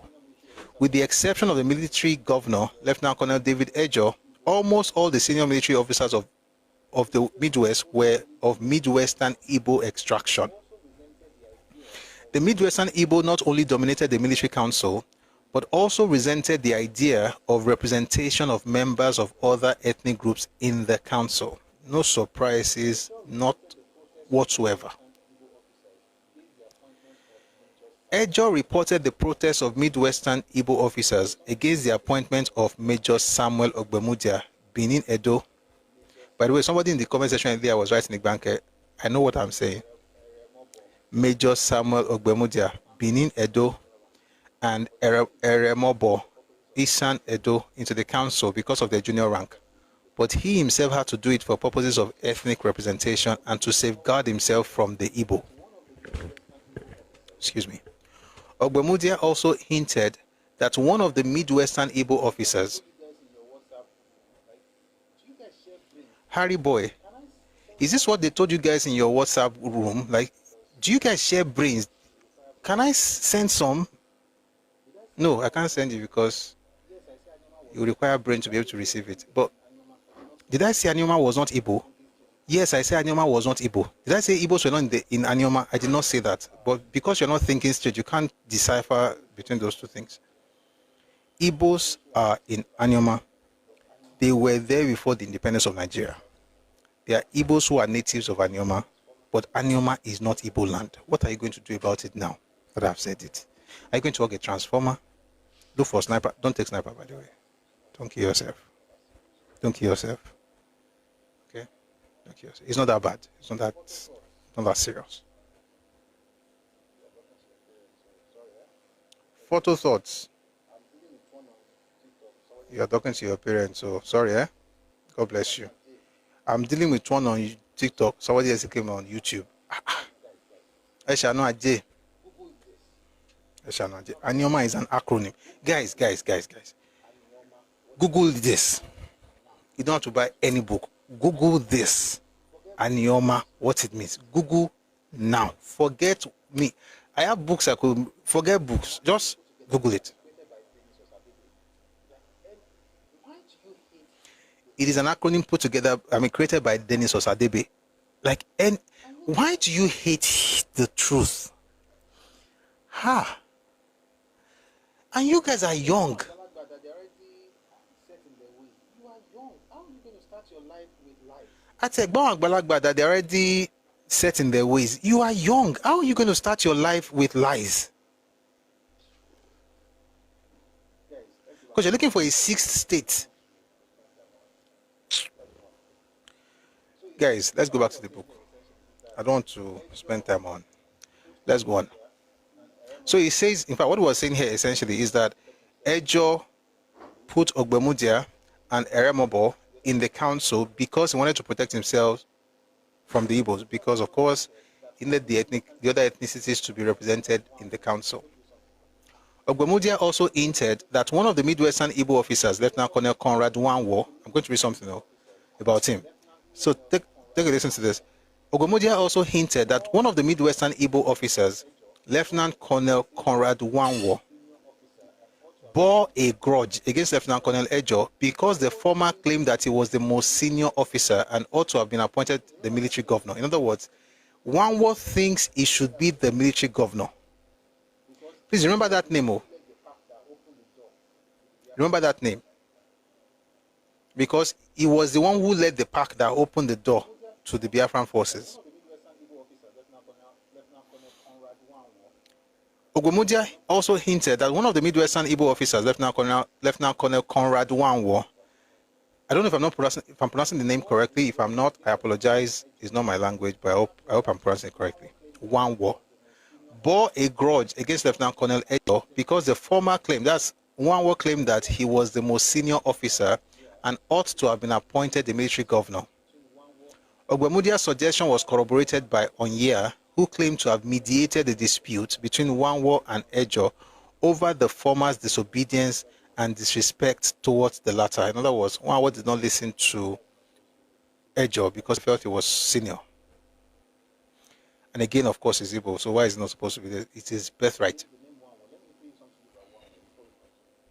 We're going to move from there very quickly. Again, the name Wanwo. Let me quickly read something to you about Wanwo before we continue.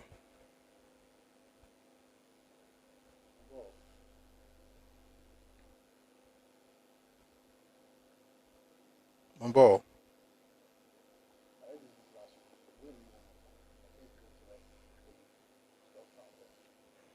I read this book last week. I'm going to read it one more time. I think it's going to help get the stuff out there. Handle on Twitter is Busuyori's Works. It has stopped already. Don't worry. Tomorrow, I'd like to know what to do to keep it running. I don't know why it stopped. I don't know if it's the mic went off or the people I wasn't typing, or I don't know. But I'll look into that. So quickly. You know, people say Nigeria has no history. Nigeria doesn't teach history. If we taught history, now we are teaching history. Ebuni. The Biafrans depended on the Midwest Igbo officers. I'm reading from The Tragedy of Victory by Brigadier General Godwin Alabi Sama. It says here, the Biafrans depended on the Midwest Igbo officers, who in the end were not helpful to their cause. A traitor is always a traitor, and what you compromise to get, in the end you lose. Some of the Midwest senior officers that sold out and went to join Biafra were Lieutenant Colonels. The first person, Conrad Wanwo. Who is he? The same person we're reading from in Uyi's book, who said he cannot work with Ejo because he's supposed to be the Oga. Lieutenant Colonels Conrad Wanwo, Okwechime, Benwaje, Igboba, Ochei, and the worst of them all, Captain Joe Isiche. All these officers had appointments in Biafra. Some even commanded Biafran troops in battle. These officers had their parents and families at Asaba and their hometowns in the Midwest, but they were fighting for Biafra across the Niger, where most of them were later relieved of their duties in Biafra as saboteurs, including Ben Waje at the Owerri front. The man called Achuzia, a civilian Midwesterner, fought for Biafra, as did Lieutenant Colonel Mora, who became the paymaster in Biafra. How could Biafra have won such a war? As soon as the firing was too heavy, they thought of Mama and Papa back in the peaceful Midwest, then they ran away. Most were losers. Let us for once imagine that Biafra became a reality. What part of Biafra would they have belonged to? What would have happened to their children in future? So just to tell you that they required people inside to open the gates for them in order to come into Biafra. Sorry, in order to get into the Midwest. Let's continue. Now let's go back to the book by Uilawa. I have a few minutes just to round up.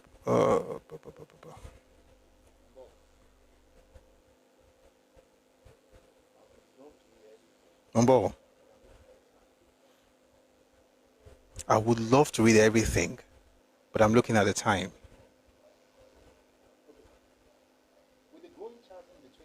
So, okay. With the growing chasm between the federal military government and the government of the Eastern region, both the Midwestern and Eastern Igbos in the Midwest engaged in open and clandestine activities against the federal and the Midwest region's government. 1 second.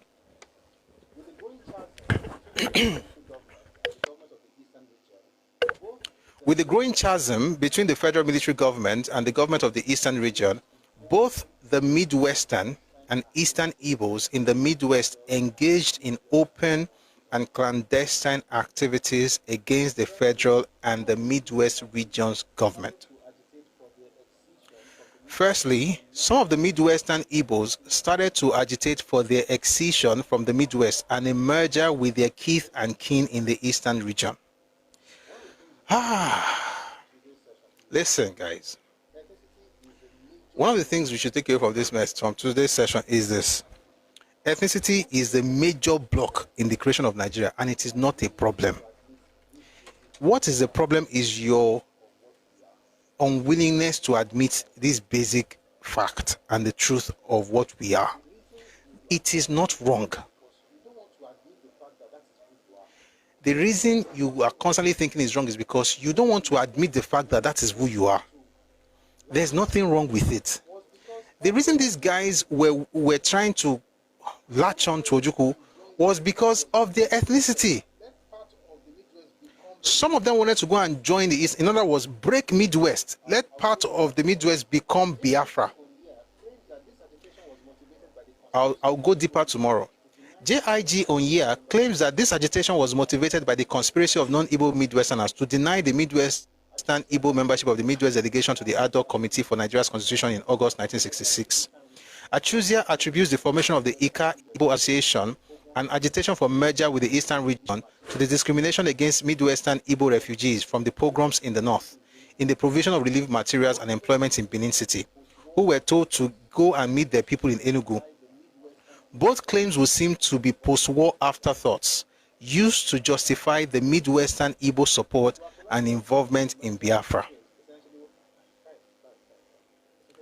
To actualize the agitation for merger, so essentially, essentially what they're saying is that all the excuses like, oh, we did it because they didn't like us, or they didn't allow us to be part of them, or they told us to go and meet them in Enugu, is saying that these things seem to be revisions that came after the war.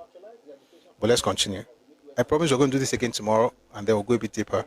To actualize the agitation for merger of the Midwestern Igbo areas with the Eastern region, some Midwestern Igbo residents of Enugu and Igbos of the Eastern region soon infiltrated the Midwest and started propagating Arochukwu origin. Hey, oh God, you know when in September of 1966, Ojukwu was ejecting non-Igbos from the East. Sorry, it was ejecting non-Easterners from the Eastern region. But if you were Igbo and you're from the Midwest, he allowed you to stay. Why? Ethnicity. Is it a problem? No. It's not a problem. It's just that people don't like to admit the truth. And by the way, the person who denies it the most is the most ethnically bigoted person. I'm using person now in Nigeria. In the history of Nigeria, I've not seen that kind of nepotism in my life. Like, if you really study the history of Nigeria, you will not see that kind of nepotism anywhere else. And there have been terrible nepotism, by the way. There have been terrible nepotism, but you won't find anything like that. It only comes from those who say, we are one, there's no tribe. You understand what he's doing. But if you are doing, we are all one, the tribalized, you are the one. Let's continue. This is going to be nice. It says here, to actualize the agitation for merger, they want the Midwest, parts of Delta State, to be connected with Igbo land and form a new region and form a new country. In order to do that, you know what they did? They sent message. The Midwestern Igbos, in other words, Igbos, like I always say, they are Igbos who are from the Midwest, who are from present Delta State. That is a fact. Just that all the places doesn't belong to you. Or all the land there doesn't belong to you. That's the only thing that is causing all those things.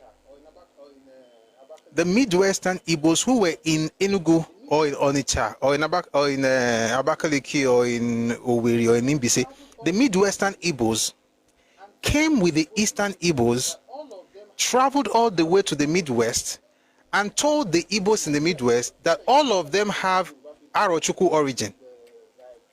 You know, when I say that the things that your father did for you, Yoruba people, what they did for you in the thousands of years ago that you don't appreciate, is what people are trying to do in 1966 and 67. To create a new identity that did not exist. You know, when I say people think I hate, I don't. I just don't pander. But I don't hate. But I don't pander. The Igbo identity existed a long time ago. But the Igbo as a common identity for all these groups did not exist until during colonial period. Then even then, by 67, they were still trying to recreate that identity in order to have other people who were not part of the Eastern region. Read the book by G.T. Basden, Among the Igbos of Nigeria. You know what? I think I should even note it here. It just came to me right now. I think it's a very, very good resource to explain this. What's the book again? Among the Nkosibibi. I'll explain what's in there. Among the Igbos of Nigeria. You know what he said? He was talking about the Onitsha man, the Onitsha people. I'll read it tomorrow. I don't want to open it today because it's already some minutes to 7. But I'll tell you what is there. Just give me a second. Let me type it so I don't forget tomorrow.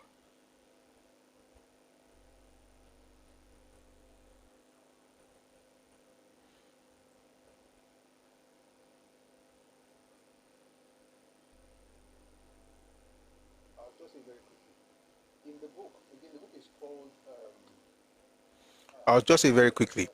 In the book, again, the book is called oh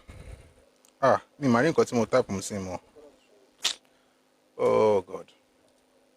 Sorry guys, you know these things, it's important to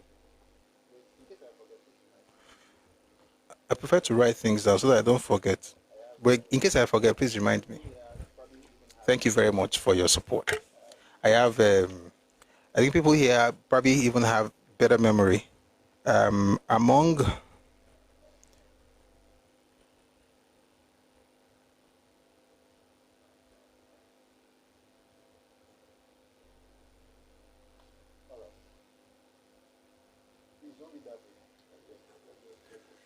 all right.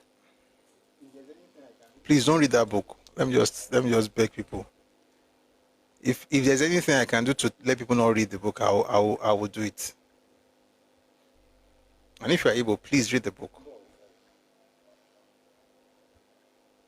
Please read it. Mumbo, guys.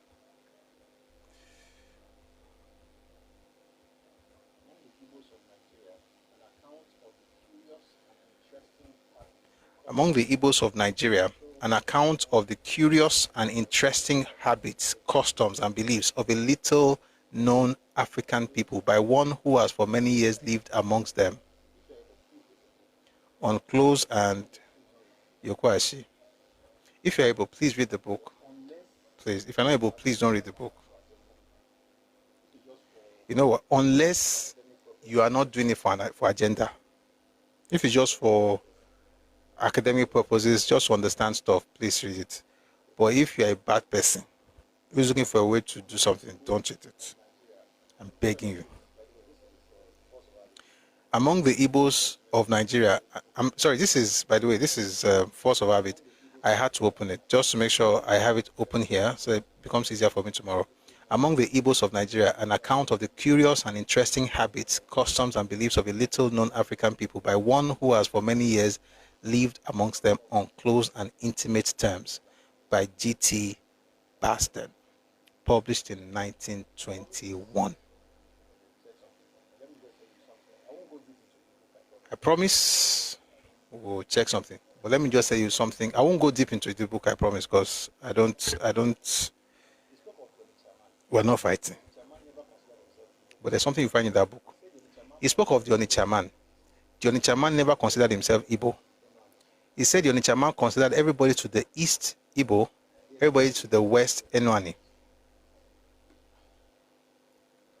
Their stories were different. Guys, I pause like this because I don't.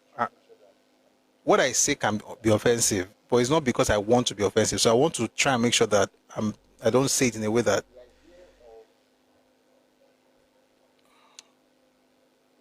The idea of a common identity did not exist.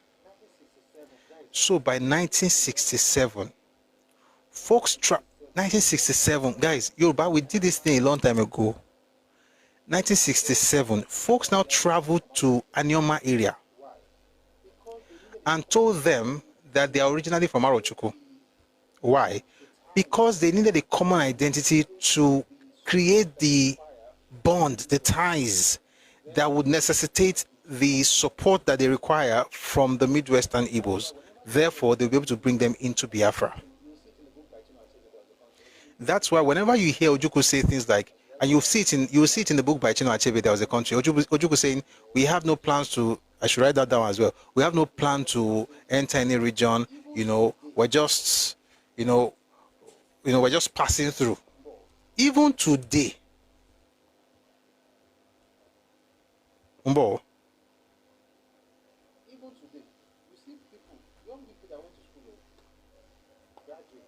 even today, you see people, young people that went to school, graduates, telling you that the reason Biafra army went to Benin was because they were trying to just get to Lagos, because Lagos was the capital. I mean, if you don't know, it's okay. But that's not the reason. The reason was because it was expanding its territory. And the idea, again, this is not I'm not talking to an ethnic group. I'm not talking about an ethnic group. I'm talking about the plan of the officers of your ethnic group. Don't make it about your people.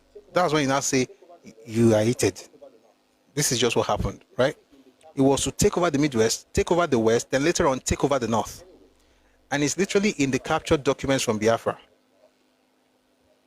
Anyway, I'll read this paragraph and then we'll stop. We'll continue from here tomorrow.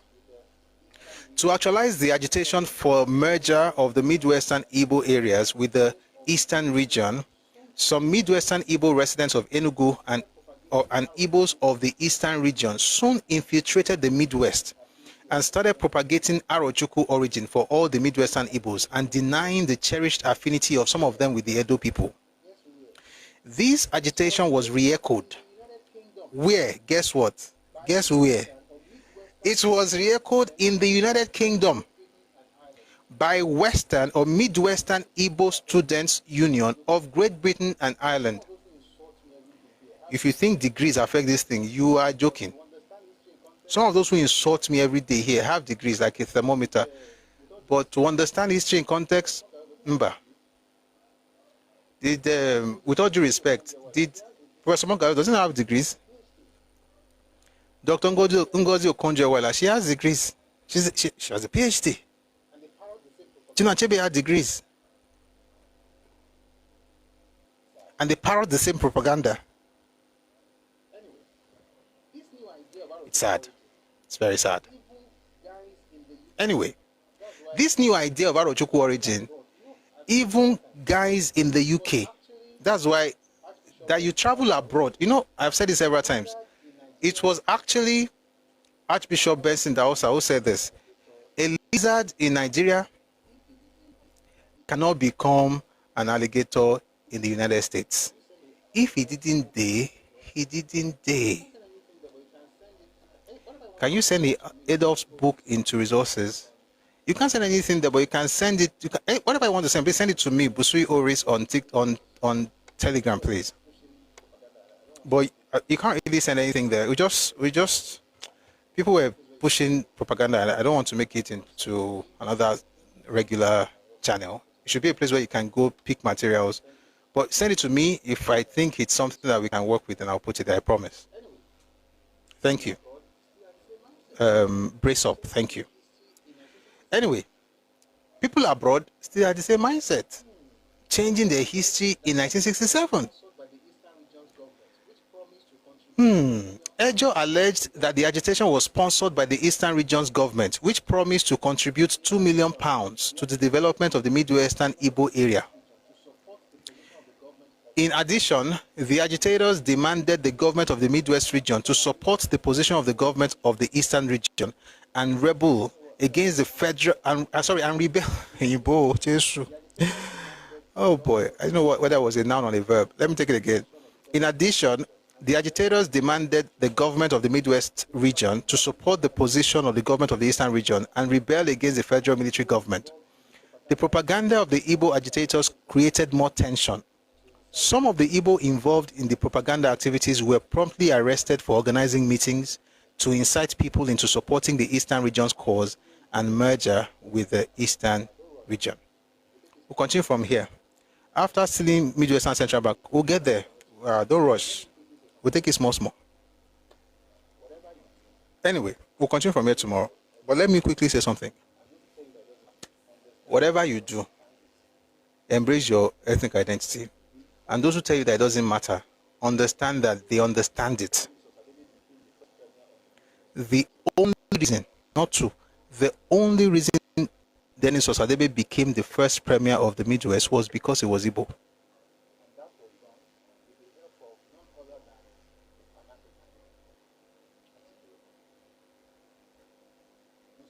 And that was done with the help of none other than the Pan-Africanist, Azikiwe. You know, sometimes when I read the Willings Commission report of 1958, sometimes when I read it, I just try to picture the face of Oba Kezwa II. I just picture his face. Like, what was it? What would he be thinking after that betrayal? I'm not saying it's good. I'm not saying it's, of course, it's not good. But see, the point is that they did that because they know that they have a brother across River Niger in the West, of course, which became the Midwest Igbos. And when it was time to declare Kini, some of them were, and that's why you hear people saying now that even the Ekpa guy said Delta is part of Biafra. Based on what? Based on the fact that there are Igbos in Delta State. Now, do I think Igbos should be with their kith and kin? Of course. Listen, it's a choice they have to make. If they make that choice, who am I to have any issues with it? But the idea was not just to have it, it was to break the Midwest just because Biafra must work. Meanwhile, Biafra itself was stealing other people's spaces to make it Biafra. Why? Because the East was broken into three on the 27th of May 1967. It was on May 30 that Ojukwu declared Biafra. So, as a matter of fact, at the time he was declaring Biafra, he was the governor of the East Central State, not the Southeastern State or the River State. He then chose those people to put them together and say, we are Biafra. So, the same way he brought the Southeastern State and brought the River State, was going to bring parts of the Midwest as well.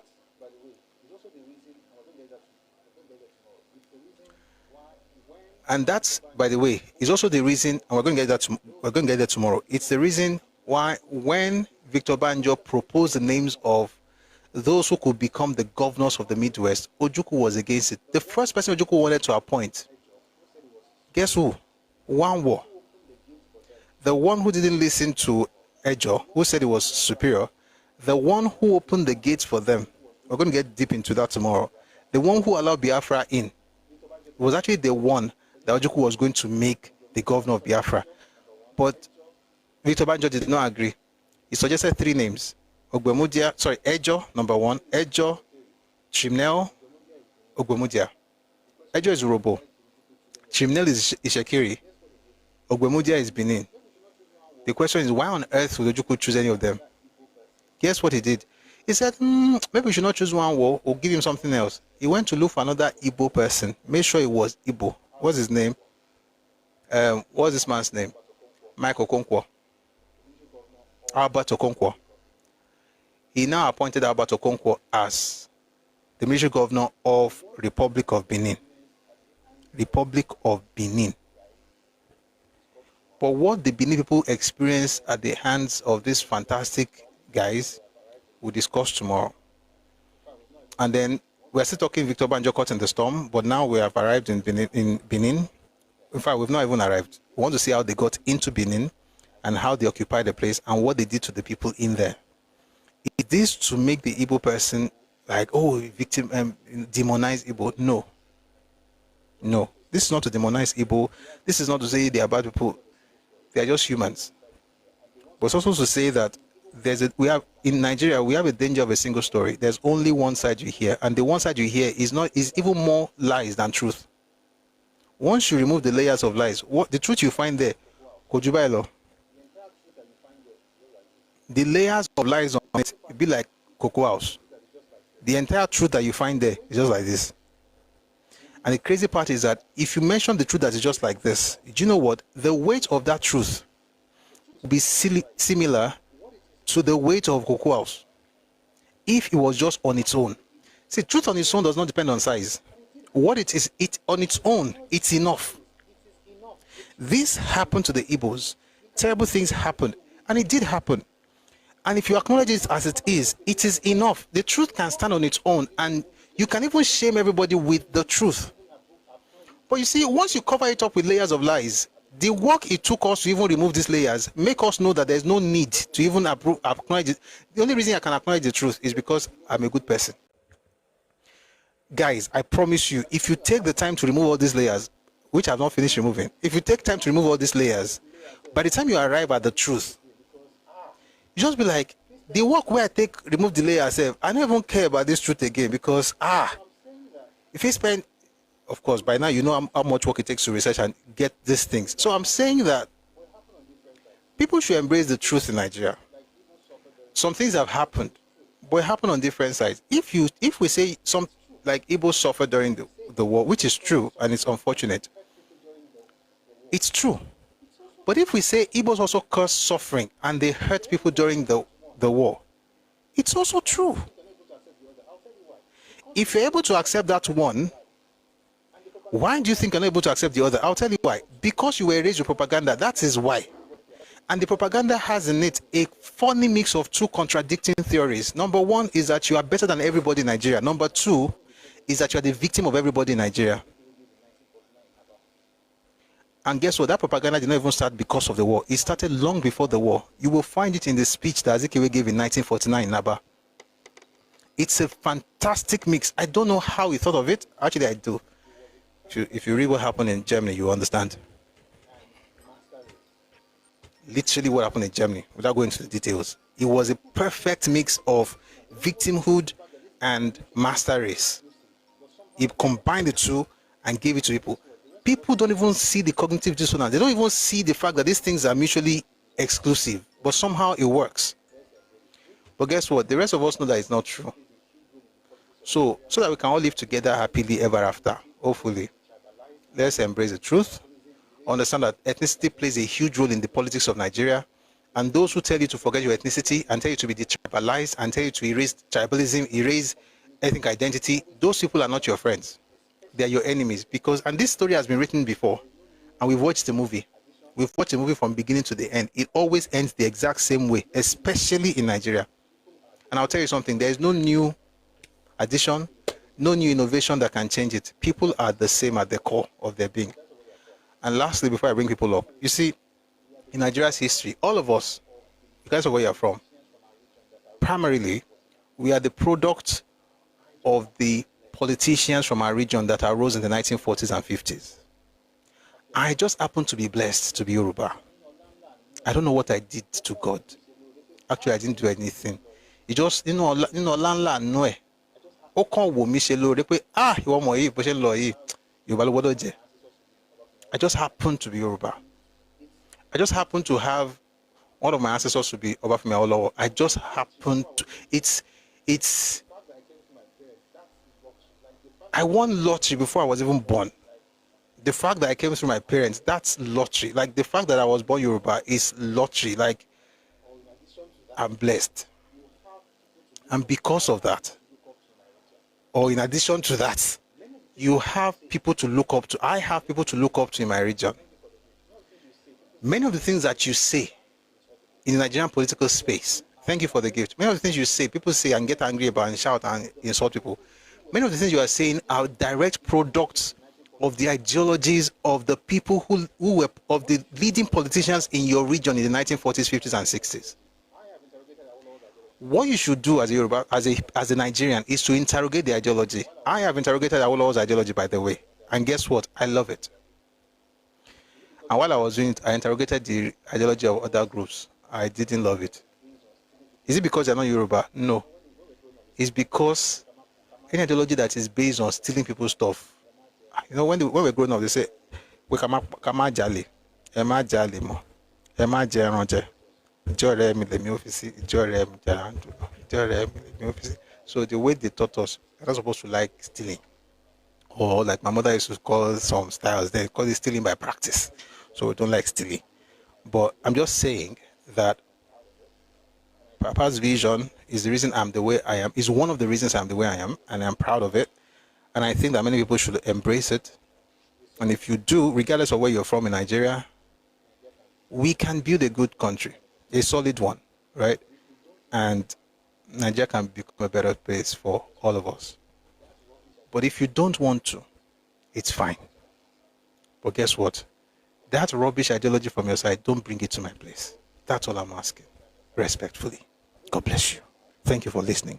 We'll continue this tomorrow, 1 p.m. Ife time, West African time.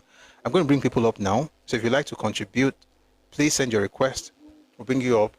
We won't talk for so long, shall, because of time. I have you. This clown insulted me on YouTube over and over again, and then came here to say you have Yoruba cousins. I don't care about your family history. I don't care if you have Igbira cousins. That's not my business. If listening to me makes you want to puke, why are you listening? Is anybody punish you and say you must listen to Busui? Why are you now listening? Why not just, let's stay with a pool. Because I don't want you to enjoy yourself. Just find a pool, jump in there, get refreshed. Maybe oh boy, go and meet Ojuku's diary. Read Ojuku's diary, maybe to help you. Where were we? Some guys like he asked Igbo's Yoruba. You're not worth it. Let's bring people up. God bless your Yoruba cousins, by the way. May they have more wisdom than you do. They should, to be honest, because if they are really Yoruba, just because they are born Yoruba, they are definitely wiser than you. Please, if you are coming up, please mute yourself. Everybody, I just brought you up. Please mute yourself. Omowe Perizim Rewaju, Iletiya, please mute everybody. If you're on TikTok, please power tap. We have if you send, you need to come up. Oh, you if you send requests to come up, please mute yourself. God bless you. Thank you very much for your support. All right. So we're going to keep it at 2 minutes, max 3. All right, so that we can finish quickly. Just becoming, thank you for your fantastic work you're doing in the comment section. That's my moderator. Thanks to everybody who has been here. Your anger has already shown your level. Can somebody just mute this clown for me? You think I'm angry? I'm not angry. Oh. You are the one whose stupidity will not allow listen to reason. This is anger. Ah. Abi mi moko tó ń jẹ́ anger money. You know what? Call it whatever you like. Enjoy your time in detention, because I'll send you to the naughty corner. God bless you, eh? Don't worry. I love you with the love of Christ. But I will beat you with the love of Christ if you don't stop being, childish in the comment section. Thank you very much for your presence, photo thoughts. All right. You guys are not used to the truth. By the way, guys, please, feedback. Send me feedback, please. Like, I want to be sure I'm not just telling myself what I need to hear. Like I try. Do we try to be as gentle as possible? Because I don't know again. Be apologetic for everything you are saying. They said they want to learn history. They took history away from their curriculum. No, Rewaju, hold on. You speak very soon. You speak. If you're in the comment section, please just type. Like, is there something like? Is there like? Because I don't know, to be honest. Guess what? I know actually. I think it's just these clowns looking for a person to stop talking. And guess what? It ain't stopping. All right, we'll go to Iletia. Iletia, please, go on. And thank you for coming up, Iletia, Perizim, and Rewaju. Thank you so much. We'll bring 2 more people up, and that will be the end of it because of time. Please try and understand. So let's have Iletia first. Please go on. 3 minutes max, 2 minutes if you can. Yeah, I'm not going to say too much. Oh, how many handles do you... I come in different places. Do you know I'm in various movements? Okay. Oh. Okay. I'm a sponge Yoruba, Pombele eccentric. Anyway, Pusui, I'll speak a bit of Europe. My town people alone. They don't like to hear the truth. And it's so sad that the development has been I don't even know whether to say that the development has been altered because of their leaders, because their leaders are not taking the are not being responsible in terms of telling them the truth. And then when they hear the truth from such persons as yourself, or even such persons as myself, because I've been attacked on numerous occasions, being called a bigot, being called a evil hater, and they don't like to hear the truth. We're not insulting them. We're just saying it as it is, and I think maybe this is one of the reasons why they have removed history from the curriculum of Nigeria, because maybe there's even a lot of us that don't like to hear the truth. Because why remove it? I think they're still at their game, all this obedient movement, all this, detribalization. I mean, they should get real.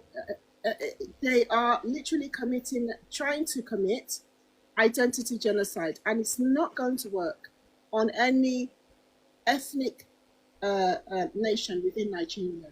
Along with Forwardship, everyone has got their number, because I know that before the election, was it 2023 election, they were almost successful with their social engineering, but everyone has got their number now. So 2027 comes, and they're just going to fall flat on their faces. It's just all noise and air, and they will not succeed, especially in Yoruba land. But just as a closing comment, Yorubas, we need to do grassroots campaign to stop our fellow Yorubas from selling land to these people, from any foreigner. We need to preserve our land. We need to preserve our identity for our future generations to come. Thank you. Thank you very much for that. I really appreciate that. Deji, my own feedback is you are a bit too nice on them, but I understand why. So I'm too nice. Okay. I thought I was trying to. Kyle Tutu on YouTube, thank you for your response. Somebody came in and said the names you read are Igbo names, but you said Anioma is not Igbo. I'll say it for the 18th time, in case of the people at the back. There are Igbos in Anioma. There are Igbo people in Anioma, but Anioma is not Igbo. The same way there are Igala people in Anambra State, but Anambra State is not Igala.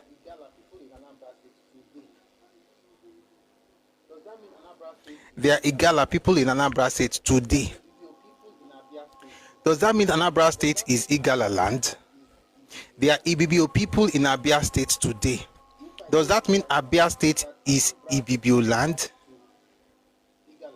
If I say to you right now that Anambra belongs to Igala, what would you say? Meanwhile, parts of Anambra, parts of Enugu, the Unsuka area, all those places were literally taken where they belonged, and they were, let me not even go there.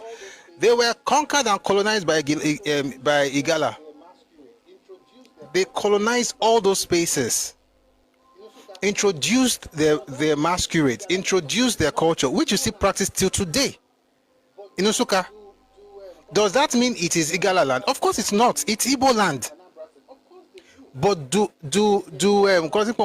Igala people have land in Anambra State? Of course they do. But is the entire Anambra State Igala? Of course it's not. It's the same thing in Delta State. Why do you guys have a problem with just basic things? There are Igbos in Anioma. Anioma is not Igbo. Just like there are Ibibio in Abia, and Abia State is not Ibibio. You guys will be fine. Where were we? Perism. Okay, good afternoon. Good afternoon. Thank you for the good work. You are gaining more. Yes.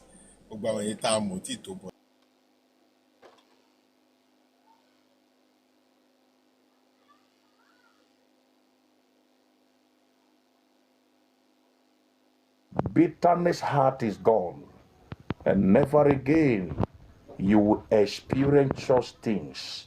My God, I decree and Popo child, I want you to get me a water.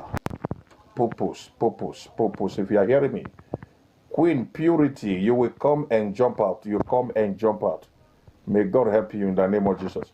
Popos, get me a water. If you are hearing me, Popos. Abando Shatali Kapandelia. Yendo Shikiloba Ratadia. Popos, are you hearing me? Get me a water. Just a bottle water. I want to bless that water for you. Thank you, Lord. Aramoshakolo Palalia. Anywhere they are waging war against somebody here, may God scatter them in the name of Jesus. The Bible says, therefore there is no peace, say the Lord, unto the wicked. I don't know who is wicked in you. The Lord will seize their peace. Any demonic personality sitting on what belongs to you, I declare, Abando Shakalabalia, they shall be silent in the name of Jesus. Popos, are you hearing me? I think you are in the comment section. Queen Purity, it belongs, I see you.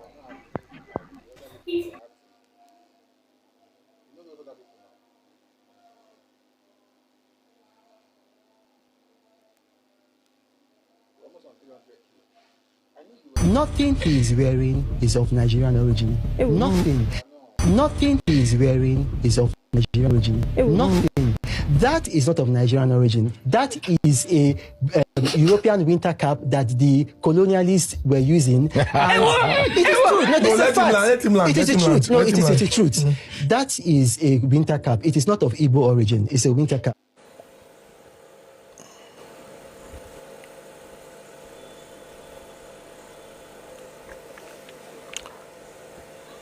We are 287.4K a year.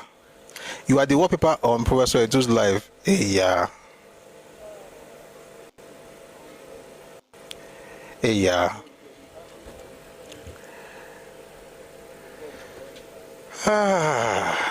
Come bear. By the way, if you have been tapping and everything, thank you. You know, but maybe we go overwhelmed by those other people. Please don't engage in me. No, I'm not engaging him. He's on his own. What happened? The app just went off. It says inactivity, but I also know that sometimes it's due to mass reporting. And people do this, you know. They report the live because they want to get it down.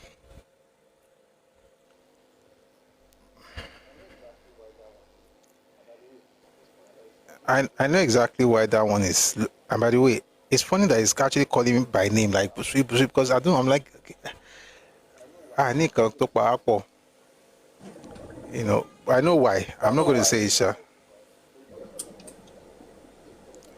I know why it's about it. They reported the live. I think so. I think they reported the live. If you're joining us on YouTube or Facebook, I apologize for the break. So there's a way things work on TikTok sometimes. Some people can decide to be crazy, and then they will mass report your page, try to bring it down. Therefore, that's what we're always saying, let's power tap, let's like. A lot of people are doing it here, by the way. They were doing it, they were liking the live, you know, but I think there's a lot of people reporting as well. Is what we have to deal with. I think the important thing is just to be true to yourself, right? Like, at the end of the day, it's not about hating on people, but the truth has to be said. Everybody will be fine. Perizim was actually saying something before that happened, so we're going to bring Perizim back up. Mr. Perizim, please go on. Yes, I'm back. Thank you. I just saw it went off. Sorry about that. No problem. Like I said earlier, Kushe, we really appreciate your effort. I'm just curious, sort of. You said when you started this series that Victor Banjo was one of the first graduates in Nigerian military. I think same as Ojukwu too. I was not expecting Ojukwu to be giving Victor Banjo order. Or Ojukwu do not in rank in the military. Since they were graduates, the two of them, I was expecting Victor Banjo to be commanding, to be sending people just like the way Ojukwu Ogbebo now. So why could they lead any battalion? On those offices, you don't lead. So I don't know why Victor stooped so low to lead Awami, sort of. Since the two of them, Amoboyo Julo in rank, the military rank. They were both lieutenant colonels now. I was not expecting him to be leading front. So the point, so you have to understand. There's feedback from you. It might be mute. So they were both lieutenant colonels.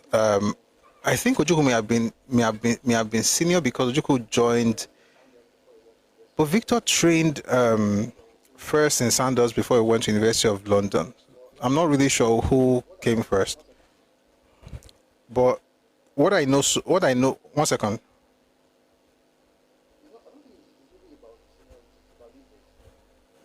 I don't think it's really about seniority. It's about leverage.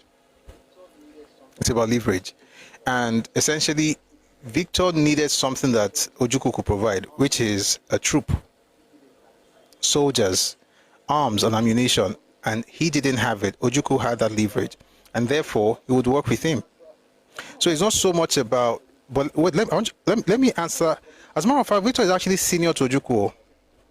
Victor Banjo was commissioned in the Nigerian Army in 1953 after training at the Royal Military Academy in Sandhurst in the UK.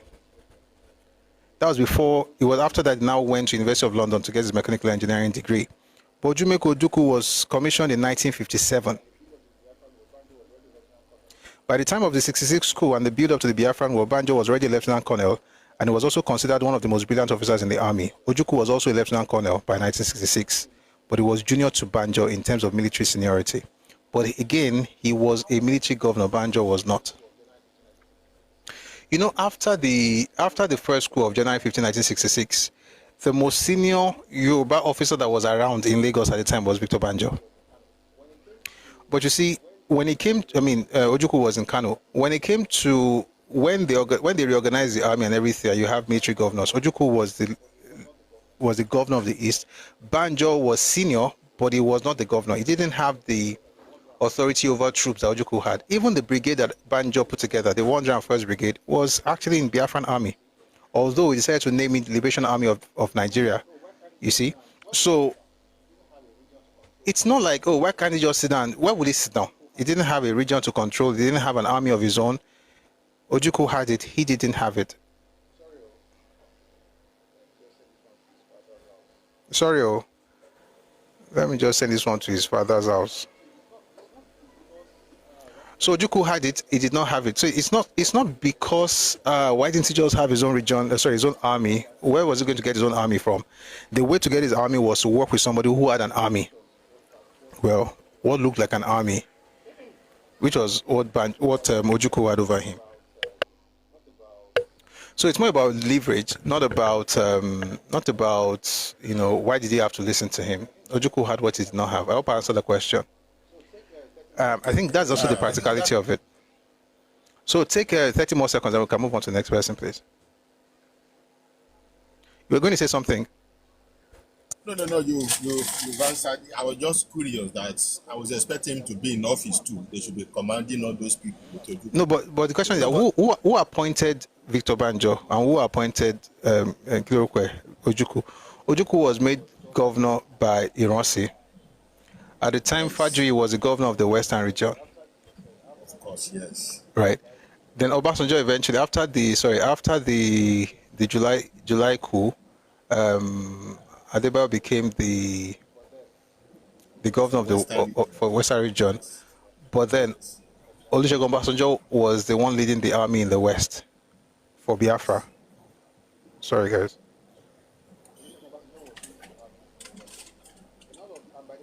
Olusegun Obasanjo was leading the army in the West.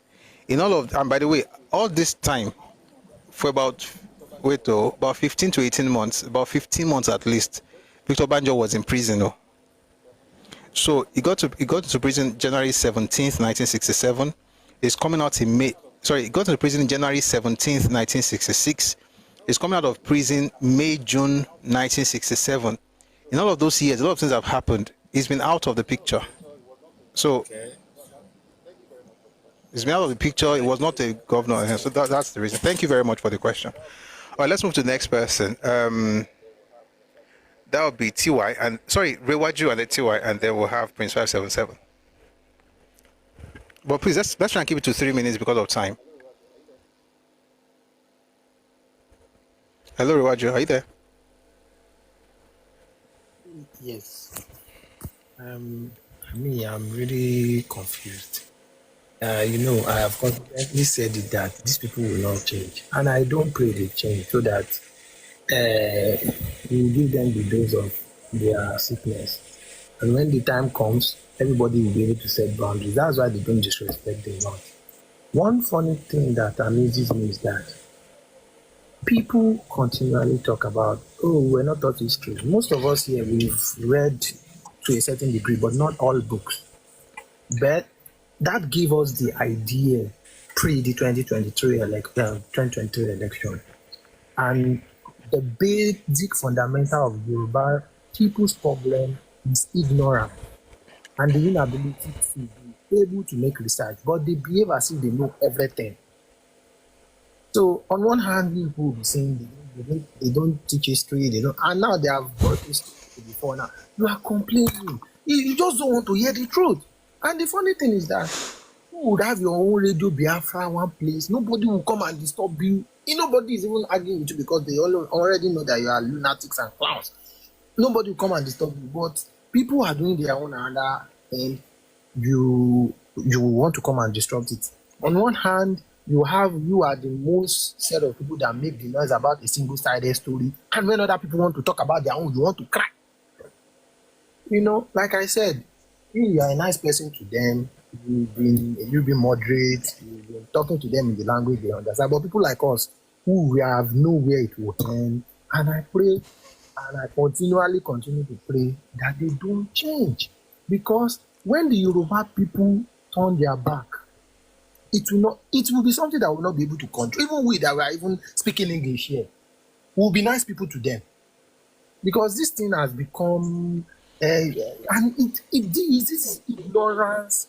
This ignorance is not even only beyond, amongst young Yorubas. In fact, Yorubas in their late 40s, look at what that guy was saying yesterday.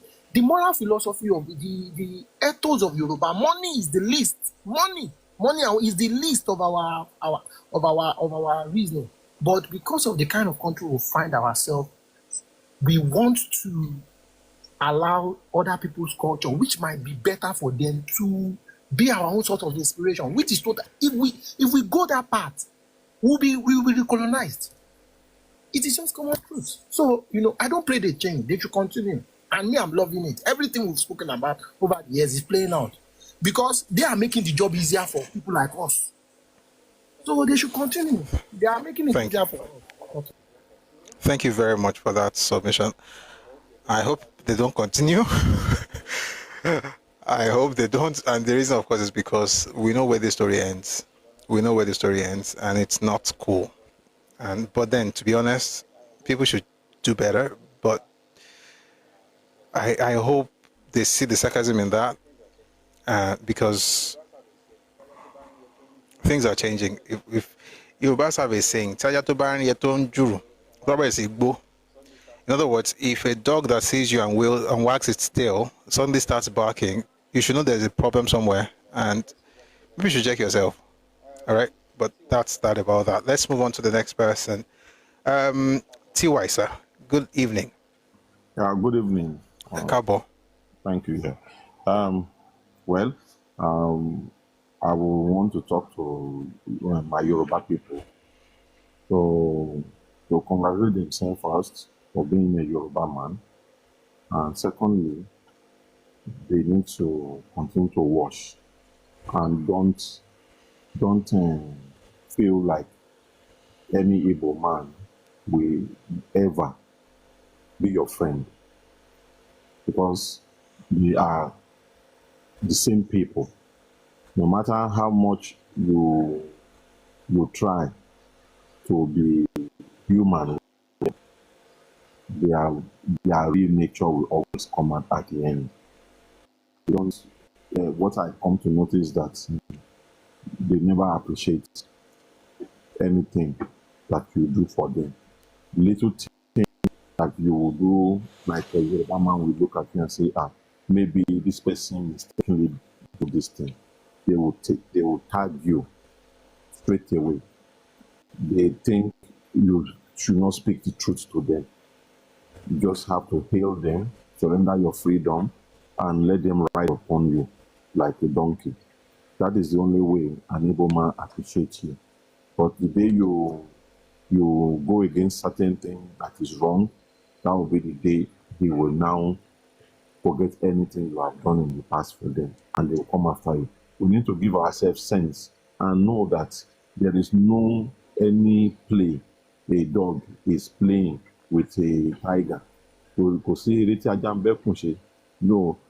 people should know that and save themselves of any kind of future problem, because we have some of our children who are going around with them and who are later messed up. For example, I see that some people are taking it upon themselves to attack young Yorubas who are making good life these days on social media. They go after our musicians, those young musicians, they keep calling them out, and they are doing everything to want to destroy their career. So we need to really, really be watchful and know that we have to deal with these people from distance, not to always want to be friendly the way God creates us. But I will just ask us, Omoluabi is not stupidity. It's doing it among yourself, not with other people. Thank you very much. Thanks a lot. I really appreciate that. But let me quickly just add something. I'd like to say that we have to also not do this thing where we say everybody in the East is this or that. Because there are people, for instance, who are, I call them the silent minority. So they have two problems. Number one is that they are quiet for whatever reason, maybe because of fear of repercussions, or because they're not bold enough, or for whatever reason, or they rather just, make it look as if they're supporting the rest. And then the second thing is that they are also the minority, but they exist. And it's important to acknowledge it. Now, I'll say this. Their silence is almost complicit, because if it works for the majority, the loud majority, they will have a role to play and then they will take advantage of stuff. But in truth, there are people also who are not like that. And the reason I'm saying that, I have young kids. I can't look at them who don't have Igbo friends. Okay? Again, this conversation is mostly about politics. Right? The conversation is about politics. It's not about interpersonal relationship in terms of, I can't do business with you, I can't sell to you, you can't sell to me, I hate you. That's not what this conversation really is about. The conversation is about the politics of Yoruba land and how to safeguard it. So if you are trying to work against my interest in Yoruba land politics, and I notice that you have a pattern of doing it, in that arena, you are shut out. It doesn't mean that if you need help, I won't help you. Right? It doesn't mean that I assume that everybody from your place is a demon. But I'm saying that I'm trying to limit it to within that scope so that we don't, create the wrong impression. It's not about all the people are demons. That's not the point. That's not my point. My point is, as far as politics is concerned in Nigeria, there's a way folks from different regions play politics. Unless you want to lie, there's a way every region plays politics. And it's almost the same thing. I mean, there are little tweaks here and there, but almost the same thing for the most part, as far as the core is about the same thing as what you had in the 40s and 50s and 60s, right? And knowing that, then it helps you to know how to play. And then when it comes to the political interest of the people, then I'm against certain things. I'm against the Eastern idea. As we're talking, somebody who went here and said, this fellow believes that Nigerians are foreigners in Nigeria. And I said, yes, they are. They are. This is a cultural problem for the Igbo people. The assumption that because we are all Nigerians, we all own the space. Of course you don't.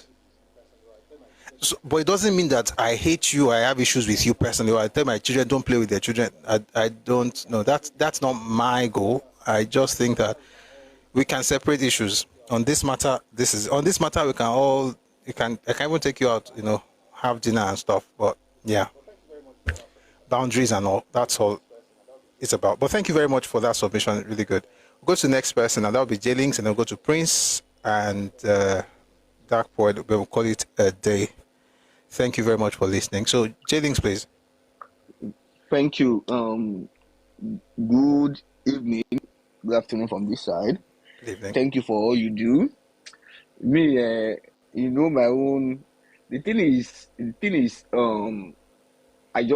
I first and foremost, this work that you are doing, please. Well, it's already on YouTube. It's always on YouTube and it's on the videos are there. You need to harmonize it, and please, I don't know how you're going to do. Maybe another phase of your own. Are you going to do another phase? It should be so lovely, a comprehensive details, reference versus reference, and no. It should be. I think you'll be doing the Yoruba generation, next generation, or our kids in school. I think we'll be doing them a lot of that's going to be our own legacy, or your legacy for the next generation, for the younger generation. That is one. Two, the nature of this of the average Southeasterner, I think, is constant. It's just genetics. There's nothing you can do about it. They see your work as hatred, despite all shade of diplomacy. I think it's a nature thing. I think is a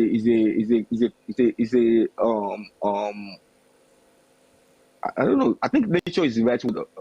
Just that I'm trying to look at the right word to use for the community. Other than nature, I can't say it's a philosophy. I can't say it's a psychology. I just think it's a nature. They see it as everything is coming up to them as hate, whereas the diplomacy is there, the references is there, the quotations are there. You even hold yourself back. And the funny thing is this: while you are doing this thing, They are doing a replica of their own, but it's attack on your personality or Yoruba personality. You now we are discussing politics, history, and a mirror of these people. They are doing it, and they are what tarnishing and tarnishing and tarnishing. Okay, one we ordinarily expect that the alternative group that you are starting, you are putting out the truth there. They're not doing that. There's no other truth. When you scroll to these lives, you think, okay, let's even hear what you got to say. There is no other truth than attack and attack and attack and insult and think. Well, just like some people have said earlier before, these people cannot change. I have also come to realization that they cannot change. I will continue to comment the diplomacy you are using. I put it there in my comment section. You will see lecture these people. You see video. Go there at last. When I would like to be there. I would like to be their friends. we should be friends, but I won't change now.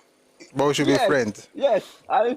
If they ever outgrow this, if they ever outgrow this state of conundrum that they have, because they can't, they see these things, despite being in document, they see it as hate. They see it as you are attacking their people.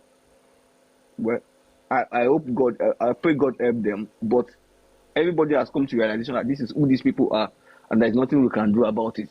They have come up here. Every time they come up, you think, okay, let us hear a debunking, but nothing. On their life, nothing. So I don't think anything. All these events, all these things shows that we are only getting the truth and nothing but the truth. And I believe it will set whoever wants to be set free at last. Thank you for you. God bless you. We continue to support you. Thank you very much. I really appreciate that. Thanks everybody, and thanks Jaylins for that fantastic submission. And I thought about it. Somebody actually sent me. I received messages, right? And I received messages from Igbo people, of course, insults, threats, which is actually quite dumb because you're threatening me and account details. Oh, thank you for reminding me. You are threatening. By the way, guys, the reason I don't put these things up is not because I don't want money. It's because sometimes I forget. But thank you for reminding me. So I'm saying that so that if you want to, you don't be like, it's not like I don't want money. It's just that at Sorrow Law. Thank you very much, Dark Poet, for bringing that up to my notice. Thank you. So yeah, if you want to support what we're doing, please use the bank details. We really appreciate your generosity. And thanks to everybody who has been giving gifts here as well on TikTok. I really want to thank you for your support. So I was saying that I was saying that you get this kind of reports, people insult you, people threaten you, but you also see people appreciating it. And to be honest, there are a couple of people that actually send messages. Maybe they ask some things which I find ridiculous because I don't know how else to handle people, especially when regardless of what you do, people will still insult you and be bold enough to even come in the open and say things. There's only a limit to what I can take. I'm human. If you go beyond some, I will send you back home because I don't even have time. Like your dad is straight, and I'll do it respectfully. Even your dad will know that I'm being respectful. If you ask your dad asks you, Kiloshi, when you tell your dad what you did, your dad should be like, if your dad is a sane person, probably give you some dirty slaps. But generally speaking, jokes apart, it's true that some people actually reach out to me and say, okay, this is good. I didn't know this before. I even have people reach out to me and ask for sources, which I'm very happy to share, to provide references, things they can check, videos and stuff like that. And what you said, I know it sounds like a joke, but it's true. I mean, that's what it is for me. I'm not trying to do this against the people. If they really think about it, I am their friend. If they really think about it, you know why? Because much of what they believe is just propaganda. And it's been on for so many years, but just because it's been around for so long does not make it the truth. So if a person is sharing the truth, I mean, to be honest, especially when the way I do it, which I try to, and I'm not saying I'm perfect, of course, I still have, everybody gets better, but I'm your friend. Okay? But if you don't get it, you will get it. Don't forget about it, you will get it. Okay? Thank you very much, J-Links. 2 more people and then we'll be out of here. So we have Prince 577. Professor Busui, good evening. Yes. Yes, sir. And, yes. Greetings to everybody in the house. You know, you have been doing a very good job, and my own wish and support, which I believe only thing I can do for the moment is to give you more courage and support. Look, you better say something. If you put a truth and a lie, for sure, a lot of people will kill in a lie, but at the end of the day, when they realize it will be too late, that, okay, oh, this thing is a fake or whatever. So that's just it. You have no problem. We are listening to you, following you, we know you are saying the right things. But forget about these people because they are just a fake people. I'm saying that. Even because I'm somebody, people come face to face to me and different tribes like that. But I'm somebody. When the argument pop up, then we talk. Like on Saturday, we start talking. Then, okay, I give a point. I say, okay, you guys, you are caliber. Just tell me, where do you find Yoruba people call as a caliber? So, that's just the truth. No, it's not. It's on the internet. In Imo State, not maybe like 3-4 years ago. So that's just it. Even if it's like you are fabricating what about this thing long time ago. This is example. Forget about everything. So these people, they are just jealousy, and Olórin ti kọrin pé àti jẹlọ náà why particular ethnic tribes in the country? So me, ọmọ Ọ̀ṣun lèmi náà. I'm from Ejigbo, if you don't want to know. So people are doing something, even those people that attack you, I was on that platform this morning, don't mind that man, tell me, yes, that one is just a naneti. I want to come. These people don't say housemaid for Polish woman ní Germany. So kí ló fẹ́ máa sọ? Ìyẹn ò ní kankan lórí ẹ̀, kò sí anything lórí ẹ̀. Àwọn obìnrin ti wọ́n ti kọ́, gbogbo everybody ti kọ́, àwọn Ọ̀yọ́ ti kọ́, ẹ̀tọ́ bá dẹ̀ ti kọ́ kó ṣígbáwò ni, kó máa lọ́nlọ́ ẹ̀. So that's just the point. You are doing a very fantastic job. Push and keep it up. So I need láti máa sọ̀rọ̀, kò sáwìjàre kankan, á jù wọ́n lọ. Population fi hàn, everything fi hàn, kí ló ṣẹlẹ̀? Ibi tá a tún wọ ọmọlúwàbí fi hàn, àwa náà sọ pé sẹ́ǹtì ni wá. But somebody sọ pọ́n fẹ́ mọ́ nìkan, as what you just said in your beginning of your program, dìdìrín pastor tí ẹ̀sìn ti gborí ẹ̀ tó jẹ́ pé àwọn èèyàn go mú Bible fi jà mọ́ ní Israel, bọ́ǹbù lẹ́bùrọ̀dì fi tó ń sọ kàtìkàtì tó yẹ kán gba etí ẹ̀ báyìí kórí ẹ̀ tí ò nọ́mà yẹn kó nọ́mà. But okay, èmi ò lẹ́sìn o. If you want to hear that, so that just it. So just forget. But me, so quick anybody matches, use your brain. To bá fẹ́ make owó rori ẹ̀. Tí ṣe wáyé, mo máa obtain èèyàn. Tí bá dẹ̀ tó bá wá síwájú mi bẹ́ẹ̀ wà ní lè rí mi fi ṣe nǹkan kan. Kọ́ máa sọ fún ẹ pé ṣé mo fi yẹn, this is plain shit now. Ṣé bójú ẹ̀ rí àbí ò rí ó ti tán. So but tó bá ń believe kó fẹ́ máa lo religion fẹ́ máa a máa gbá etí ẹ̀ o. Tàbá gbé tí orí ẹ̀ tí ò pé yẹn ó máa ná. Ẹ ṣé o. Thank you. Sorry Prince. For my vernacular. Why would you apologize for Yoruba? Vernacular about vernacular. For some people who want to follow us and Okay. Just it. Okay. So bó ṣe rí nìyẹn, Ọlọ́run á wà pẹ̀lú yín. A very good job. Tomorrow is another day. All right, sir. Thank you so much, sir. So let's go to Dark Poet, please. Let's try and limit it to 2 minutes so that I can run. 2 minutes, please. Dark Poet, are you there? Ẹ Good ṣé evening, o. everybody. Evening. Ẹ mọ̀ pé èmi ò sọ vernacular rí, mo dẹ̀ máa pòwe kí n tó bẹ̀rẹ̀ ni. Oko kì í gẹ́ ti bàbá tọmọ kó má Kó má làálàá. làálàá. Èmi náà mo fi iye ọdún tí mi fi kó òyìnbó tó bá fẹ́ gbọ́ nǹkan tí mi sọ kóun náà kọ́ Yorùbá kò sẹ́ṣẹ̀ ń bẹ̀.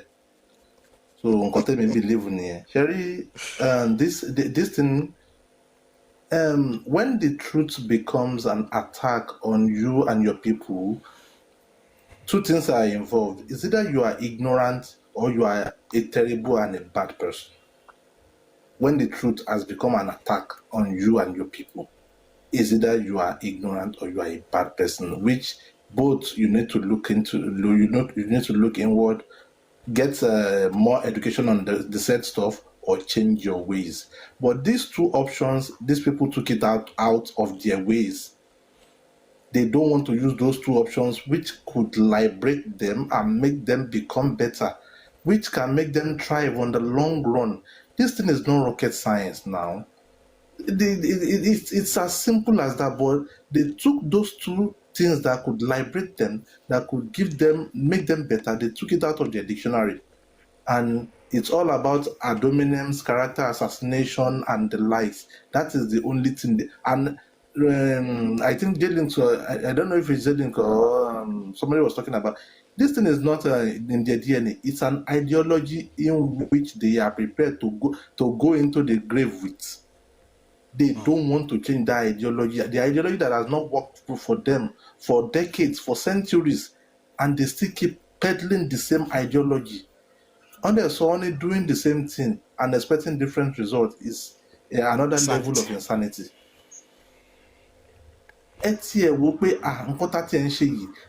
How can we be better, but you keep on doing the same thing and you keep on falling for the same thing? Emi ka one or two books. So, and then one of the first books was Adewale Ademoye, Why We Struck. So only go and read. I have read it back and forth. My dad had it in his gallery since the 80s, 90s, more 2000. So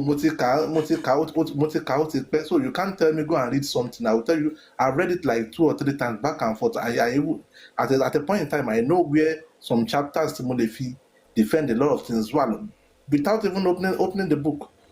But I'm a bit rusty these days. Maybe share the hustling from family at so I'm a bit rusty. Yeah. So they can't tell me anything. Go and read something. And then thank you. Look at them. Anything they tell you, go and read. If you later read it, you'll see that they are lies. It's not even good for them. And they don't want to change. That's just the basis of it. Thank you, everybody. Thank you very much for Esho. Thank you. Thank you. So let's have Dips. Good evening, Chief. So that'll be our final speaker, and then we can, run. Hello, Dips, are you there? Hello. Good evening, Mr. Busui. Evening, sir. Yes, sir. Believe. We mistakenly pressed Nisha. Oh, okay. I promise you, but it's fine. It's now your time, Deeps.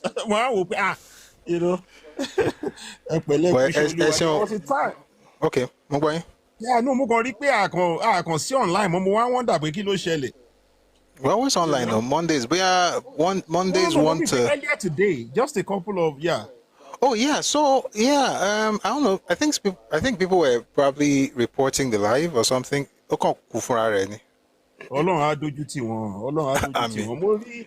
Mo rí fídíò kan náà tí èyí òpònú kan lára wọn tó ń sọ̀rọ̀ nípa ani ọmọ yẹn nǹkan kan ló ń bùyà láyà ẹ̀ láìṣe yìí, I'm not sure if you came across the video.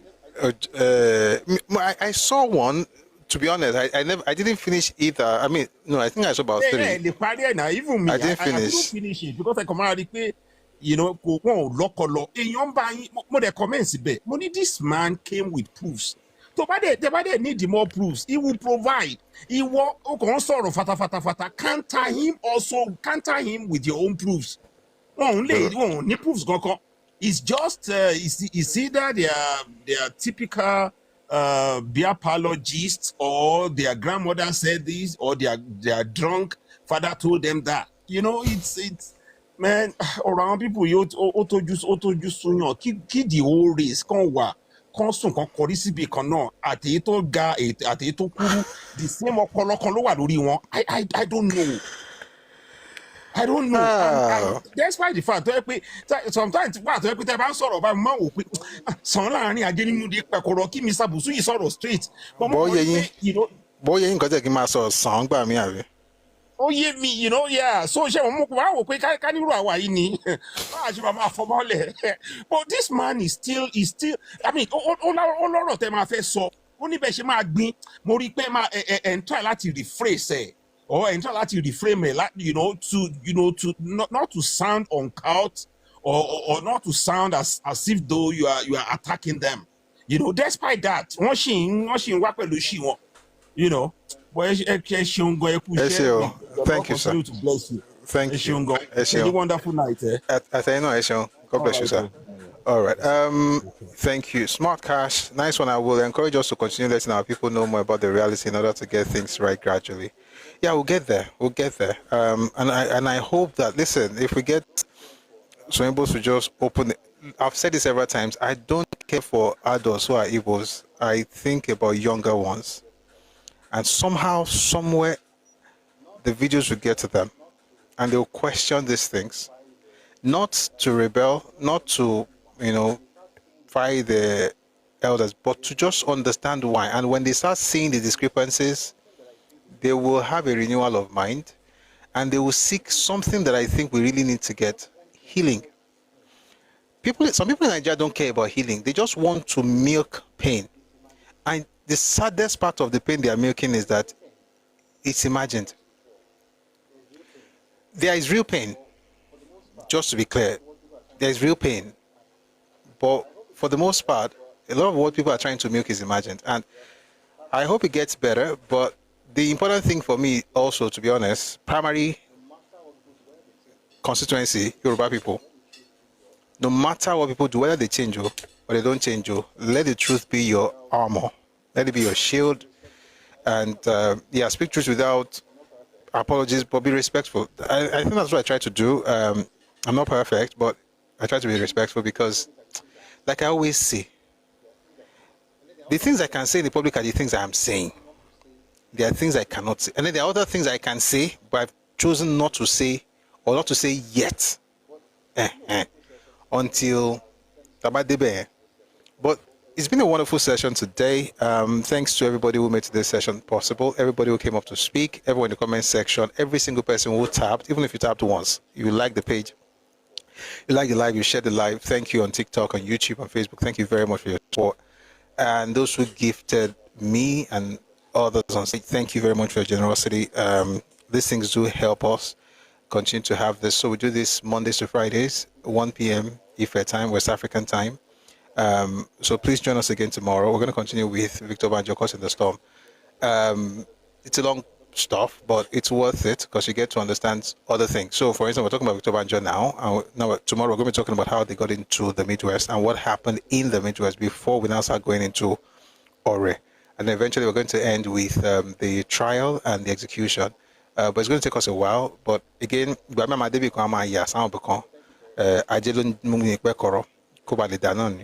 thank you very much for making today's session nice. And thanks to those who have also supported us or who are thinking of doing it. Please use the bank details to support what we do here. And please, I want to ask you that you please share the live, share the videos, whether it's on YouTube, on Facebook, on TikTok, please. And the reason is because we don't want to have the new generation of Yoruba people become influencers in politics, in religion, in business, in commerce, and become ignorant of our history to the point where they will make the gaffe that Pastor Bolaji made. It was a gaffe. It was irresponsible, to be honest. But more than that, it was ignorant. And that happened because of a dearth of information. So now that we're putting some of these things out there, please kindly share with your contacts, put on Facebook, on YouTube, on WhatsApp, whatever, however you want to share it. Please feel free to do so that we can get more people to understand Nigeria's history And then when we get to Yoruba history as well, which we have done, by the way, there's a lot of content. There's another account, this account, Redomi Realm. There's also a lot of stuff on Yoruba history there. We're going to go back in some of these things after this session. After this series, we'll go to the Willings Commission report, talking about the state creation, and then we'll also revisit some things about ancient Yoruba history or Yoruba political history in Nigeria as well. So thank you very much for making today's session successful.